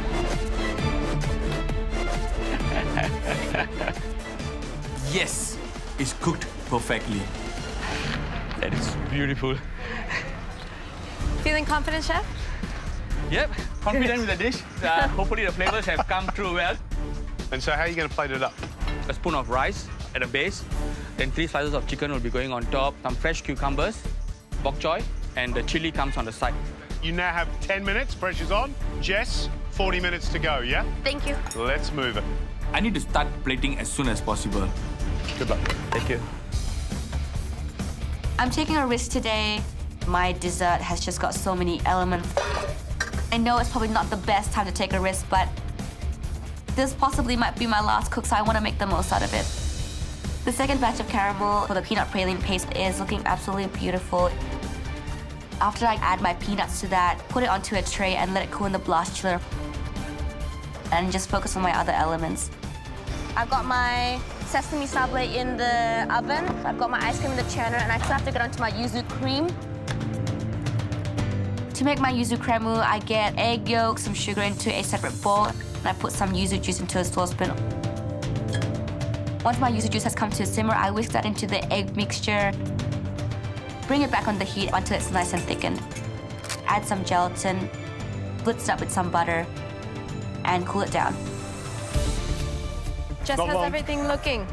Everything's coming together. I've got my isomalt, which I'm gonna make a stencil out of soon. I've got my creme on the go. Everything is still in the half process. If you can't get it all done, what will you miss off? A good plan B is always a good idea. Well, I don't really have a plan B. So everything's essential in your mind? Yes. All right. Pressure's on. Yeah. Thank you. I'm kicking myself I don't have a plan B, but I just want to push myself. Show all of what I've got in this one little dish.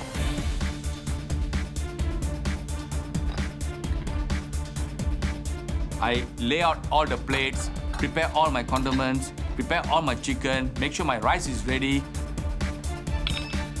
and I start plating up. Sashi, 5 minutes till service. Come on, let's go.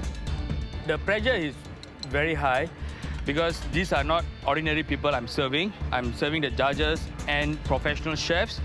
So I need to make sure all my elements are perfect. You've got a fair bit to do, mate. Come on. Come on, come on, come on. You got 2 minutes. Come on, you can do it. Come on. Come on. think about what your next step's going to be. 1 minute to go. What else you got to do? After chili sauce will be the crispy skin and the garnish. Faster, faster, faster. 2 hands. You've got 2 hands. You're almost there. Come on, you're doing really well. Everyone, perfect. 10 seconds. 9, 8, 7, 6, 5, 4, 3, 2, 1. Oh, well done. Time's up. It's amazing. Well done. That's really good to watch. Well done, you got that. That's great. Oh, dear. Service, please.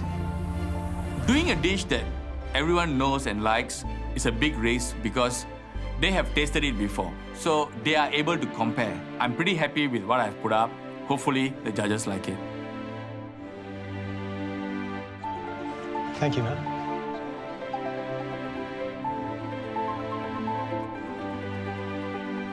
Sashi, what have you cooked? I've cooked my version of Singapore chicken rice. The original has 2 different versions. I've taken both together. Do a Hainanese chicken rice, it takes hours, so I took the sous vide chicken. I want to have the crunch from the roast element, so I put a crispy skin. What would your wife be thinking right now? She loves this dish. I've done a similar dish at home in poaching, so hopefully you guys love it too. We love it too, mate. Well done, thank you. Thank you so much. How'd you go, mate? Awesome. Oh, well done. Managed to plate up all day. See how it all goes, eh? Yeah. He's bribing us with crispy chicken skin. I think that's the... That's the goal, I think.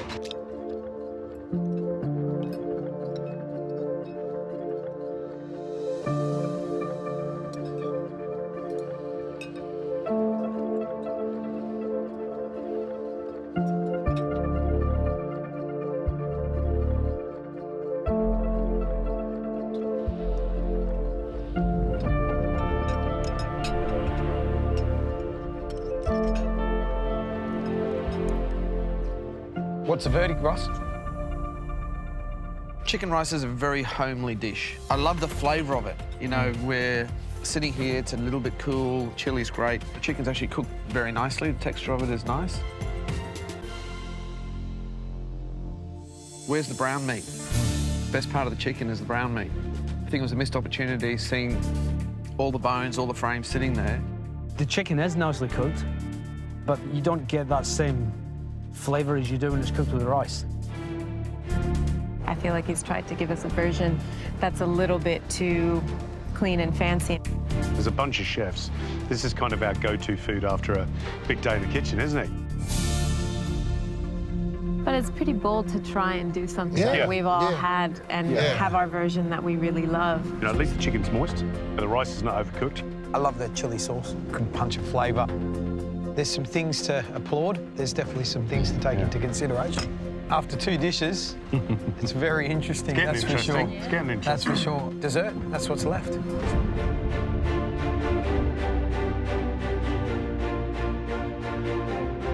I've got less than half an hour to go and everything is just coming together but still not together at the same time.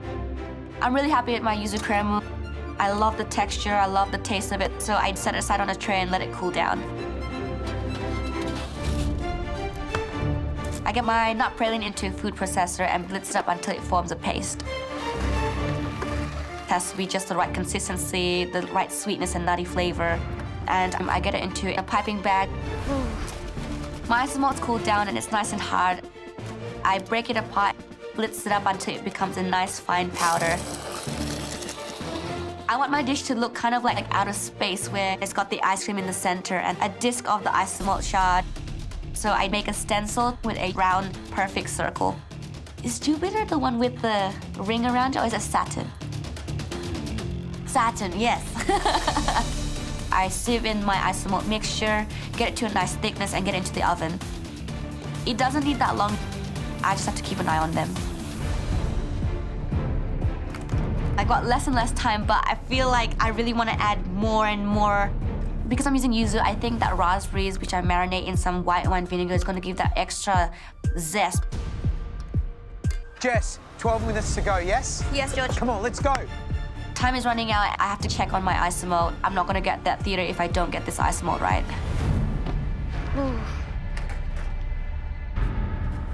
I'm devastated.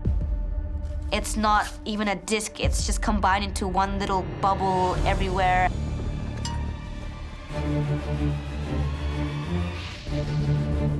I look away and, oh shit. Why am I lighting things on fire? My isomote's on fire. Something I've worked so hard on is just burnt to ash. What am I gonna put on top of the dessert?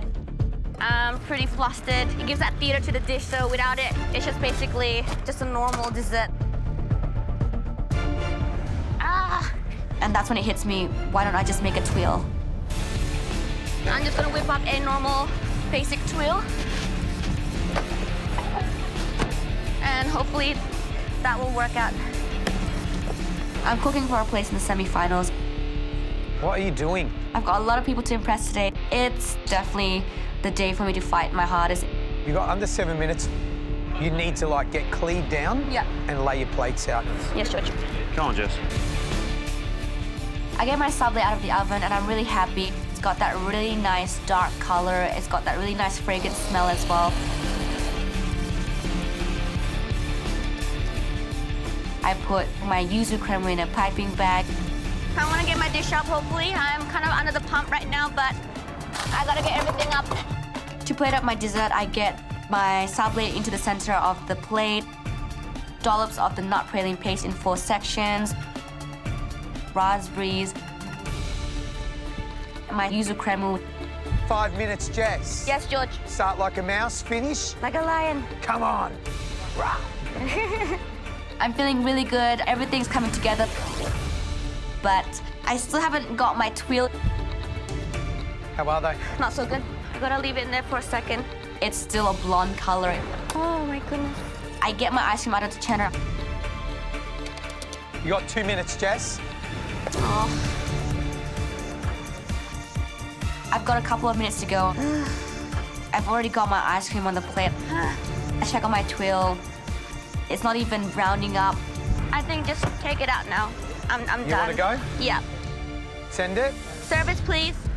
There's no point putting that on the dish. I can't put something raw on there. I am happy with the flavors of the dish. I've got the nice savory flavor on the ice cream. The crumbs nice and like got that nutty flavor. And I am kind of concerned that maybe I'm jam-packing it with different types of flavors that it might not work together. Thank you. So, Jess, what is your dish? It's a black sesame ice cream with yuzu, peanut, and some marinated raspberries in some white wine vinegar. My isomote glass that's supposed to give that theater to the dish didn't work out quite right. I think I got my ratios wrong. You know, don't be too hard on yourself. This is not exactly the most stable of platforms to cook on, let alone having the pressure of these 4 legends at the table. So you should be proud of yourself for getting over the line. Well done. Thank you. We'll taste now. Thank you. Thanks, Jess. Cheers. She's had a tough time. I think everyone's had a tough time today in the kitchen. Somebody throw me overboard. But see how it tastes.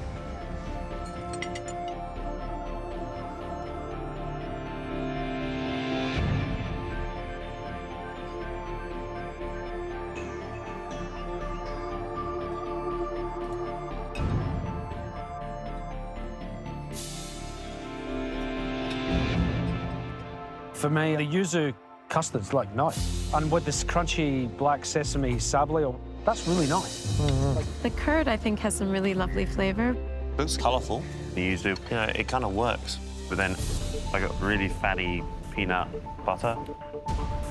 Macerated raspberries, kind of a weird late addition. It's just kind of 2 or 3 too many competing elements. The vinegar on the raspberries and the yuzu crema, put them together, it's like they're fighting.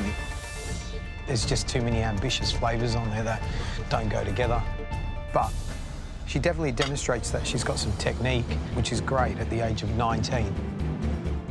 We might be split on this one. You know what I love to do? Like everyone to think about which dish they would least like to eat again. Yeah.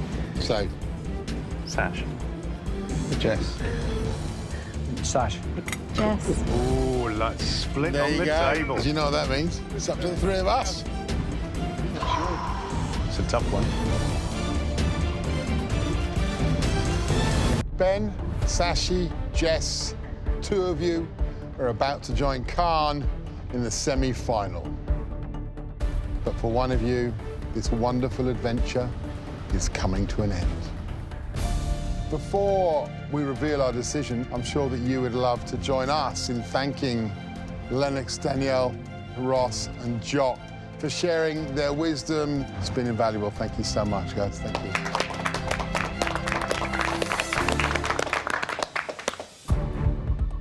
Ben, all of us agreed that you cooked that fish beautifully. And you know what? You're safe. So well done. I can't believe that I've made the semi-final. It's just been such a roller coaster of emotions today, and I can't be happier. Sashi, you're in dangerous territory. We all love chicken rice. Your chili sauce was bright and tangy, and your chicken, although it was moist, had very little flavour. Jess, we unanimously agreed the flavours of that yuzu cremu and that black sesame crumb worked brilliantly. However, the peanut praline didn't work, nor did the raspberries and vinegar. After much discussion, Jess, I'm sorry, you're going home.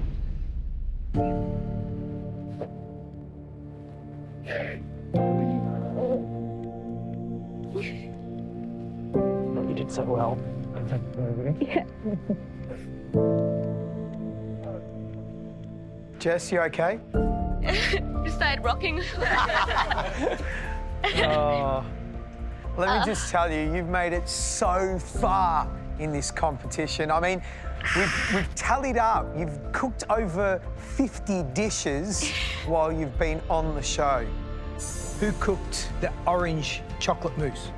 Absolutely smashing, loved it. Thank you so much. White chocolate mousse. Crowd-pleasing flavours. I'm quite excited now about where she can go. Salted caramel donut. Yum, yum, yum, yum. Black sesame panna cotta. Squid ink tuile. I don't know how you get it to be like so lacy. You need to show me. Yeah, definitely. Sweet and sour sticky chicken. Mate, I sucked the whole thing off that chicken wing. They're fabulous. Vietnamese spring rolls. So delicious, it's so authentic. Let's not muck around. Get up onto the gantry, you'll see. She's got it bang on. It is a very striking cake. Season surprises. Prince Charles is a big surprise. A porcini dessert that tastes as good as this, for me, is a bigger surprise. Cherry sorbet with a chocolate flexi ganache. Here you are at the age of 19 using ingredients like that and doing a fabulous job. Thank you. Seeing your growth. You came in as a little girl and you leave as an incredible lady. Your food has been amazing, you've been amazing, and you're going to be a superstar. We guarantee you that. His restaurant's not far from here, but Reynold, he came forth. He's got 3 restaurants now and he's doing amazing stuff. So the world's your oyster. You're only 19, but take your time. You don't want to rush to get to the top of the mountain too quickly. What have you enjoyed most?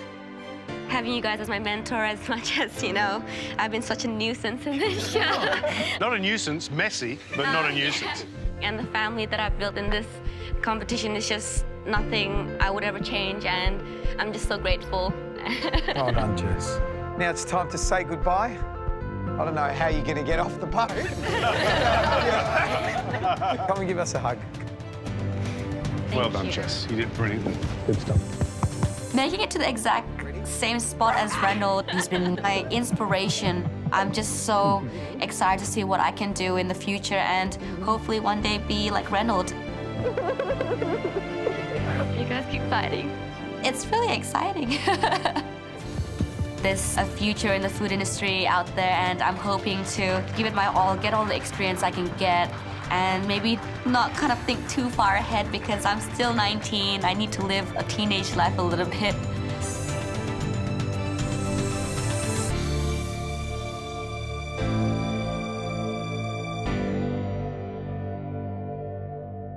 Oh my. Sashi, Ben, Khan, you are our top 3 for 2018. Well done. Pretty awesome. Well done, boys. Well done. Right, guys. Sydney, done. get back to Melbourne for a very special masterclass. You go. What? Yeah. Thank you. See you guys. Oh.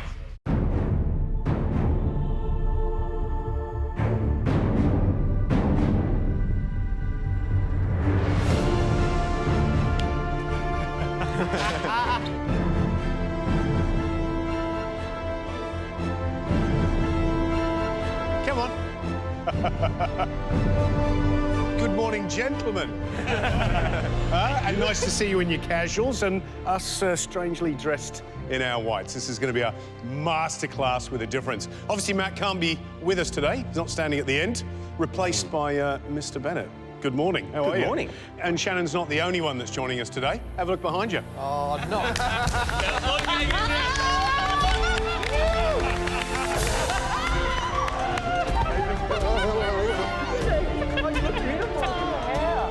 It's amazing having everyone back in the kitchen. The energy is electric, and you sort of forget how many people there were. Sashi! Are we allowed to say hello as well?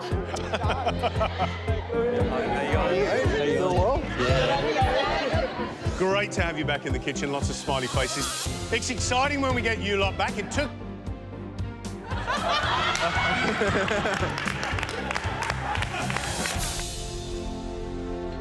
Do you miss us? Yes. They're lying.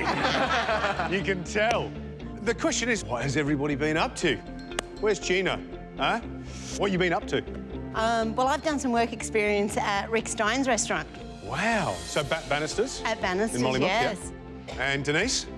So I did some work experience cooking at Cutler & Co and Supernormal. Wow. And that was amazing. And I heard you've got some products in the That's kind right. of pipeline. So Meat Smith have also been supportive in that side. So they want to be able to stock my products. I'm going to start with some pickled jalapenos, some morita, which is like a chipotle in honey, and hopefully it'll expand to other things. So really Beautiful. excited. Yeah. Wow.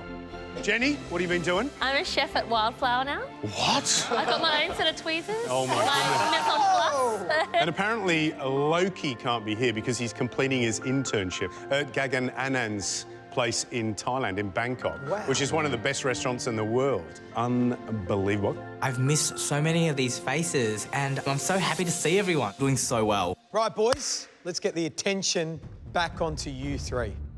Every day you'd walk in here and wonder, geez, what's going to happen? Well, today's the day you've been waiting for. Today's the day when you get to turn the tables onto us. Yes. Let's get the ball rolling straight away. Let's swap places.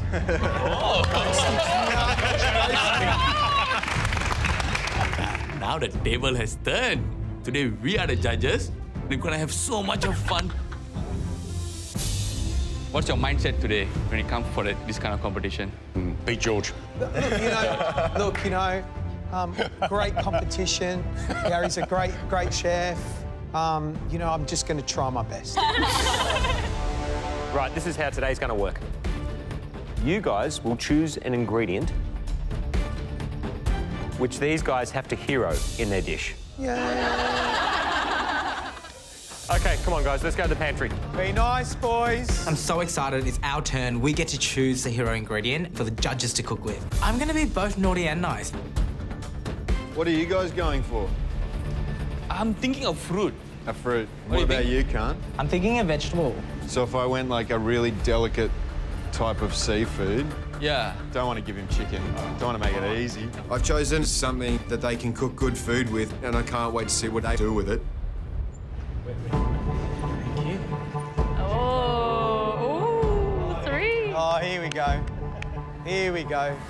You guys are in trouble. 3 of us, only 2 judges. So they're not gonna cook with all our 3 ingredients. OK, how do we decide who gets what? Come on, what have you got? Oh, let me take a guess. Knife block! Yes! OK, Khan, the knife block. Did you have it specially made, Khan? Just for you guys. Thank you. George is usually in charge of the knife block, but today it's mine. Don't hurt yourself. 1, 2, 3. Ben. Gary pulls Ben's knife out and George pulls the knife with my name on it out, which means Sashi's ingredient is no longer in play. George, you're heroing Khan's ingredient. Gary, you are heroing Ben's ingredient. Ben. Let's tell them what they're cooking with. They look pretty nervous to me. Yep, I am. Gary, today you'll be cooking with tuna. George is looking very nervous. George, today you'll be cooking with one of my favourites.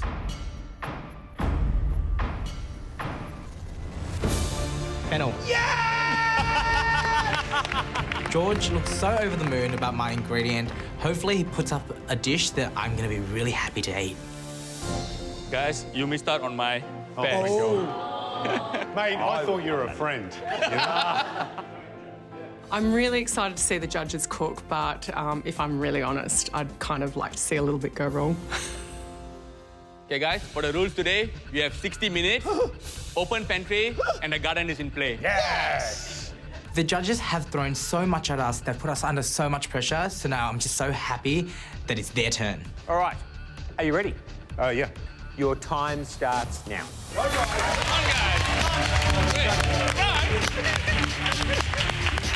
Come on, Avos. What else? Need some radishes, that'd be nice. What are you going to do, Gaz? I'm all over the place. Tuna, what am I going to do? You know, I've got 10 dishes in my head. What's going to impress? Sesame seeds are here. I don't know where anything is. How do they do this? Can't find sesame. We can come back, yeah? I don't want to come back. I want to get my stuff. I don't want to come back. Come on, George. Come on. That took 1 minute to walk back to your bench, George. All right. George, what are you making? I'm going to do beetroot, fennel and horseradish. You know what I do need is... Sashi, yeah. Can you go and grab some horseradish from the garden for me? Because I've got no idea where it is. Right? And while you're there, grab me some nasturtiums. No way. It's going to be so awesome watching them with no help, having to do what we've been doing for weeks now. So, yeah, I'll be cheering them on, but, you know, keeping a close eye on it too. George has got his glasses on. Yeah. George, you're under a lot of pressure. A lot of pressure? Yeah, but probably not as much as Gaz, because he's still not back. Is Gaz still in there? Yeah. Come on, Gary. I'm under pressure. Coriander. I need sesame. I need, Should we go and check on Gaz? I think he may actually go for the record. Get back to me in 40 minutes. How about that? Today it's Gary versus George, cooking off against each other. George has fennel as his hero ingredient and Gary has tuna. What are we doing? I'm going to do fennel, beetroot and horseradish. What I'm going to do is to make the beetroot stuffed with a horseradish cream. Does that make any sense? It sort of does. Do you think you're doing enough, George? No. No, not at all. I'm actually quite nervous. You could be in trouble. I could be in trouble. You know what? I lose every year. So, look, in the off-season, I've been training really hard. Hopefully, I can take it out this year. In the oven. Awesome. Go, Gary, go! Finally! 30 seconds away from breaking the pantry record. You got to shot carefully. What are you making, Gary? I'm going to do tuna, avocado. I'm going to make a sesame yuzu dressing. How are you cooking the tuna? I'm not going to cook it. That's all right, Gaz. I'll taste yours. Good luck, guys. Cheers, mate. Thank you. Come on, Gary. Come on, Gary. Who are my supporters? I've got 2. That's great. Hey, you two boys, or judges, your reputations are seriously on the line. There is 45 minutes to go. Come on! Come on, George! Come on, George. You can win it. Oh, my gosh, I've got so much to do. Come on, George. Come on, George.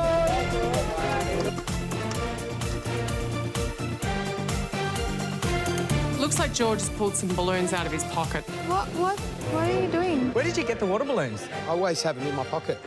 You just never know when you need them, can't? Every year I bring a little something in. So what are you doing here, George? What I'm going to try and attempt to do is recreate a beetroot stuffed with horseradish. Come on, George. Oh, that is so cool. Okay, oh wow. George is using the liquid nitrogen to set the beetroot. Very, very smart idea. George is very well known for his techniques. So he's doing some beetroot ball, he's gonna freeze it. He is a genius. So, George, the intention is to freeze the juice to the outside, That's to exactly the inside of the right, balloon yeah, and then pop yeah. the balloon. That's right. Yeah. And then what I'll do is put So some thin. horseradish cream in the Inside. inside. So when you cut it open... You are so bloody fancy. You really are. Do you think you'll be able to put up a dish today, George? I hope so. I think he's making kind of the shape of a beetroot, but I'm not sure if he's heroing beetroot or fennel.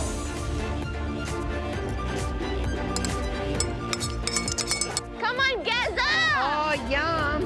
I definitely have to be backing Gary at the moment. He's cooking with my hero ingredient, and I can't wait to see the final product.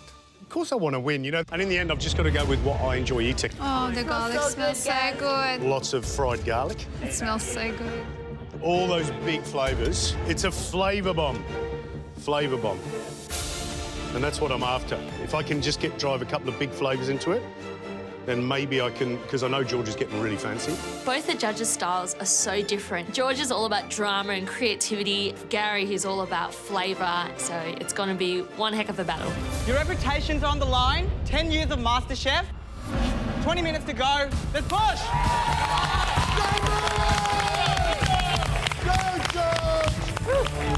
Come on, Gary! The beetroot. Boys, come and have a look at the moment of truth here. Come on, George.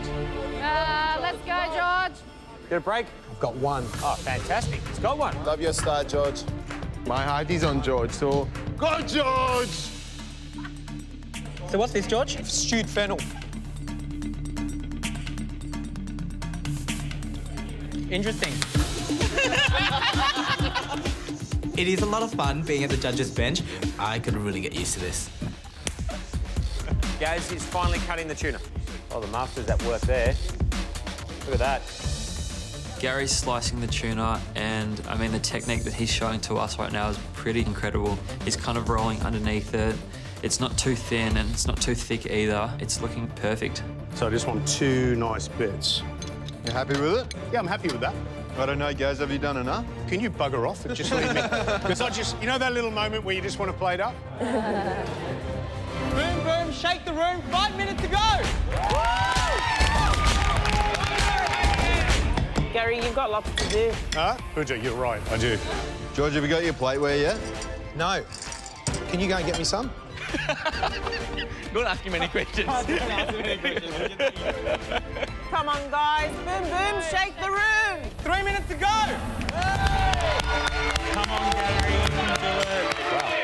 See how clean the plate is? Not one little blemish on that plate. Gary's won like every year, but I would be worried if I was in his position because I think George has a strong chance of winning today. Come on, guys! Home stretch! 1 minute to go! 1 more minute! Come on, Gary. Yeah, I'm on Gaz. George is doing a lot of different techniques in his dish.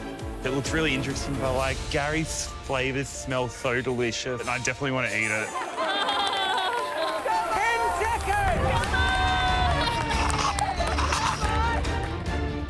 9, 8, 7, 6, 5, 4, 3, 2, 1.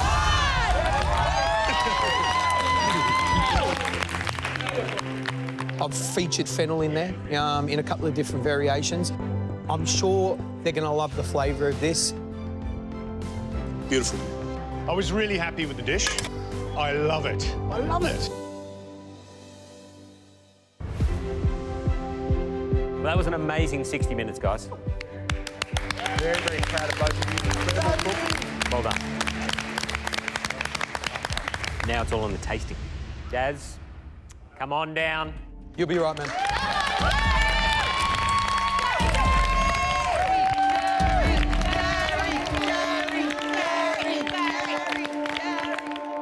right, guys, what have you cooked? Tuna, avocado, yuzu. Would you like to do the honours on dressing? Love to. It's a dressing I make at home all the time. Thank you. It all boils down to flavor.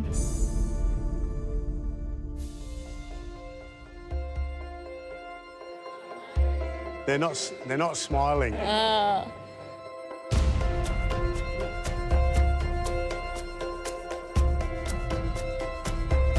When they're not smiling, your head goes down, doesn't it?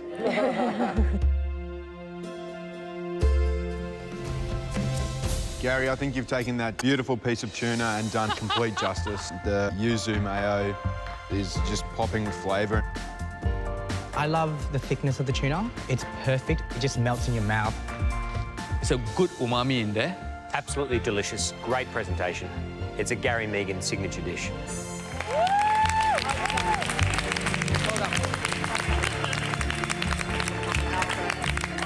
The bar has been set extremely high. George, please come down.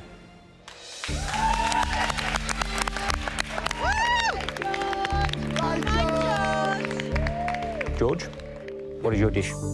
Beetroot, fennel, horseradish, and a whole lot of love. It's beautiful. Oh, wow. That.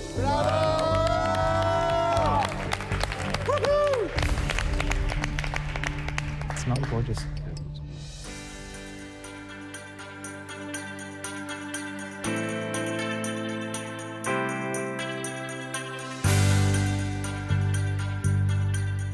Did you get enough, no? Yeah.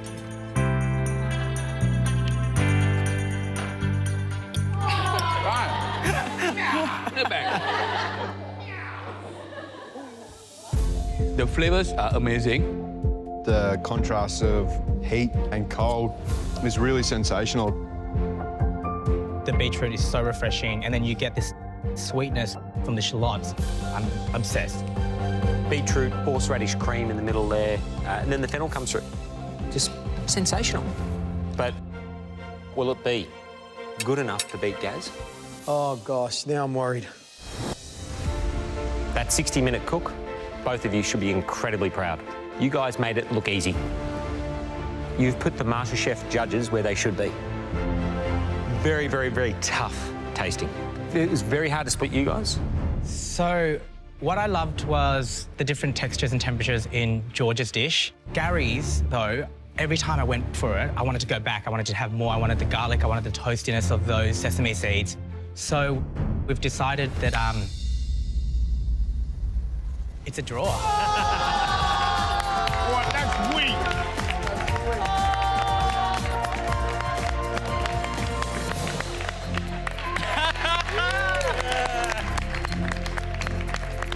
A bit of mutual admiration, though, that really, that to do that beetroot ball and fill it is insanely clever and risky. More importantly, did you guys get a couple of little new tips, new tricks, Yes, new ideas? definitely. And A that's lot. really, at the end of the day, what mainly this is about. Oh, and thank you for being nice judges, because those ingredients were Guys, fantastic. another round of applause. Well done. You put on a masterclass. Right, that was nothing. Time for the main event. What? Main event? Yeah, We're main done event. for the day. We're done for the day. I'm off home. No. Judges versus contestants. Aprons on, boys. Question, Shannon. Aprons on. This is where I really do miss Matt, because you should be here, right? Yeah. I know. So 2 against 3. Trust Yeah, me, it's your I'm loving where I am. Come on. 2 versus 3. I think we need the advantage. I definitely think we can really come close to beating the judges. I'm not going to be doing this by myself, by the way. I do need some help. Jess, come on, you come down. All right, Aldo. Come on, you down. Come on, Aldo. How excited are you? I'm so excited. Well, today I'm gonna be judging. I'm gonna have my payback. Oh, my God. How does it feel standing on this side? Oh, it feels so good. I'm gonna be so hard on you guys. Hey, no bias. Oh, no, bias. no. bias at all. Okay, so round 2. You have to make a starter Okay. A main. A main? And a dessert. It doesn't matter who does what or what you cook. Well, we don't have a lot of choice, do we, It's really? entirely up to you, OK? The rules are really simple. You've got 60 minutes, and that's it. We really want to win round 2 just to show how much we have learned from the judges. They will be very proud of us. Your 60 minutes start. No! John, come on, John. Okay, what are we doing? Who's doing what? Okay, I'm doing a starter. I'll go dessert. Okay. Main?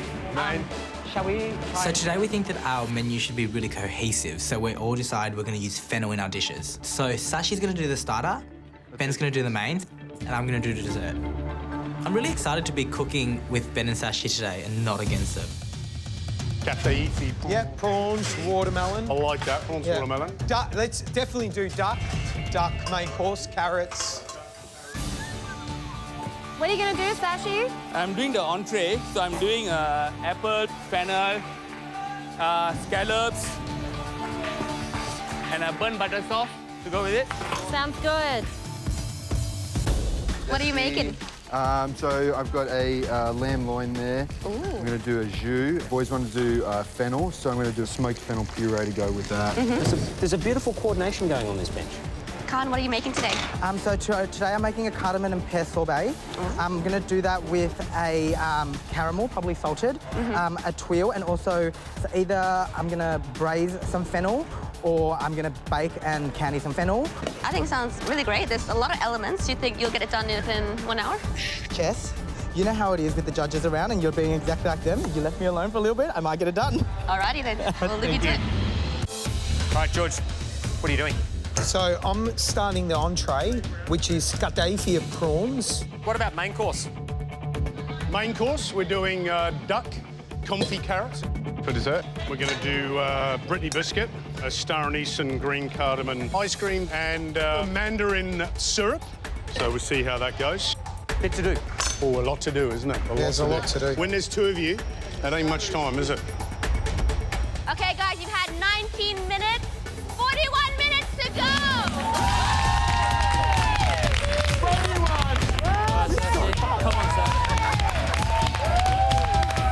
I'm making the entree, so I'm making apple stew with fennel and scallop. Do you think need more seasoning? Salt, maybe? That's beautiful. Oh, Sashi, it's great. Well done, Sashi. My apple stew is done. Now I need to cook the scallops. It's a lot of work, isn't it? My goodness. So I'm trying to do the Brittany biscuit, and I'm going to butter these things and start baking. Good luck on the Brittany, guys, yeah?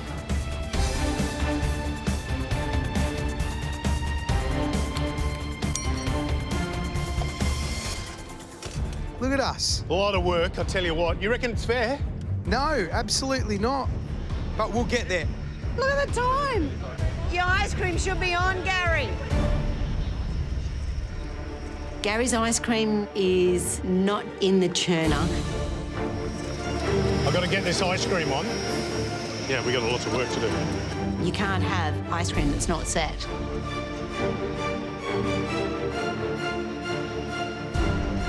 They'll be in big trouble. Have you put it in? Not yet.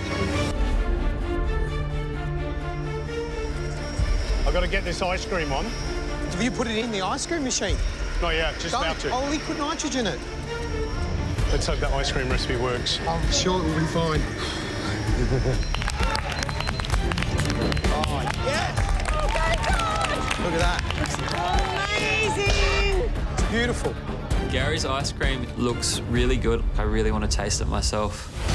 I'm doing main with lamb loin, fennel puree. We're trying to stick with the theme of fennel. To make the jus, I cut up carrots, celery and shallots and get them into a pan to start caramelising. I want to deglaze the pan with some brandy and get a good flambe going.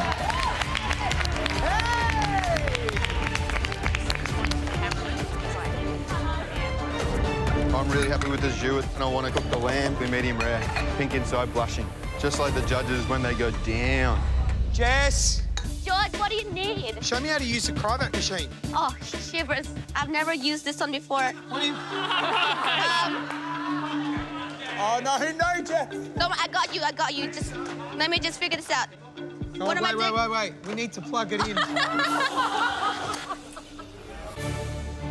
For desserts, I'm making pears and fennel, which is basically a pear and cardamom sorbet, poached fennel, candied fennel, salted caramel, and a tuile.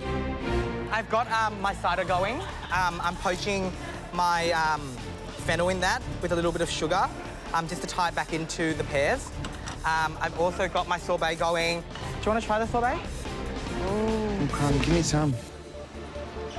Oh my gosh. Do you like it? Kanye's great. We're supposed to be poker face. Think about it. I have faith in Gary, and I know that we're going to smash it. So we've got carrots in the oven.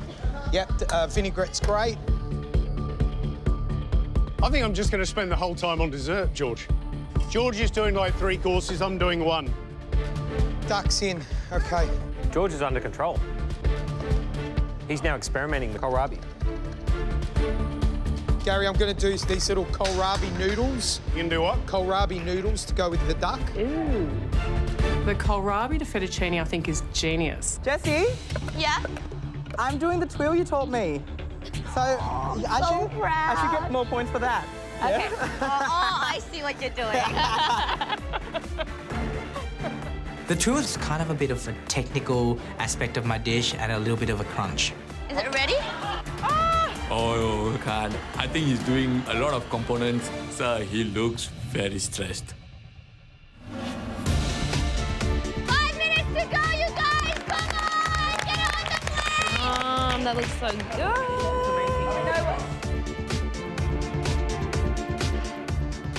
Hot. Oh, Gaz! Hello! Oh, nice, Gary! Oh, yes, Gaz. What? Cooked beautifully. Is it?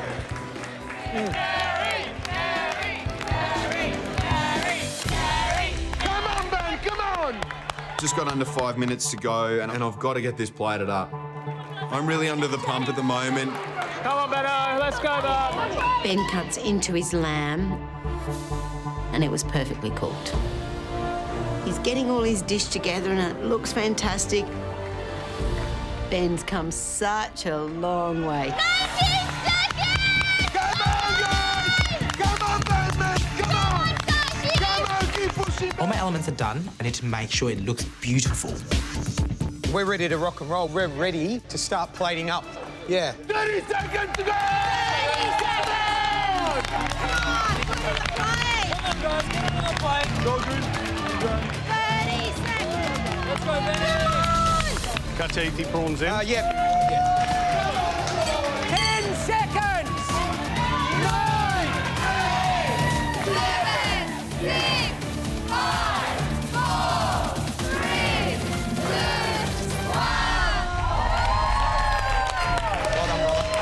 1. You're a saviour. Yeah! Well done. It'll be pretty cool to beat the judges today. How many people can say that they went head-to-head against Gary and George and have won? So the 3 of us take it out. That's pretty awesome. Yeah, I love it. Look, it was a challenge, but, you know, it's good fun. It's such a pleasure, I mean, you know, for us to be behind the stove. It's a beautiful thing. Bravo, Ben. Well done, guys. Come here, come on. Group hugs. Huh? Yes! Yes!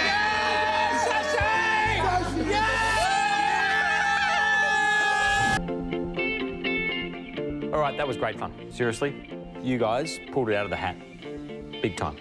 Now it's time to taste.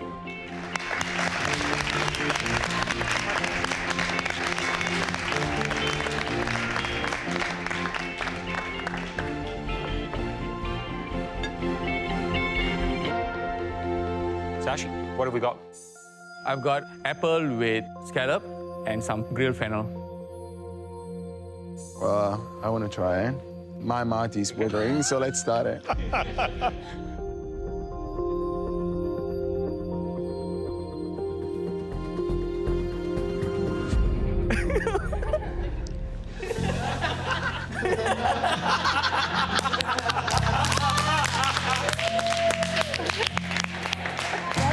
You got a big mouth.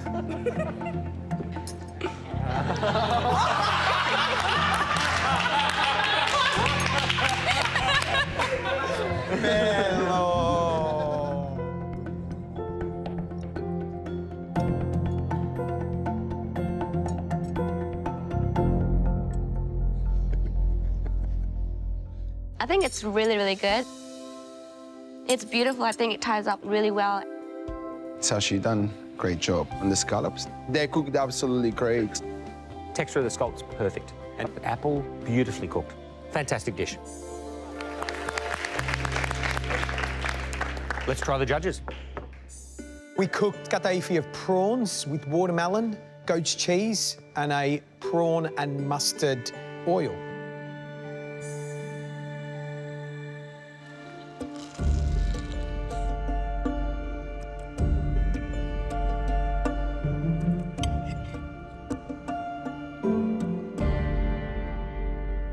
I love prawns, I love seafood, it's great. It's also very well combined with the refreshingness of the watermelon as well. Well done, George, bravo. I'm salivating. It's absolutely beautiful. I think the kataifi and the prawns just goes really well together. Absolutely beautiful dish. The crispiness of the kataifi's held up beautifully, and actually the watermelon's so refreshing. Well done. Well done. Yeah. Okay, guys, great start. Go and get your mains.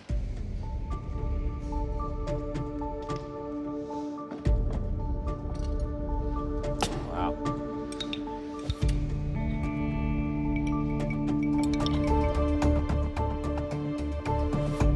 Ben, what did you cook?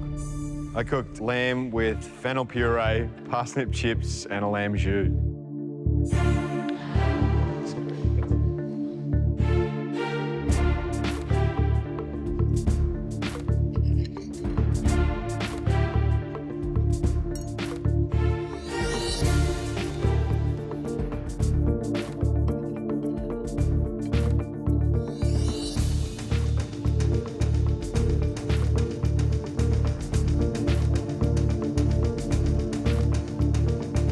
Well, I think that it's beautiful. The jus, it's great as well. Bravo, Benjella.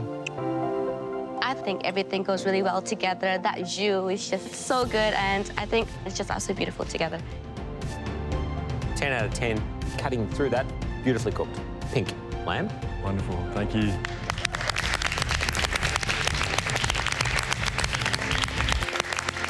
All right, time to try the judges. So, yeah, duck, roasted veg. Kohlrabi, fettuccine, oh, and a soft-boiled egg.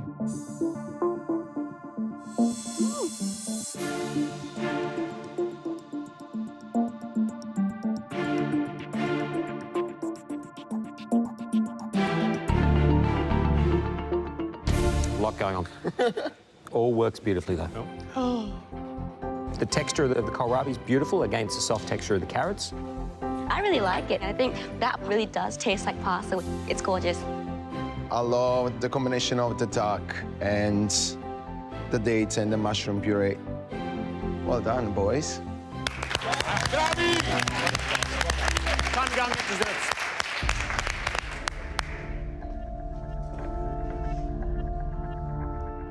Okay, Khan, what did you cook? Pears and fennel. Oh. That looks good. Thank you.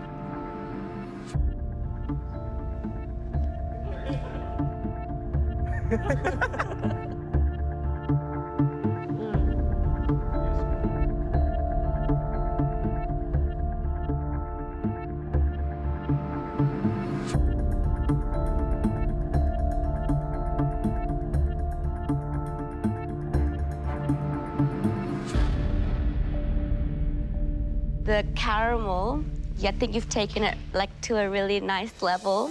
And that sorbet is gorgeous, just a little bit icy, but it's really, really good. I think that the sweetness of the fennel with sweetness of the sorbet and salted caramel, it's a great combination. Well done, Khan. It's so good. Such a mature dessert. Thank you. In terms, you have come so far in this competition. Incredibly proud of you. That is a restaurant-worthy dessert. Well done, well done, well done. Sorry. Gaz, what about you? Pistachio Brittany biscuit with cardamom star anise ice cream and little poached mandarins from the garden. Bust that Brittany open in the middle.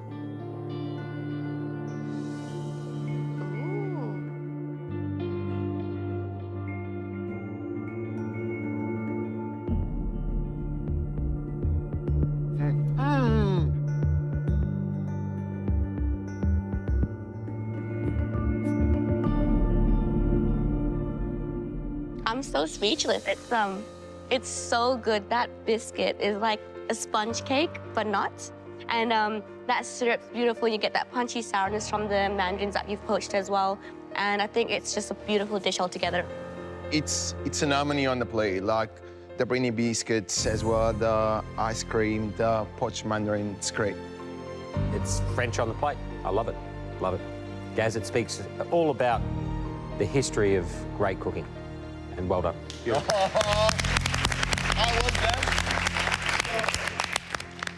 Okay, you guys just stay right where you are. We've got an incredibly tough decision to be made. Come on.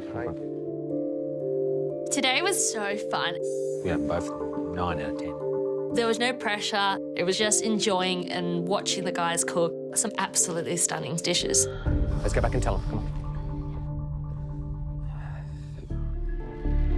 One of the closest decisions ever in MasterChef history, in my opinion. Okay? But in the end of the day, tough decision. For me and my two colleagues here, it's the judges.